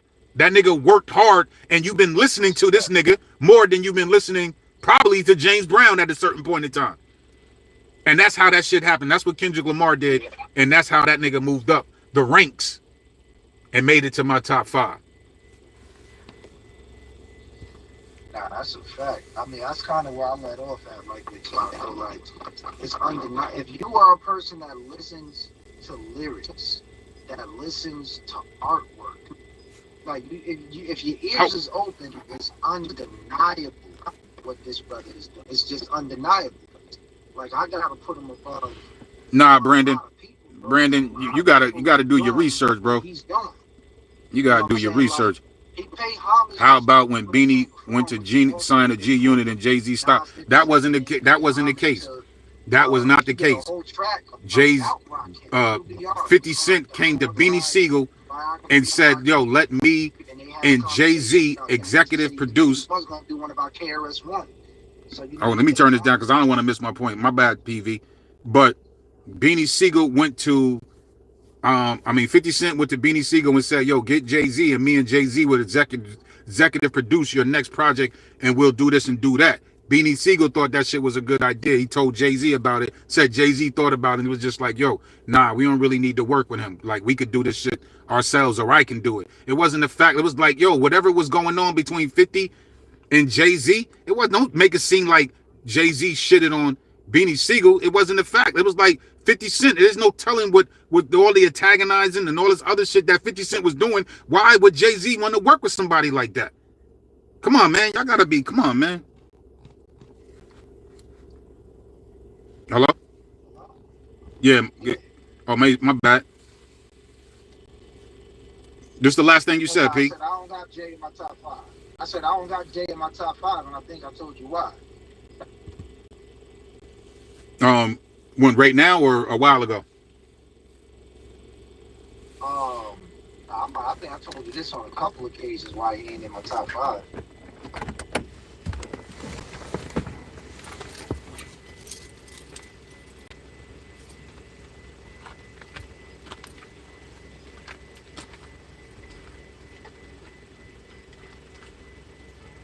Oh.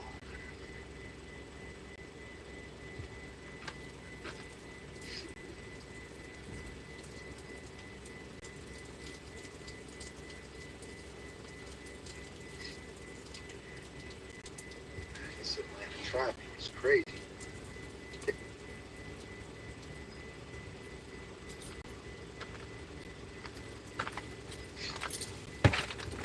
Nah, so Yeah. dudes be saying certain shit, man. Like, this is why I got a channel called The Mindset of Jay-Z. You know what I mean? It's like, niggas got to start looking at shit from a business point of view, man, and stop. Like, you can't even enjoy the music of Jay-Z. Wait, what's the reason why you said you don't fuck with Jay-Z? Again, PV? Nah, I ain't say I ain't fuck with him. I definitely I bought all Oh, of his work. you said he's not in your top 5 for I what just reason? don't got him in I mean, he's not in my top 5, you know, because I don't think he's more elite than my top 5 C's. artists. I think he's dope in his own right. I think it's Jay-Z he deserves. That's how I feel. But I still think he's an elite MC. He's definitely one of the greatest ever. But, like, you know, I love his path with how he came up, with him doing his own thing with his folks. You know, there's some stories out there circulating about him that makes him a little sketchy, shaky. But I think, you know, that's just that comes with the amount of success that he's achieved. Exactly. Also, people always gotta have something to say. So I'm not really mad at that. But Exactly. yeah, you know, he was also inspired by a couple of my top artists, as it is. And if Jay-Z was unpopular and unsuccessful, you know what I mean? If Jay-Z was unpopular and unsuccessful, or not as popular and not as successful as the people that are not as popular and not as successful as Jay-Z, who would Jay-Z be blaming for that? Who would Jay-Z blame for that? You know what I'm saying? If Jay, like, man, I'll blame what? I'm gonna blame Jazzo. I'm gonna blame Big Daddy Kane. I'm gonna blame Dame. I'm gonna blame Kareem. Like, I'm gonna blame D Haven. Who does Jay-Z blame? Who does Jay-Z blame for his lack of success, for his unpopularity, if his shit didn't work out for him? Does he blame people, or does he blame himself? You know what I'm saying? But no, he didn't move like that, bro. And people look at his moves like, yo, that shit is shaky, that shit is flaky, that shit is sketchy, that shit is this, that shit is that. But the nigga, like, the nigga said I'm a drug dealer. The nigga said I'm a hustler. In fact, you can't put this hustler inside of a rapper. I'm just a hustler disguised as a rapper. In fact, you can't put this hustle inside of a rapper. So this nigga looking at this shit like, damn, is the uncanniness of this shit, the irony of it all, is that Jay-Z can actually fucking rap. If Dame Dash was a fucking rapper, and if Dame would have set his fucking loudmouth down and decided to write rhymes, even if he wasn't that good at it. But if he decided to write his rhymes and, you know, practice with niggas, he probably would have been able to get at Hove. And, you know what I mean? And made a career out of this shit like Diddy did at one point. You could have, you know, out of all the things that Damon Dash did. Diddy had niggas writing for him, though. Diddy ain't never wrote a rhyme. Even that's what I'm saying. Even that, though. I'm just saying, you could have did that, and you could have, all these levels that Dame Dash said he sold oil. He got the American News Network.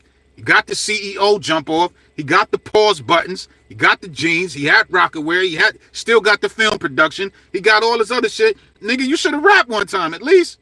You should have gave that shit a shot. Other niggas did.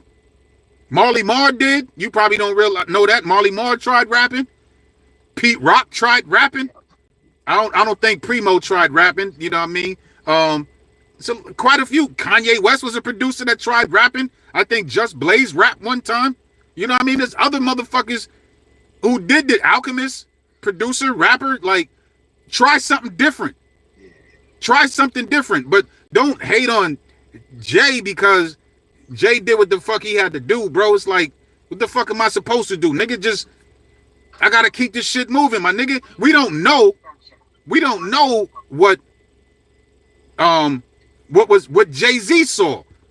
And Jay-Z doesn't really speak about it. So, of course, we're gonna run with whatever that person is telling us. But a lot of people don't keep this shit in mind. The Prelude, that's a dope-ass fucking track. But a lot of people don't keep this in mind, like, yo, there's that truth, there's their truth, his truth, and then there's the truth. There's like 3 sides. So it's like, if both niggas ain't telling their side, you're gonna believe one person over the other sometimes. But if you ain't got both sides, you gotta come to an understanding. It's like, you gotta be impartial and fair and be like, yo, I don't know, I heard this about Jay, but you know what I mean? Like, yo, that's why I say I heard shit about Jay, but then when I look at it, yo, PV, you there? Yo, PV, you there? Brandon Heyman says, okay, did it happen? I don't know what you're talking about, Brandon. I got to give niggas my phone number so we can talk. I'm tired of this chat shit. These niggas be where you make the money at right here, man. I ain't made shit yet. That nigga Brandon Heyman, that nigga be coming at me. He don't never cash at me. I ain't block him. I ain't did shit. Right, Brandon? Only nigga that really supported me was my nigga Jay Wall. LaQuasha did at one a few times, and a couple other people. What's the other person, man? I'm forgetting his name, but he don't be on here no more, bro. But he's in my earlier videos. I hope he all right, because I don't see him no more. And my man Mexico looked out. Zachariah says, what's your favorite songs on Are You Still Down album? Hellraiser is definitely one of them. Only Fear of Death. Black Starry Night. If that's the, am I saying that shit right? Who's afraid of the punk police? Do my niggas run the streets? Fuck peace. But anyway, you know, that shit with the whole that right there could be, I want to talk about that on the Jay-Z channel, the mindset of Jay-Z, man, because you know a lot of niggas be saying a lot of shit. See, you get labeled as the bad guy when the guys around you move stupid and they get mad because you know better. That's a fact, man. Like, people just got to look at that shit differently. Yo, at a PV, I don't know if that shit was real that you sent me. I think it is. All them lists. But if Jay-Z names was on that list, my nigga, we would have heard about it by now. I mean, you don't know. You really don't know, because it's a lot of powerful names on that list that. But that video you showed me. That video you showed me, I saw Oprah, I saw Kanye, I saw Oprah, I saw Kanye, I saw Kylie Jenner, I saw Ja Rule. Who else? I saw Naomi Campbell, I saw Russell Simmons. Like, Jay-Z, you don't think they would have showed his face immediately? You know what I'm saying? They was waiting. You know what I'm saying? When it's like something that's high profile like that, and you gotta get like. Nah, the reason why they ain't do that shit, because Jay-Z sent that cease and dismiss shit to that nigga when he was talking all that Jaguar right shit, and like, nigga, if you're gonna put me on that shit, you better have fucking proof or I'm suing you. I got money. I got lawyers for days. So don't put me on that shit if it ain't fucking true. That's why you don't see Beyonce face on that shit, and that's why you ain't see Jay shit on that shit. That's why niggas gotta. Now, I could be wrong later on if this shit comes out of some other shit, but me personally, me being the Sagittarius that I am, like Jigga, like I don't see Jay-Z putting himself in that position just because he was at a, like, my nigga, what the fuck you supposed to do at a party? Niggas make music. When I go to dance hall parties and they play that ding-a-ling-a-ling thing, or any type of dance hall song, like, the girls go crazy. You could damn near smash on the dance floor. They go crazy. Like, you heard Juvenile. Girl, back that thing up. You don't think them niggas out, like, it's damn near a freak off between the men and the woman, of course, on the dance floor, just in the party scene. So if you're going to a nigga house party, it's going to be some crazy shit going on. Now, mind you, they start doing that fruit booty shit. Like, yeah, you out and you don't never go back. Yeah, you know what I mean? You you'll never go back, bro. Yeah, you done. I mean, hey, so you boy, I don't know, man. And this is the longest But, motherfucking live I ever did, nigga. I don't even like doing this shit like this. nah, it's cool. Like the people be tuning into this. You better post this, man. They gonna pay attention to every word of this.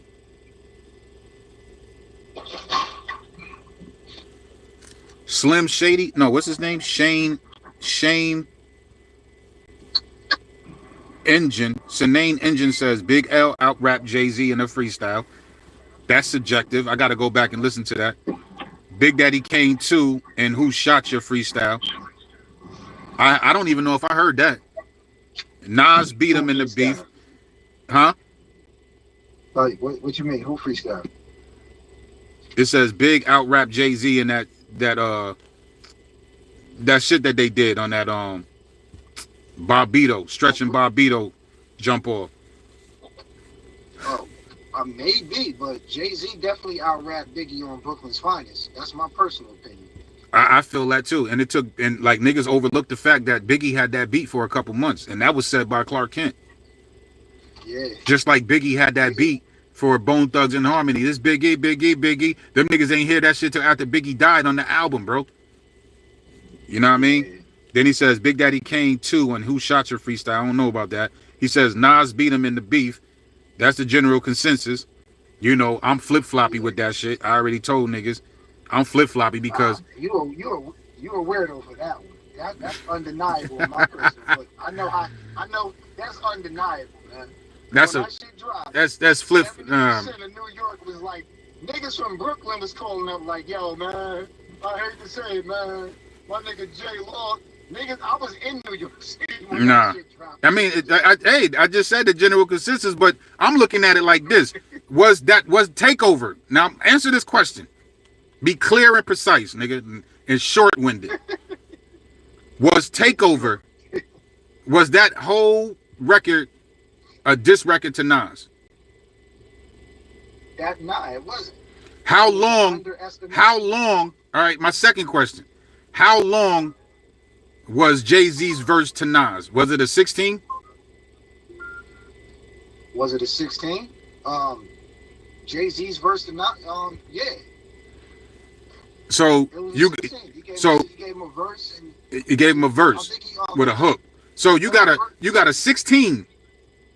You got a 16 going against a 16, a song that's going at Prodigy and Mobb Deep and Nas, Queens niggas. So you got a verse that's going at Nas, and Nas comes back 3 times. Cause I told you, you got your reasons, but Steve Stout told him that shit was trash.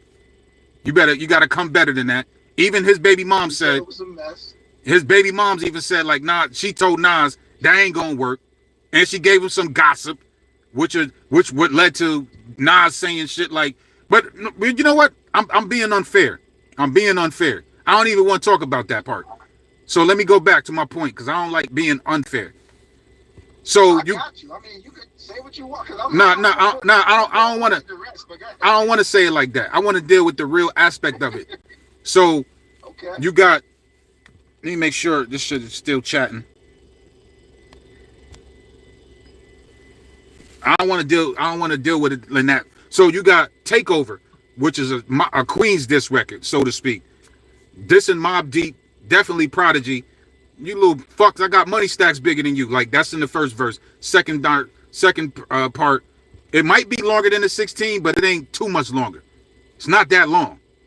And then you got Nas coming with Ether. That record is how long? Like 5-6 minutes long? Something like that, maybe. That shit long as a motherfucker. Don't get me wrong. I'm not even trying to discredit that shit. Going against that verse. You're going against the verse. So, in my opinion, hell yeah. Nas took that shit based on that 116. Then Jay-Z comes back with Super Ugly. And then it's like, do I judge Super Ugly versus against Ether? I probably would say, like,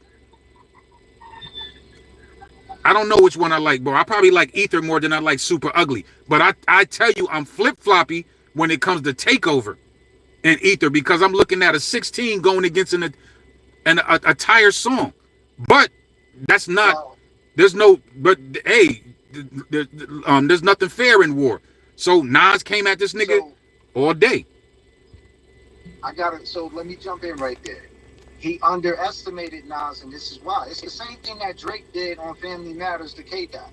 You got a verse for this nigga, and then you close it out talking about him, and you talking about all these other niggas when your main target is that nigga from Compton.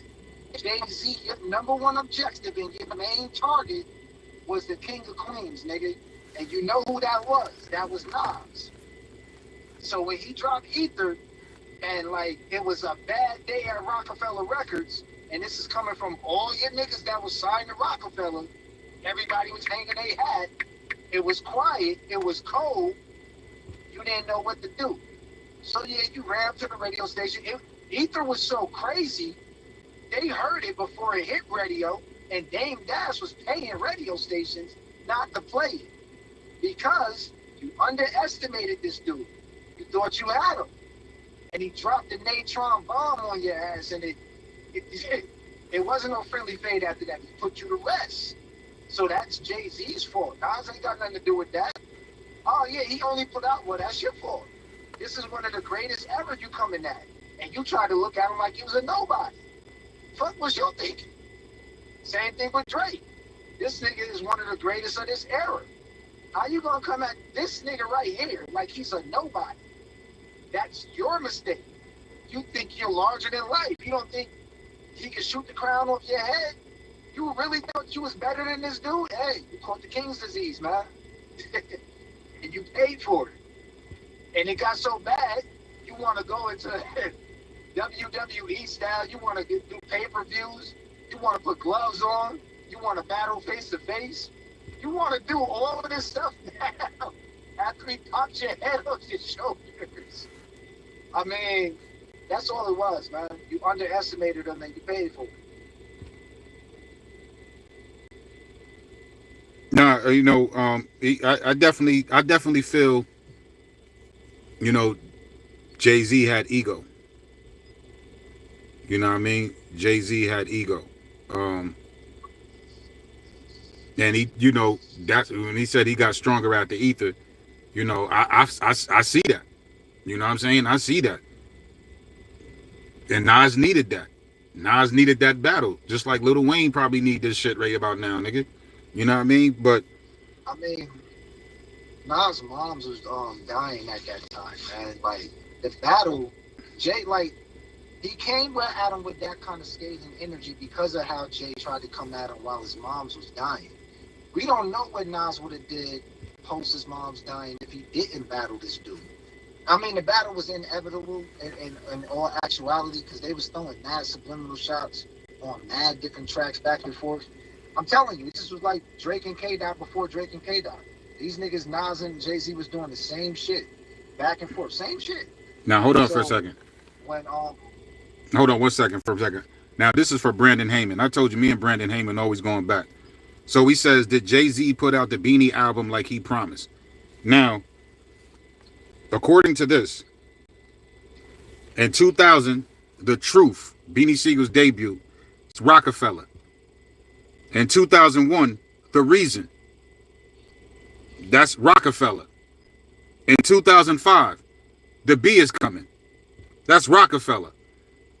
The Solution, that's 2007, that's Rockefeller. His last two albums, The Broad Street Bully and This Time. Now, what exactly are you referring to? So when this is what I'm saying, like, you know, people hate Jay-Z so fucking much, bro, that y'all don't deal with logic. So in 2009, wasn't this nigga linking up with 50 Cent and trying to diss Jay-Z? I go off and all this other shit. Jay-Z supposed to put out at what year are you talking about? Because from 2001 to 2007, Beanie Siegel released 4 albums on Rockefeller. Even 4 years after the year that Jay-Z said, let me be clear, but let's be clear. Let's be clear. Let's find out the year. Niggas be saying shit, bro, and don't. Beanie Siegel wanted. I just want to see what year that was. Jay-Z to be responsible for him.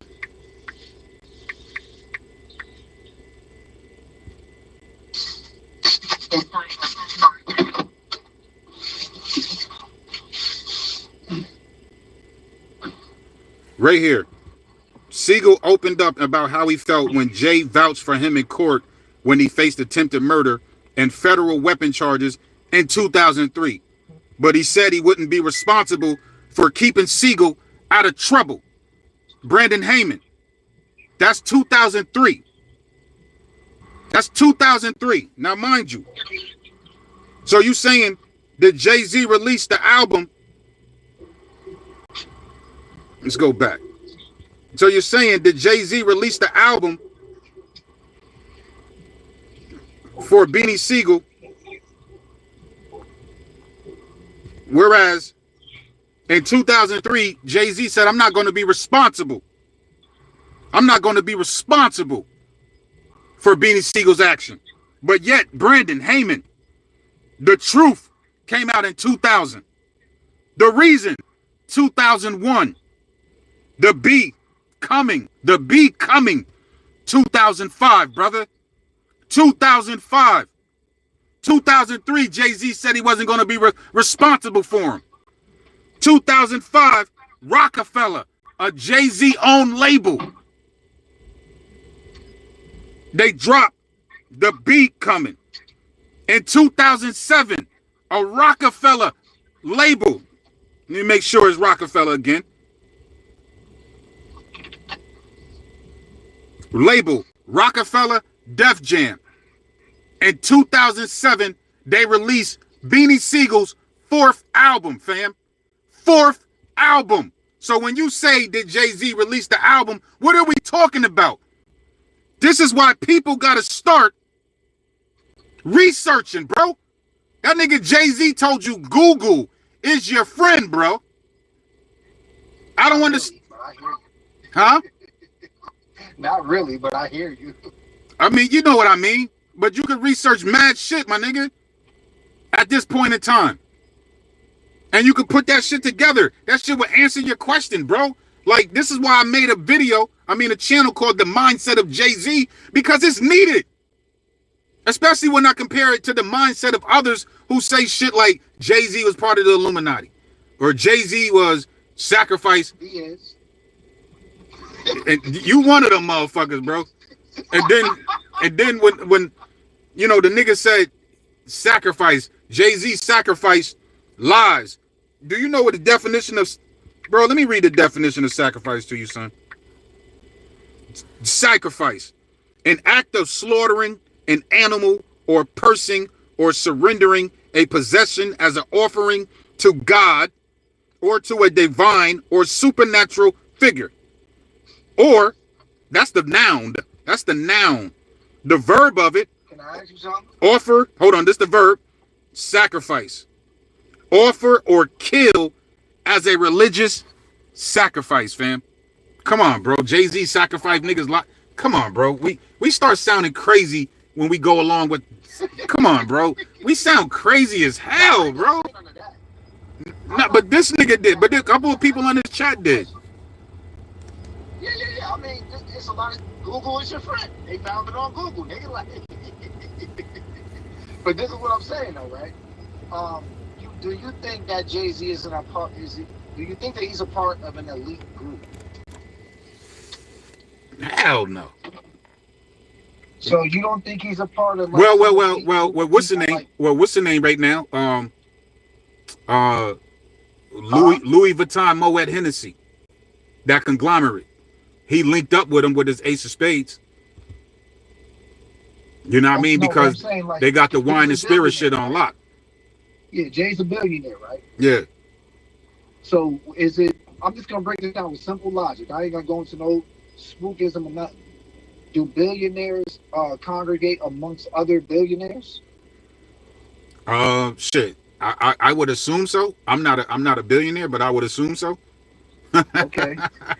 So do people with money hang around other people with money? Or Yeah.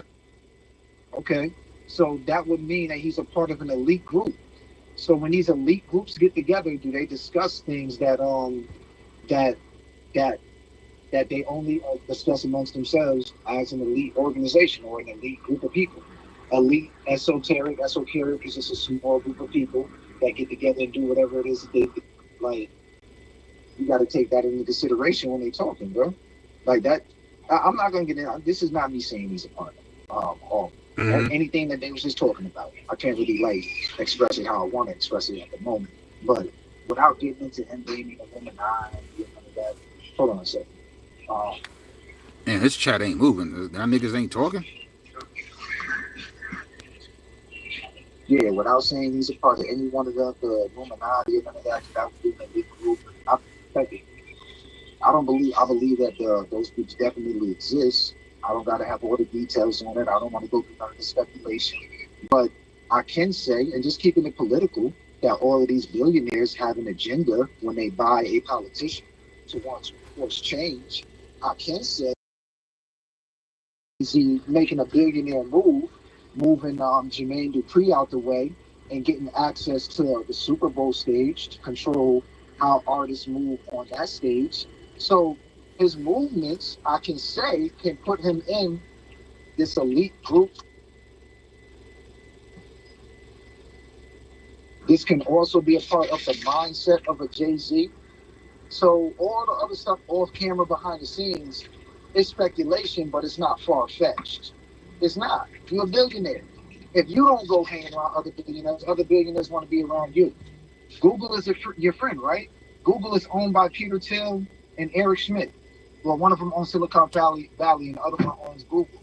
They're elite individuals. Go read about how much money they funded Trump and what they want to do as far as enforcing change. It's not far-fetched.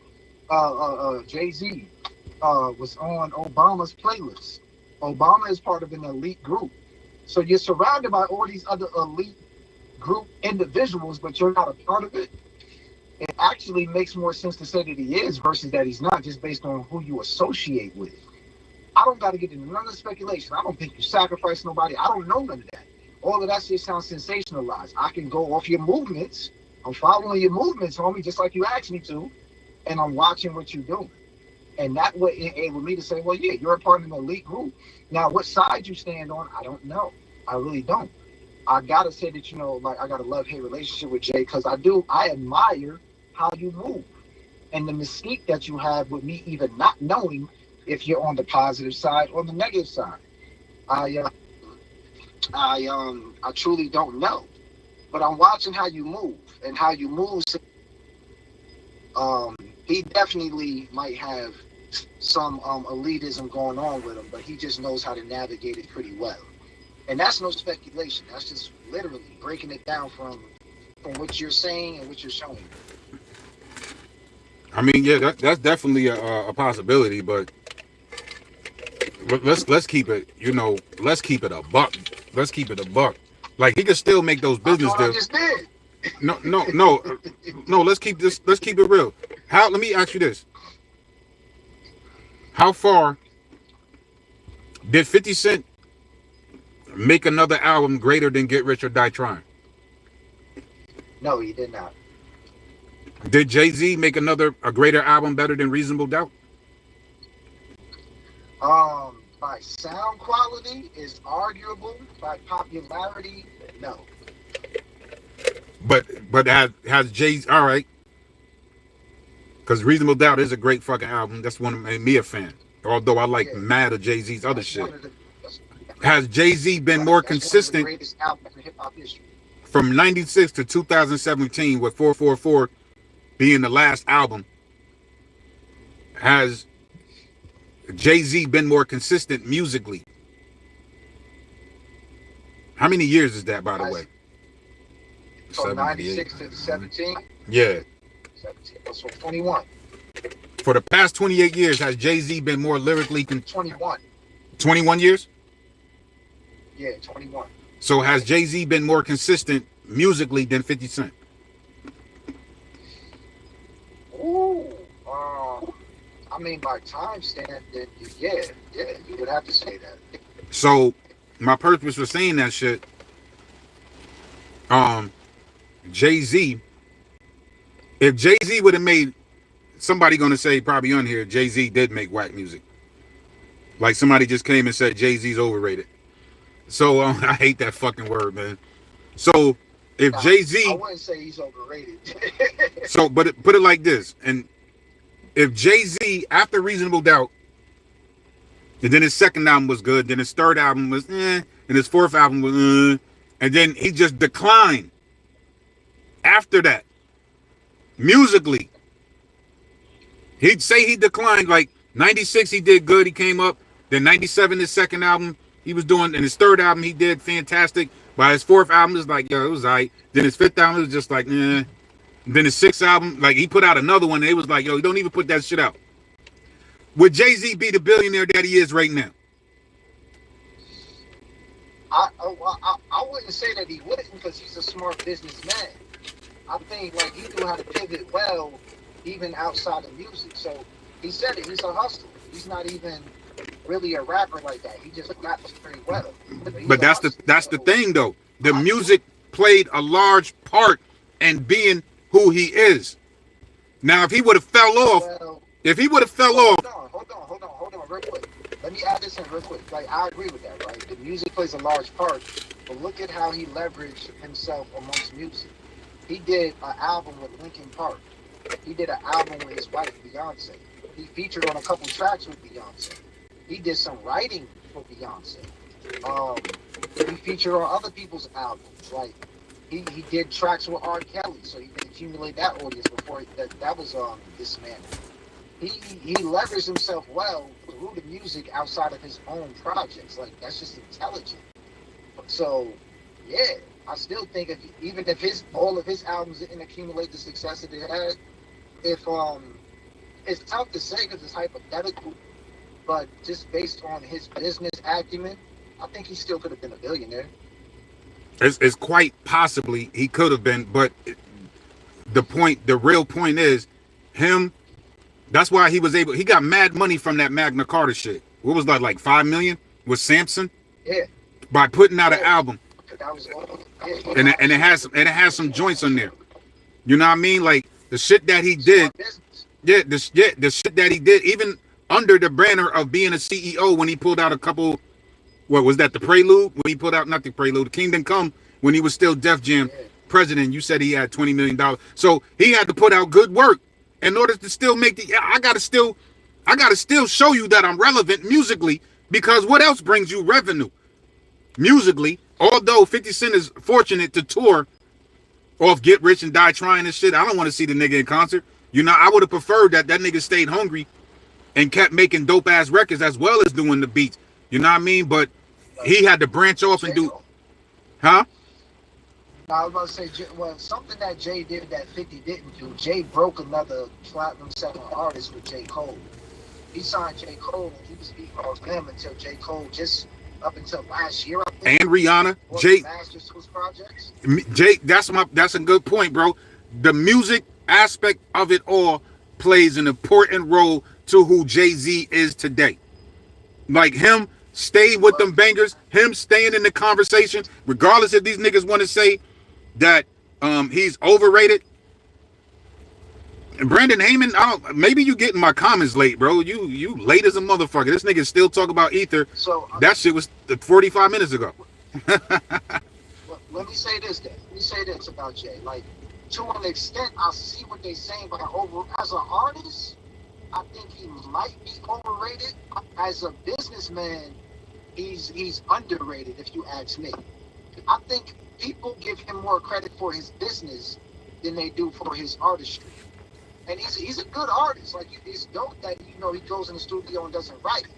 But I don't have him in my top 5 because the written that these other writers are writing overshadows what you're not writing and doing. But the fact that you're going into music that you're not writing is still fire. I love it. But this written shit that they put together, bro, this shit is undeniably insane. Personal opinion. But his business moves in combination with how he writes and him as an artist, is what makes him look so great. Now, if you got to break him down and separate the two, yeah, he's a great businessman. He leveraged himself. He said it too on a mixtape. Y'all don't respect Modest, y'all respect my dollars. He tried to put out a Modest album with Kingdom Come. He tried to put out a Modest album with the Black Album.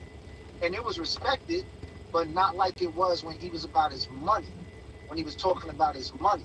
So that's what steered him back in those directions. Like, yeah, he's a great businessman. He's a way better businessman than Nas, but he pales in comparison as a lyricist. I don't think he can touch Nas like at all lyrically. All right, so you trying to segue into another conversation. I ain't trying to go there, bro. No, I'm really not. Oh. I mean, I ain't trying to touch no nerves or step on no toes.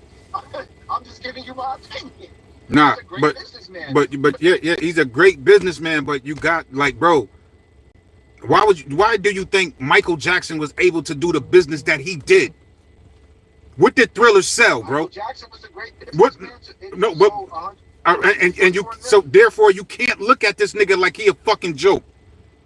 You know what I mean? I created me and Quincy. No, I'm just saying, me and Quincy Jones created the greatest motherfucking album in the world, as well as videos and shit like that. So if you're gonna do business with, this is why Pepsi wanted to do business with Michael Jackson, and everybody else wanted to, because this nigga is selling so fucking much and his music is good. So you gotta keep the music in line as well as with your businesses, because it makes everything look good across the board. You can't be a whack ass fucking rapper. Nobody talks about 50 Cent lyrically no more.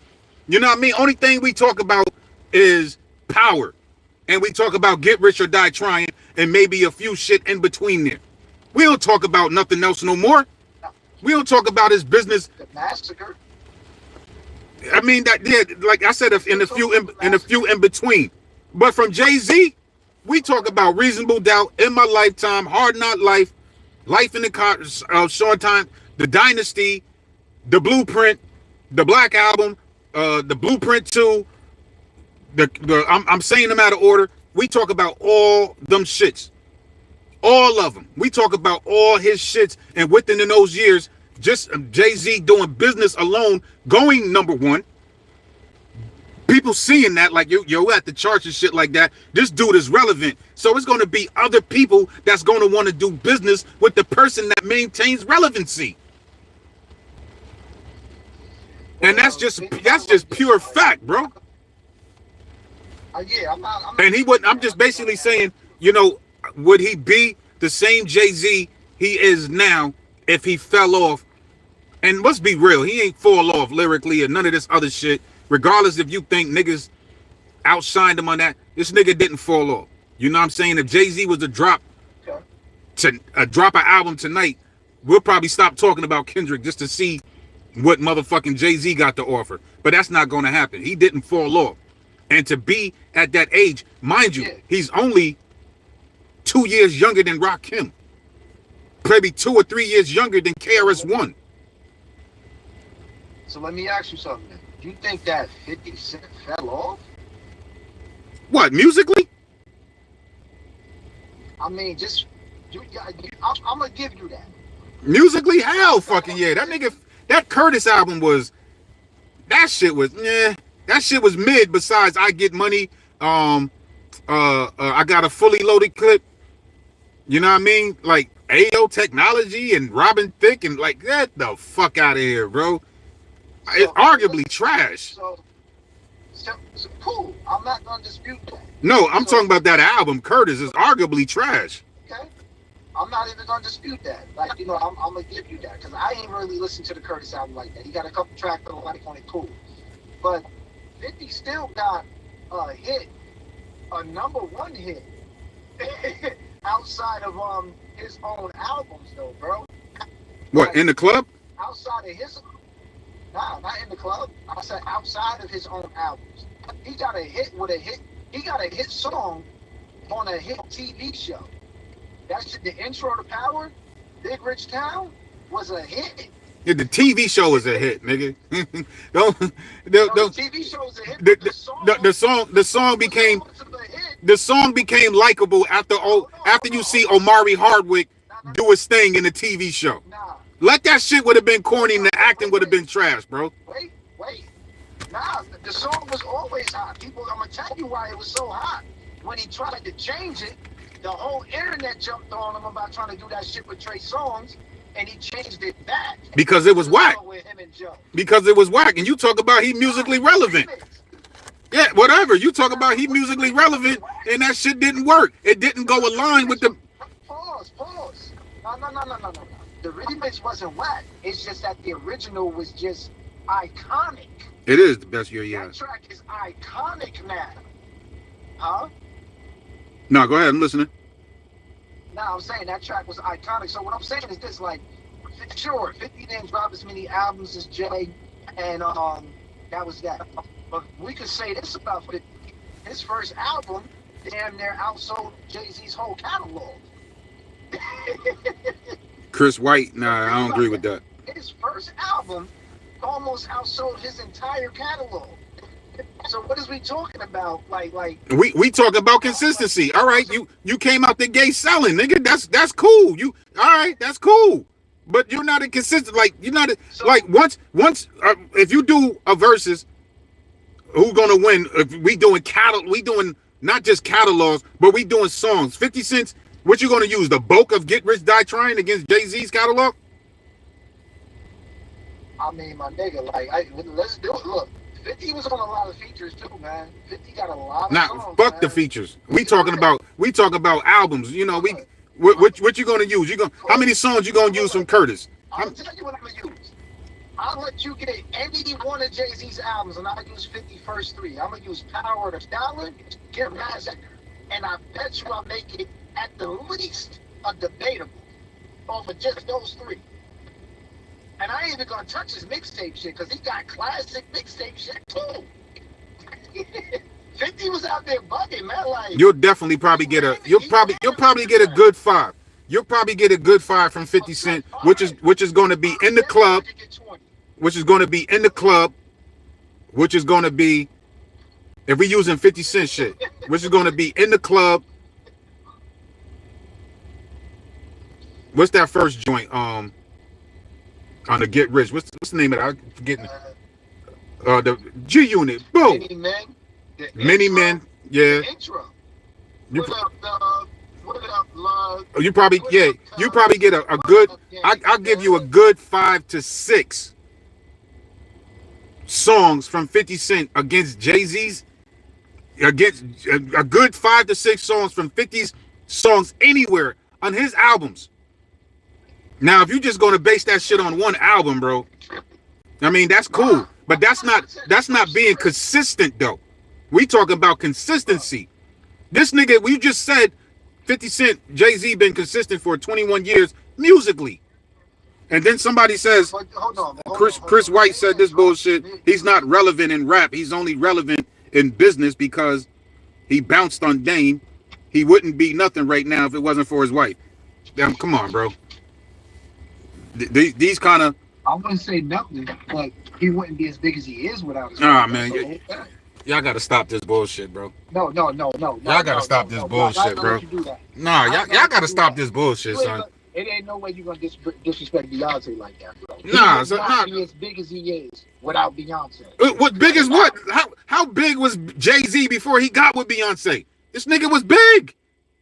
He's probably not bigger than Beyonce, but he was already known. What the fuck, my nigga? Like when he got with Beyonce was what? 01? When he got with Beyonce, what was it? 01, 02? I mean, this nigga dropped down the Me and My Girlfriend track. Well, it was before that actually. Come on, he already like the early 2000s. In my lifetime, he did. I think he scratched gold, Unreasonable Doubt. Maybe he didn't. But the second album, I think he did 1 million or 2. Third album, he did like 4. He was dealing with Aaliyah for a hot minute before Aaliyah passed away in 01. So he got with Beyonce what 02, 03, sometime around there. And then Hard Knock Life, that shit did like 3 to 4. I think that's his best selling album. You know what I mean? But with every album, he almost like went platinum. But nevertheless, he was known. By the time he got with her, he was known. Yeah, I'm not I'm not disputing that he wasn't known. He was known, but he for goddamn sure wasn't as big as he is now. And so he decided to pick a girlfriend. He decided to choose. Well, he went after a woman who decided to get with him because it's the woman's choice.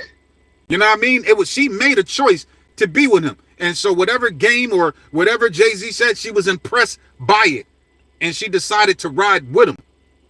But he was going to be, like, to say that he wasn't big until he got, I personally don't agree with that shit. It's like, come on, bro. Like, I don't, like, this nigga was already, like, what the fuck? He wouldn't have been that big, man. What's that big? Like, you think rappers, niggas in Japan give a fuck about a Jay-Z? Listen, yo. niggas in fucking India give a fuck about a Jay-Z? Like, Jay-Z really cared about, yeah, he made money, but he really cared about striking it big here in the fucking America, bro. He wanted to be worldwide, bro. He 1000% wanted to be worldwide. Come on, man.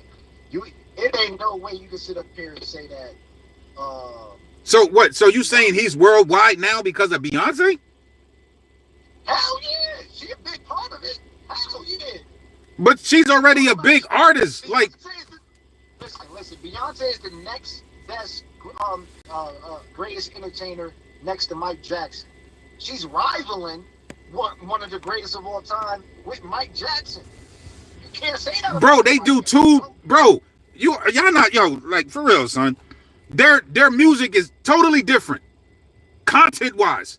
Jay-Z is a drug dealer, hustler type of rapper. Beyonce is an R&B singer, of course, and who makes good music with Destiny's Child. All independent women. When you make music for the women, you're gonna sell like crazy. All these Destiny's Child. When you hold on, and the club is about when you make all these songs for women, and you put out hits like that, more women are gonna gravitate to that shit. My nigga, more women buy shit, more music than men do. So of course she's gonna be real big.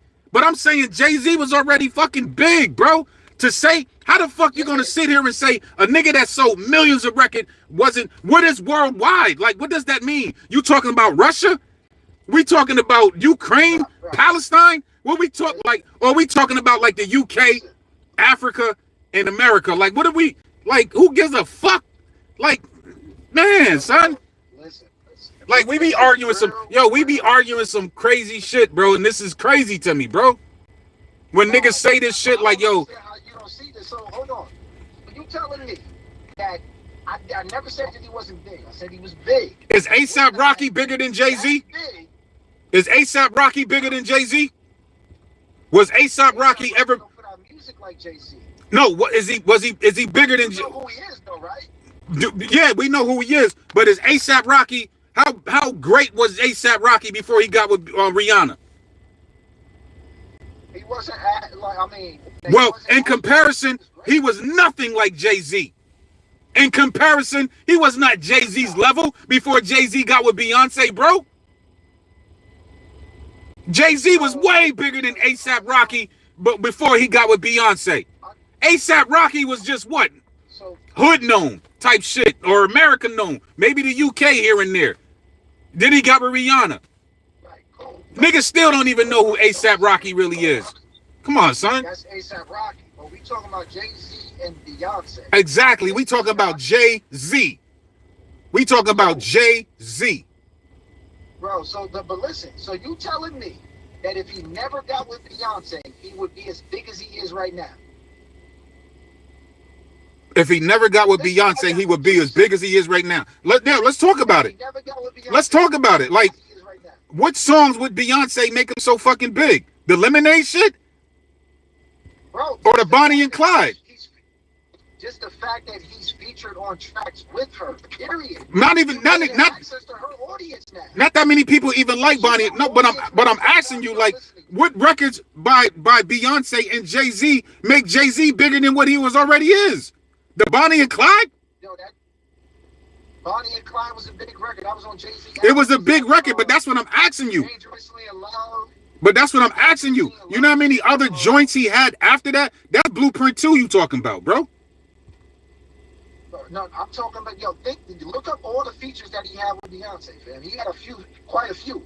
And I'm not even talking about the latest album they did without even talking about that. With the but at this, but the crazy shit is at this point, but at the point, my thing is, bro, this nigga is already fucking established. So when these two niggas link up, it only makes it better.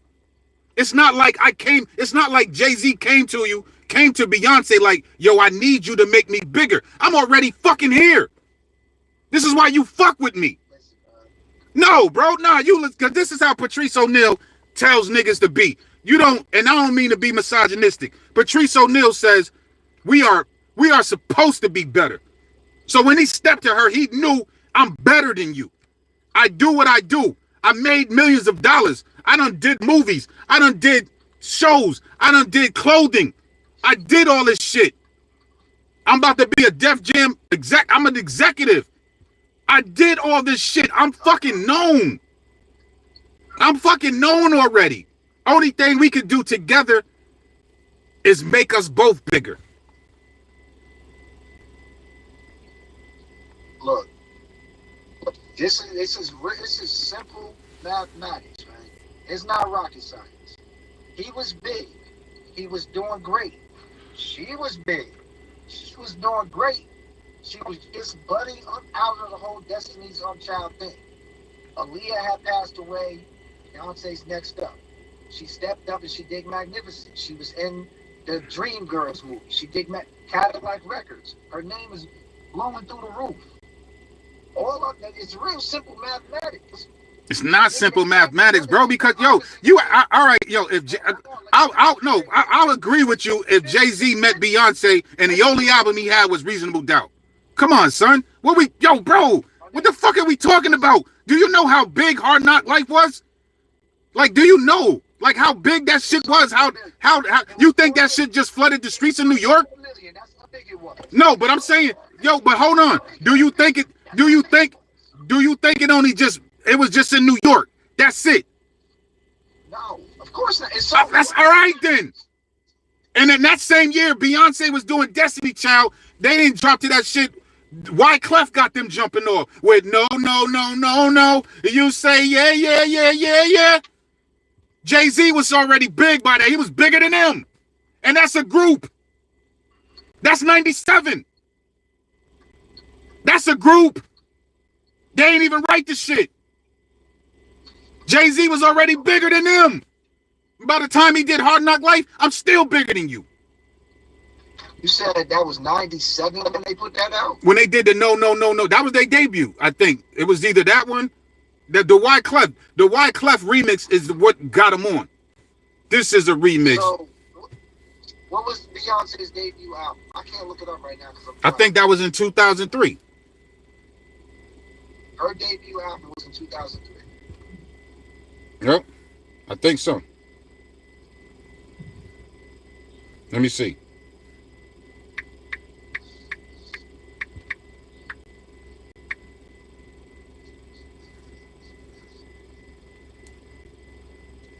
Dangerously in Love, 2003.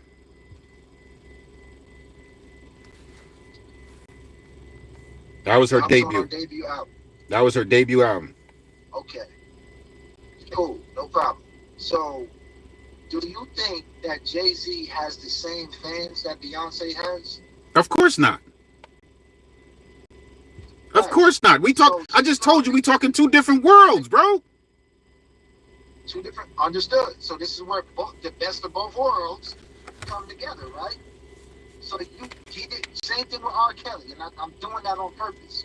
You're gaining access to fans that you probably don't have.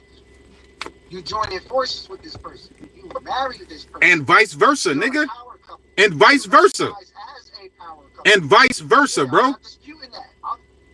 I'm not disputing. We shouldn't be disputing anything, bro. Being next to that, it ain't no dispute. You disputing me. I'm saying that he wouldn't be as big if he didn't have her in his life. That's a fact.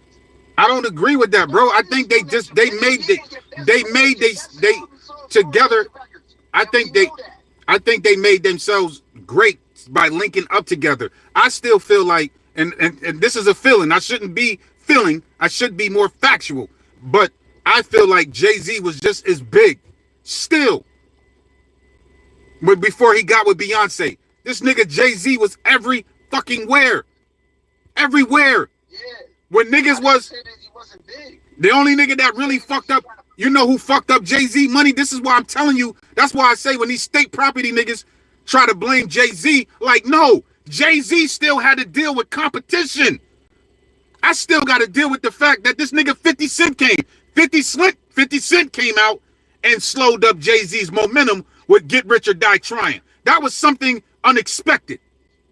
That was something unexpected. So 50 Cent, like, he ain't worrying about what Beyonce. That's my wife. She got to do what she got to do. Then boom, I got to fuck with this nigga right here. 50 Cent is my fucking problem. 50 Cent was a problem for Jay-Z. That nigga 50 Cent said I could go at Nas and Jigga both for the throne. For the throne. 50 dropped in 05, right? Huh? 50 dropped in, what year did he drop? 03. 03. Go look at what songs Jay-Z was featured on in 03. When 50 come out, that Jay-Z made when 50 dropped. And that's going to end the discussion. It ain't even nothing to talk about. I don't know what you're talking about. Look at why look at the songs Jay-Z was featured on when he had an album out in 03. It's cool. Go look at the album out. Go look at the album he put out, and then go look at the people that Bro, you know what? That's like saying, you know what? Let me say it like this. So if you're talking about Jay-Z doing songs with Beyonce,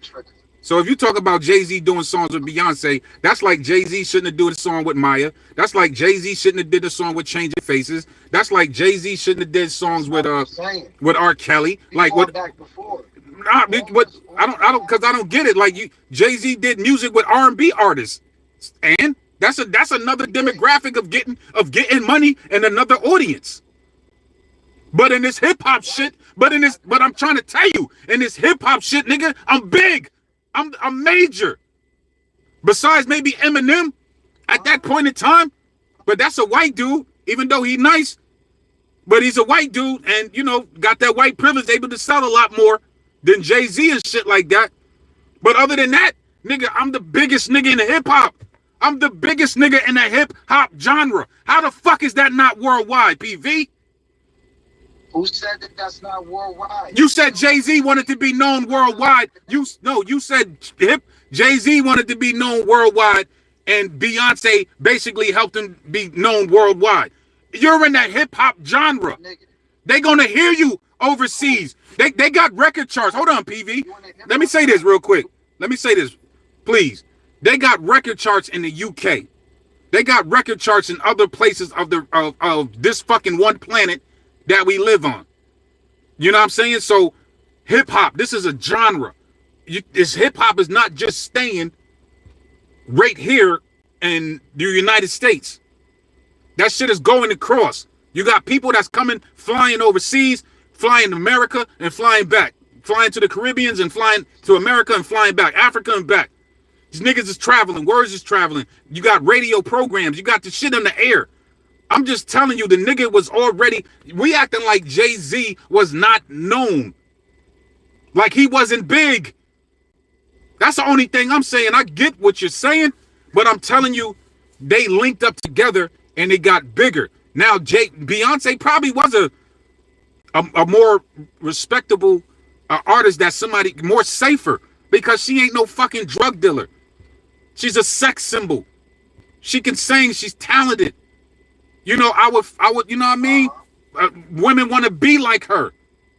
That's different. In that R&B field, like, yeah, that's what they want. And they're gonna sell. More women are gonna buy that shit. But in this hip hop shit, Beyonce ain't gonna sell. If Jay-Z made an R&B album, what is that nigga selling? If Jay-Z go sing, Beyonce gonna sell her hip hop easy, bro. She did. That's after the fact, though, bro. Really brought her more fans.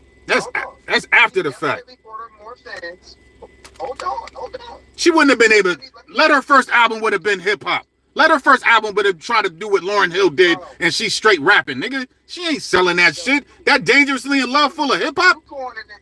You're going in an entirely different direction, and I'm not going in. Beyonce is gonna be Beyonce. She's gonna sing and dance. That's her talent. Sing, dance. She's not really. She's more lyrical now, and I'm pretty sure that's because she's around you. Chris White says Jay-Z wasn't a drug dealer either. I just got to ask him this question. What makes a person a drug dealer? Wouldn't I just go ahead, PB? I just want to asking that nigga, what makes a person a drug dealer? Go ahead, P. This is real simple. People love R&B. It's a huge genre. She's not just an R&B artist. She can fit into multiple genres surrounded around R&B. This woman has attracted a massive audience. And to this point, yeah, you got to give Jay-Z part of that credit. But he didn't go snatch her up for no reason. She was popular and she was about to blow up, man. That girl was ultra talented. Singing and dancing, like she's like a better version of Janet Jackson, if you will. And it's hard for me to say that. Janet could dance. I don't think she can like out-dance Janet or something like that. But she could dance as good, and she damn sure could sing better. She'll fuck Janet Jackson up and dance. Level up. I mean, I wouldn't even say that. Janet, like her choreography and dance is actually crazy. She'll fuck Janet Jackson up. And I'm talking about verses, them two dancing. Beyonce would body Janet Jackson in the dance off, nigga. Cool. So I'm bringing it back to my point when 50 came through. 50 came through, dropped in his thing. Jay-Z knew that he needed to compete, and the niggas on Rockefeller with him, they didn't see it. That nigga went and snatched up and started doing songs with Beyonce. That's a good business move. But that's what kept not only kept him afloat, kept him in the conversation. Because the nigga came through and sold 10 million on an album, the nigga game over. It ain't nothing to talk about. He's gonna change the game from this point out. But Jay stayed relevant. A power move was a power move getting with Beyonce. And how did Jay-Z stay relevant? How did Jay-Z stay relevant? He made good business moves. I'm not saying that. He's good business moves. Well, not just business moves, but what? He also had to make good music, right? Yeah, of course. And that was my point. That was my point earlier. He had to. No, but he had to bro. Because if he had to maintain a musical consistency, you think Beyonce is going to link up with Jay-Z if his music is whack? Why Remy Ma and Pat Poose ain't never make an album together? That's, you know what I mean? Yeah, my point exactly. You ain't even got to answer that shit, bro. I'm agreeing. Hold on. I'm agreeing with your point, but what he did musically. Yes, he made good music, but I'm saying they got enough. Nas made good music, and he didn't sell as many records. Nas ain't have a Beyonce on his team, but he made damn good music. He got two 5-mic albums. I think he might even have 3 great music, but he didn't sell as much as this nigga sold. That's a good business move. It's a power move getting with Beyonce. Good business. And yes, you made good music as a result of that. No, but that's not. Without question, ain't nobody questioning that. But that's not what you. That's not where you was going with it, my nigga. You switched up, and you know that. I said, nah, son. I said, I'm gonna rewind it on your ass, nigga. I pay attention. I said, if Jay-Z was to make an R&B album, you know what I mean? And then that shit what would that shit do? Nothing. That shit would brick. If this nigga singing, Jay-Z singing on an R&B album. Why would you do that? No, I'm just giving you an example, and then I'm just telling you, if Jay-Z did an R&B album, the nigga would have failed. I was explaining to you that that's her field. R&B is her field. If she would have came with hip hop, this nigga, this is after the fact though. When Beyonce started doing that rapper shit, she ain't do that shit prior to Dangerously in Love. They wouldn't even touch that right then and there. You ain't Lauryn Hill. You ain't Missy Elliott. You didn't make her popular. She was popular for doing what she do. Yeah, but no, I'm telling you. No, what I'm telling you is the genres. You know what I mean? So Beyonce, of course, she's big. R&B has been here. Rhythm and blues has been here for how long, bro? Fucking what? Way longer than fucking hip hop. It's a bigger genre. It's more safer to invest in R&B music than it is to invest in hip hop. But in hip hop, in this particular genre where we at, Jay-Z was a big fucking deal. That's the only thing I'm saying. And when they linked up together, it only was right that hip hop and R&B do the thing together, make a marriage as they did. But but my point is, I get tired of people saying that Beyonce made Jay-Z bigger, as if Jay-Z wasn't fucking already known, bro. She made Jay-Z bigger to who? Listen, to the R&B audience, bro. That's just a fact. You don't think so? Hold on. So you don't think the R&B audience didn't know who Jay-Z was? They never heard of him? A nigga that's going platinum? Of course they did. That's my point, bro. He did tracks with R. Kelly. That's my point, but that R. Kelly shit came after Beyonce. Or was it before? Cool, so stay right there. Stay right there. Where you at? When he started working with Beyonce, he remained relevant. He went to the fucking Rock and Roll Hall of Fame after that. He blew up bigger. He was already big, but he got bigger. What's better than one billionaire? Two. She made you bigger. We know you big. Nobody disputed that. Jay-Z was already big, and the nigga got bigger. With Beyonce, it's mathematics. It's simple. What's better than one billionaire? Two. And what's the problem with that? They made each other bigger, bro. It ain't no problem. They made it. That's what I'm saying. They made each other bigger. They made each other bigger. So what did Jay-Z do for What did Jay-Z do for Beyonce in the hip hop world? So look, the same thing. But we got on this discussion because you said that I said that he wouldn't be as big if he didn't get next to Beyonce.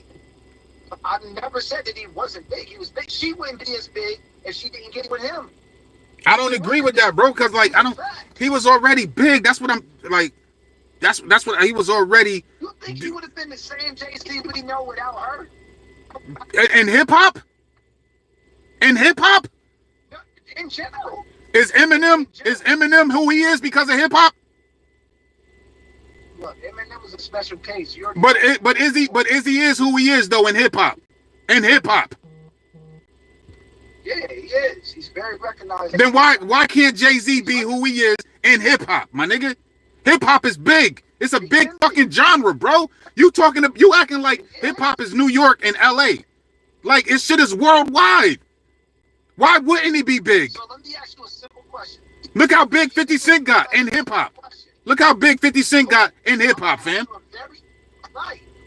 I'm gonna ask you a question. Are there R&B fans that don't listen to hip hop?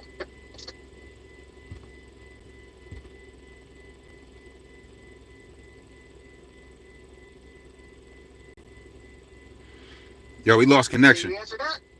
Oh, I ain't hear you. No, are there R&B fans that don't listen to hip hop? Hell yeah. Okay. Of all ages. If you a hip hop artist, link up. Right. So if you a hip hop artist, link up with this R&B artist. Listen to this R&B artist. Oh, she made a song with some guy named Jay-Z. Let me check it out. You just gain more fans because they don't even listen to hip hop, but they'll listen to this R&B artist that you did this song with, K-Dot with fucking Taylor Swift. The Swifties don't listen to hip hop like that. But we know who this who Kendrick Lamar is because he linked up with Taylor Swift. Let me ask you a question. It's smart business. Let me ask you a question. R&B, right? R&B, the music genre, right? First of all, Mr. JDL says Beyonce ain't even a billionaire. Jay-Z was already making the business moves he was making before he wasn't a billionaire yet. He wasn't a billionaire yet. But that's neither one of them was. He said Beyonce ain't even a billionaire.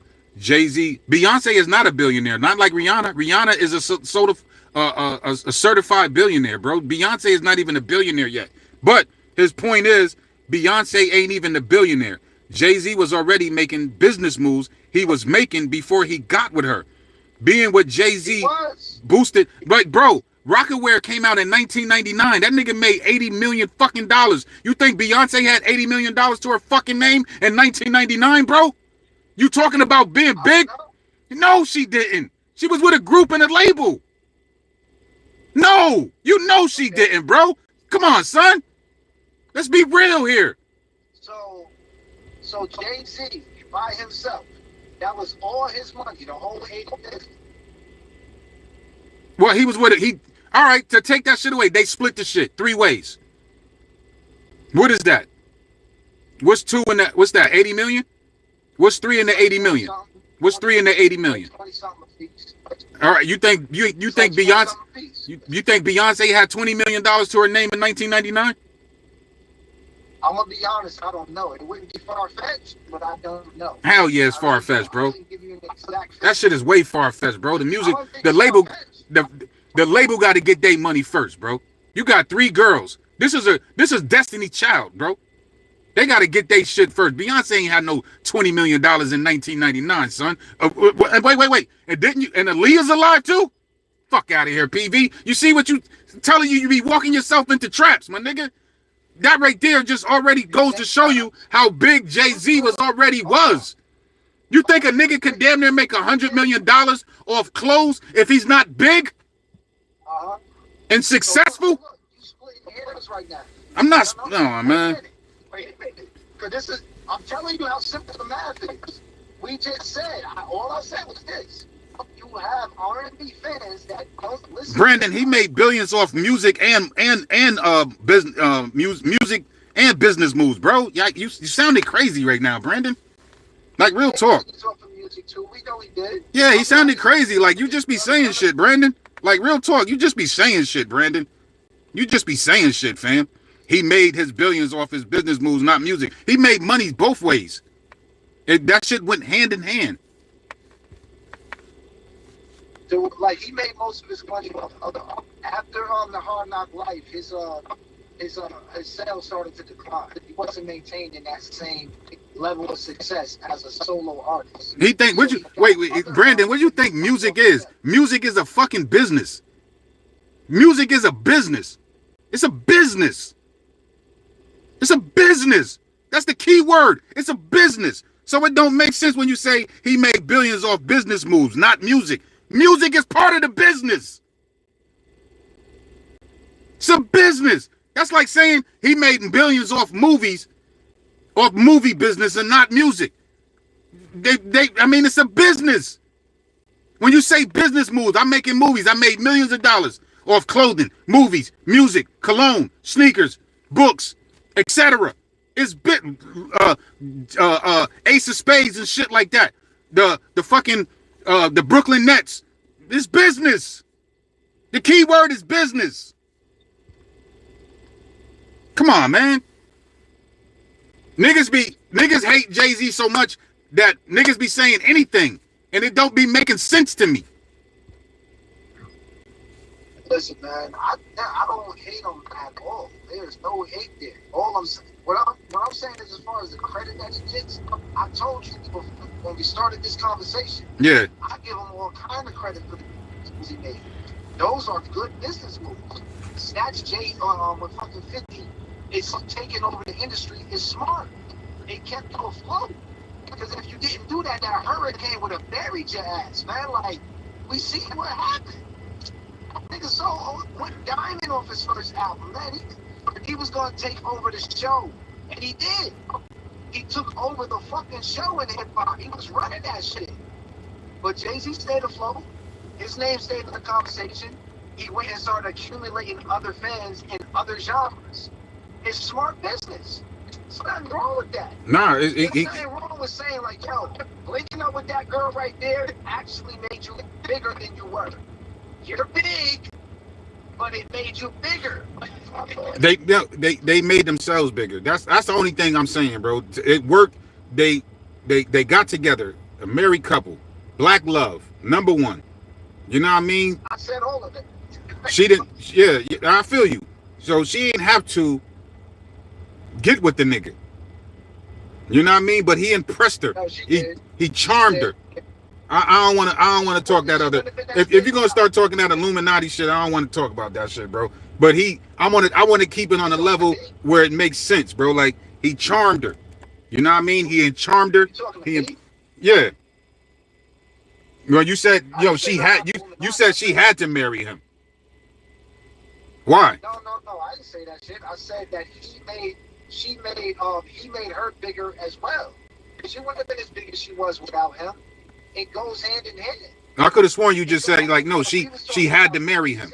I thought you just said that she had to marry him. no, I didn't say, no, I didn't say that at all. Oh, my I bad. said she My wouldn't have bad. been as big without him either. No, I ain't worried about none of that other wild shit. I'm just speaking about shit right on the surface level. And she did like, he made her bigger. She made him bigger. It's smart business. I think he would have Marry the been. right- I got the think. baddest chick in the, got the baddest chick in the game wearing my chain. That's right. I Oh, like, I think he would have been a billionaire. I don't know how soon, but regardless, without Beyonce, because that's what he was working towards.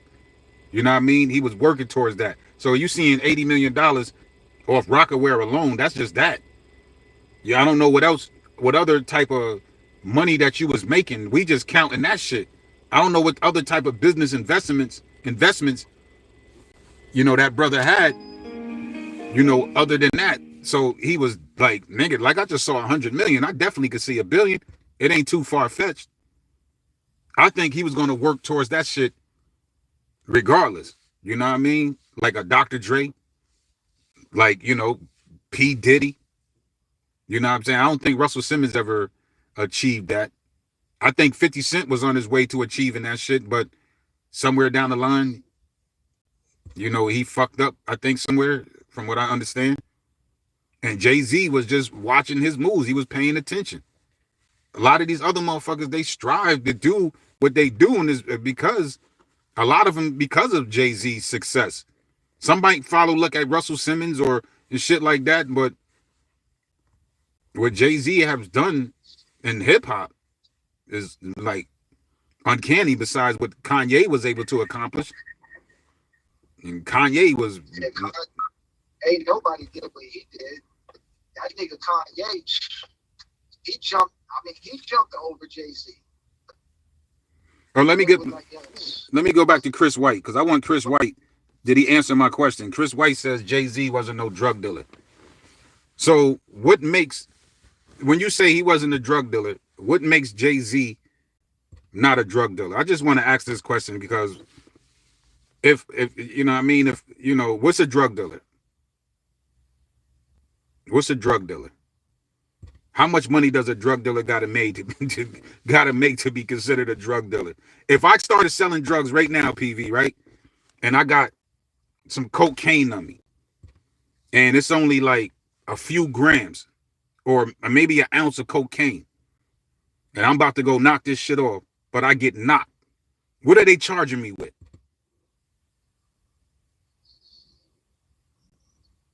Charging with a whole lot of shit, really. And one of them is going to be possession of drugs. So, and when they read about me in the fucking paper, when my mother reads about it, when my family reads about it, and they didn't know this shit, what are they going to say? Like, damn, I didn't even know you was selling drugs. So, am I not a drug dealer? You're definitely a drug dealer. They gonna call you one. This is what I'm saying, bro. Like, people be saying like whatever, just anything. He said, "I answered your question. You're someone who needs to buy dinner." What? No, answer my question again, Chris White. He was exaggerating. Huh?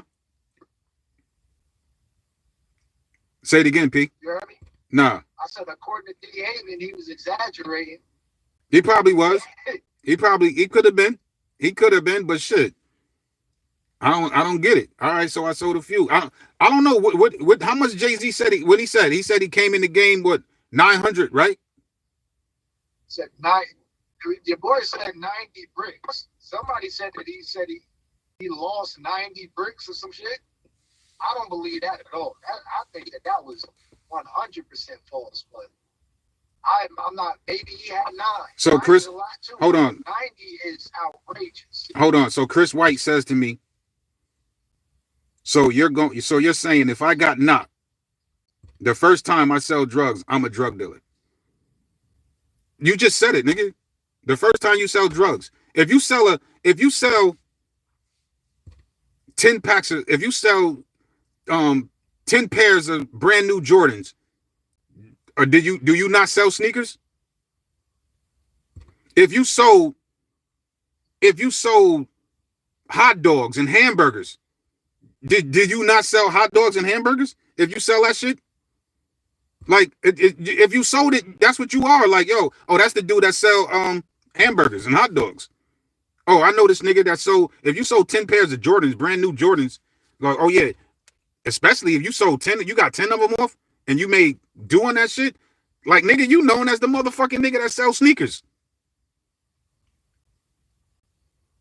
So if you get knocked with some fucking drugs, bro, Chris White, if you get knocked with some fucking drugs, if you get knocked, number one, because nobody should know you're a fucking drug dealer.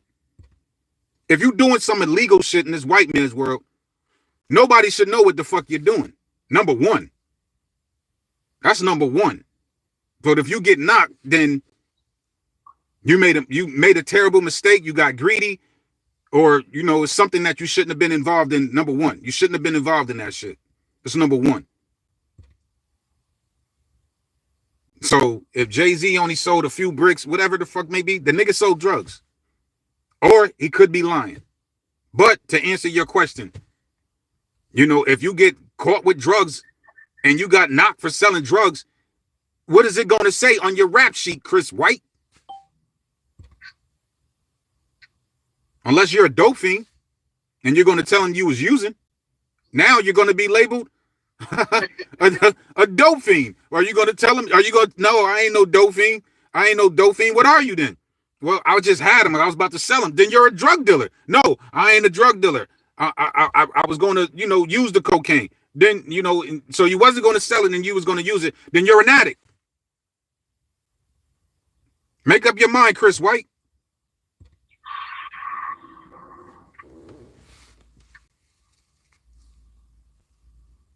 He said, if I sold a double weed, am I a drug dealer? That's according to, I don't know if they look at weed as legal now. I don't know if they look at weed as a plant. Even cocaine comes from a plant. But according to the white man's law, especially at one point in time, if you got caught with weed, you know, like I did, they called it drugs. And if I had dime bag paraphernalia on it, they said I had drug paraphernalia on me. Yeah, like, weed is still a drug, man. And weed, and a lot of weed that people growing, all them chemicals that these niggas is putting in that shit. If you ain't growing that shit naturally, like Dr. Sabi said, with, you know, just from the earth and the sun and water, you know, and you adding all this other shit to make it potent, that shit might be a fucking drug, bro. No, it's a drug. He tells me, no, stop. Okay, I sold a. Yo, Chris White, you're not making sense as it is, bro. Like, I'm not even trying to be funny. Like, yes, nigga, if you get caught with drugs, and if your mother finds out you sold drugs, what do you tell your mother? Or what do you tell your loved one? He says, so you're saying something different now. I'm not, no, bro, I'm answering. I don't run from questions. I don't run from questions. There you go, Mr. J. There you go. That's a better point. Now, this is what Mr. JDL says. Chris White got the term drug dealer confused with drug kingpin. Now, that's a difference. Yeah. Now, that's a difference. It's a huge difference. That's a difference. What's that? Drug dealer got 9 bricks. A drug kingpin got 9. Oh, hold on. Nigga got the island, nigga.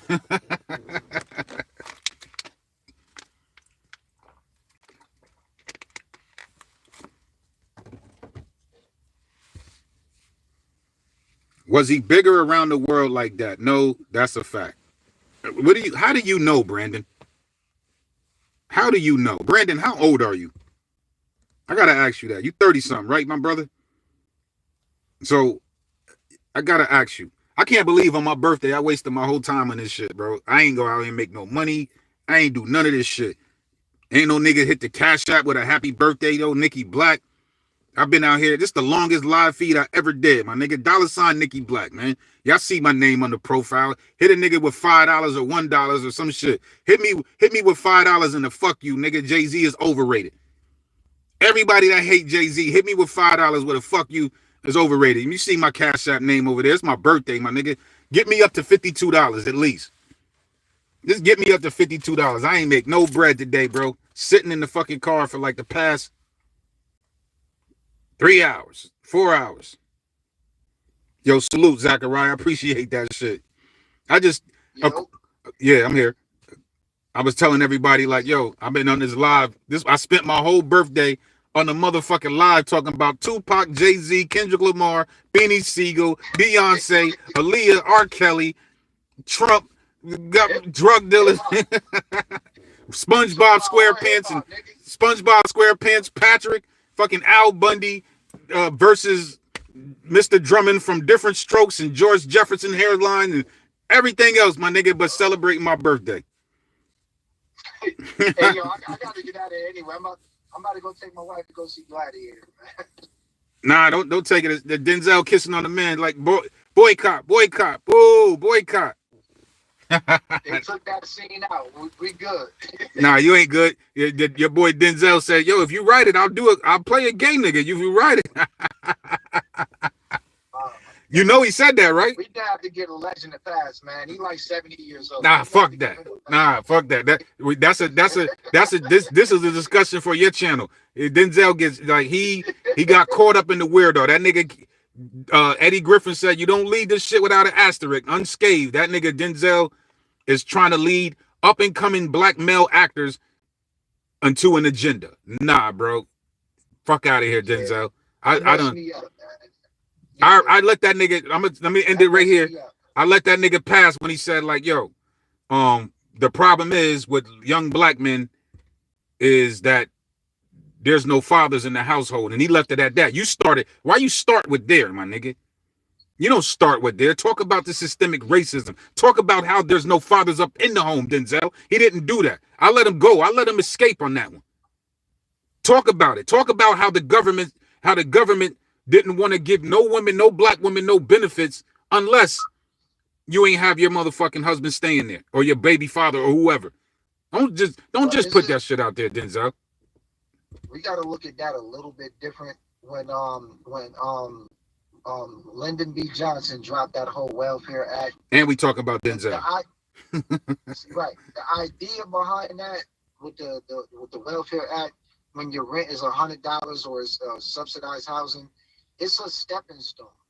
You wasn't supposed to move into a spot and keep your rent at $100 because it was other black folks that took advantage of that. Like, okay, I'm gonna save my money up while I'm paying this little bit of rent, and I'm gonna move out. And it makes sense. No, you can't have a husband in the house and get subsidized and get public assistance. That don't make no sense. If you got a man in the house that's worth his sweat, you should be making money. So yeah, if you want these benefits, you can't have a man in the house. Thank you for the birthday shout out, AR6 Anonymous Zachariah. Over having help from a male partner, it kind of speaks volume to their mindset. That's pretty much what it turned into, man. Like, because I know people, they didn't have to stay on welfare. Zachariah, that's a good question. It was an easier living versus really trying to lift themselves up. So that kind of goes both ways. That's a shaky topic right there. It's a shaky topic, but it's still not a black system. It's not a black system. It's a white man system. It's still run. And, you know, and it was definitely worse for, you know, as far as like them saying black people was doing damage to the welfare system as opposed to the many whites who was abusing the system, but black people be in the face of those who abuse the system.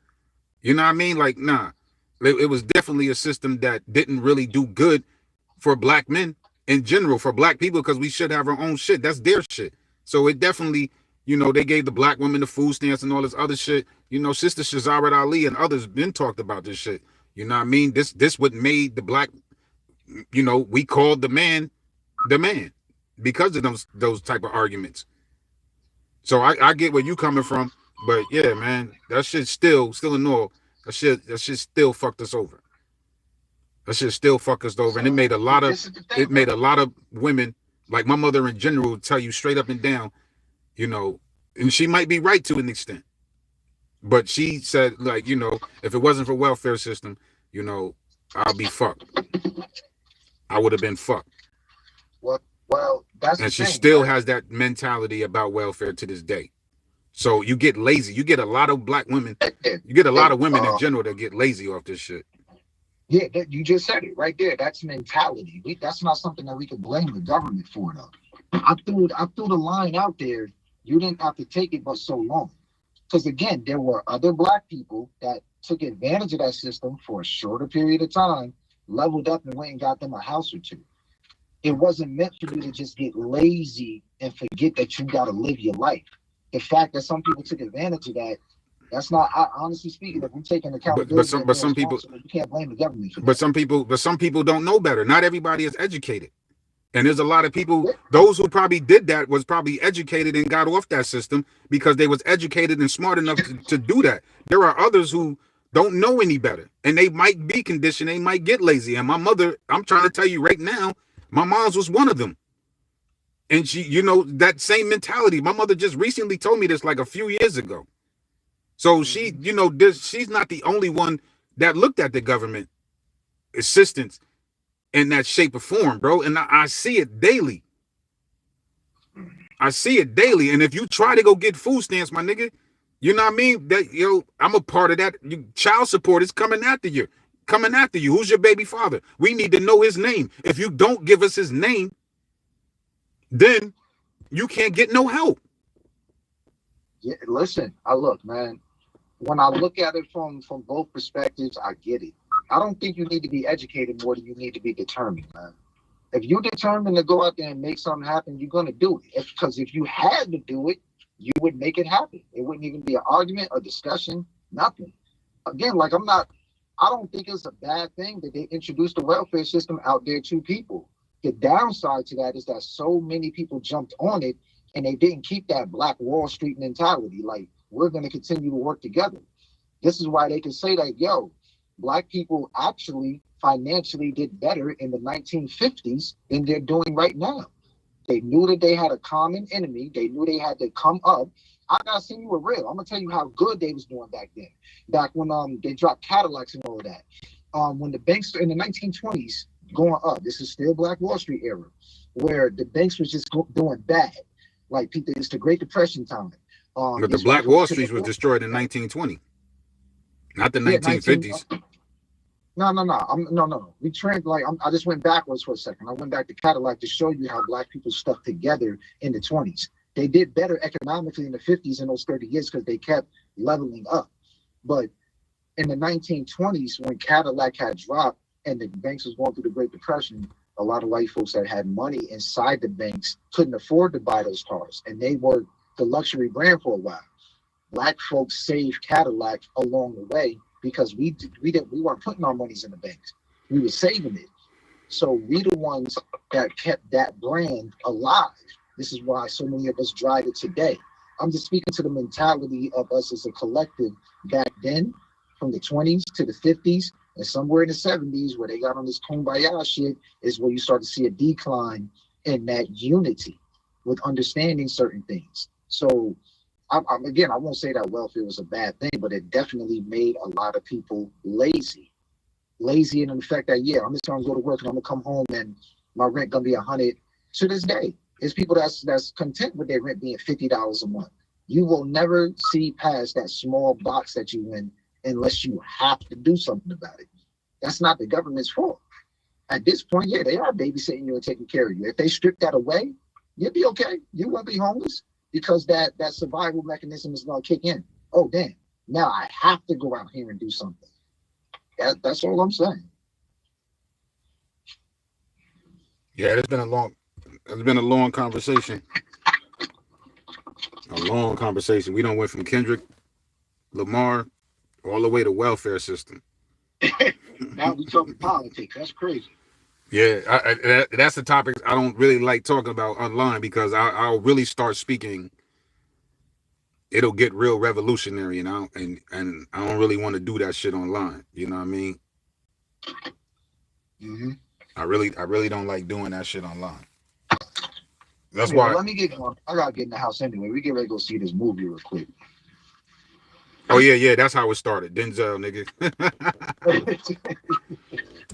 Bring your rainbow. All right, fam. Peace. Yeah, what's the last thing on here? Let me see.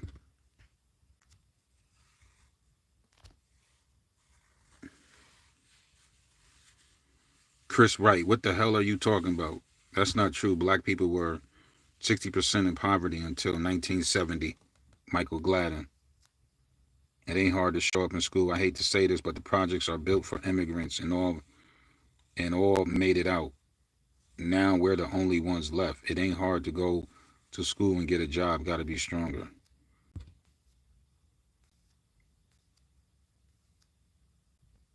Yeah. Brandon, how many channels you got? I see a blue B, Brandon. Didn't I see a red Brandon just now? Or am I bugging? Yeah, I guess I'm bugging. Yeah, man. So we're gonna end this shit off like this was to my brother. GottaBeClean. He never came on here. This country is built on stolen lands. There can never be justice on this here stolen land.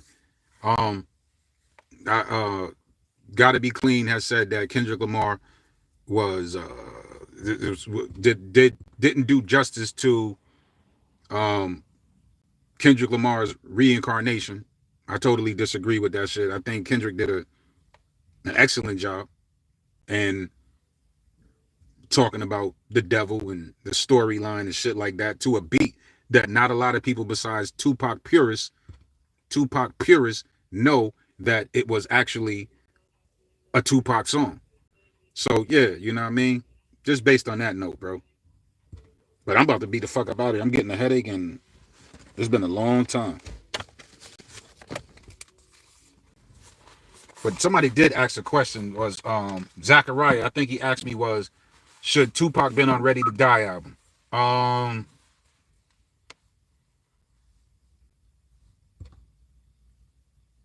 It would have been nice. It would have been nice, but Tupac already told Biggie, like, yo, go to stay with Puffy. He can get you where you gotta go to. I feel like Biggie's album, content-wise, was dealing with some of the things that Tupac talked about. And I would definitely need to hear Tupac's album to see that, because I don't know what kind of album Tupac was putting out. When I go back and I listen to Ready to Die, you know what I mean? Like, it does beg the question, like, what song in particular was Tupac actually talking about? But nevertheless, it made Tupac create another album, which was Me Against the World, which turned out to be a great album in itself. Was a great album too, you know what I mean? With classic album. So I wouldn't know what songs. Machine Gun Funk, was that something like Tupac? Or Give Me the Loot? I don't think Tupac would have made a record like that. Me and My Bitch, I don't know.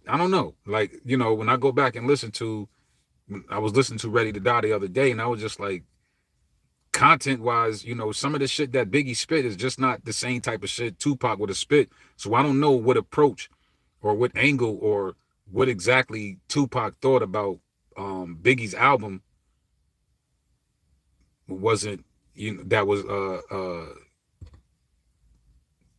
similar to what Tupac was presenting. Only Tupac would have to answer that, like point out the records, because I wouldn't know. But I'm about to be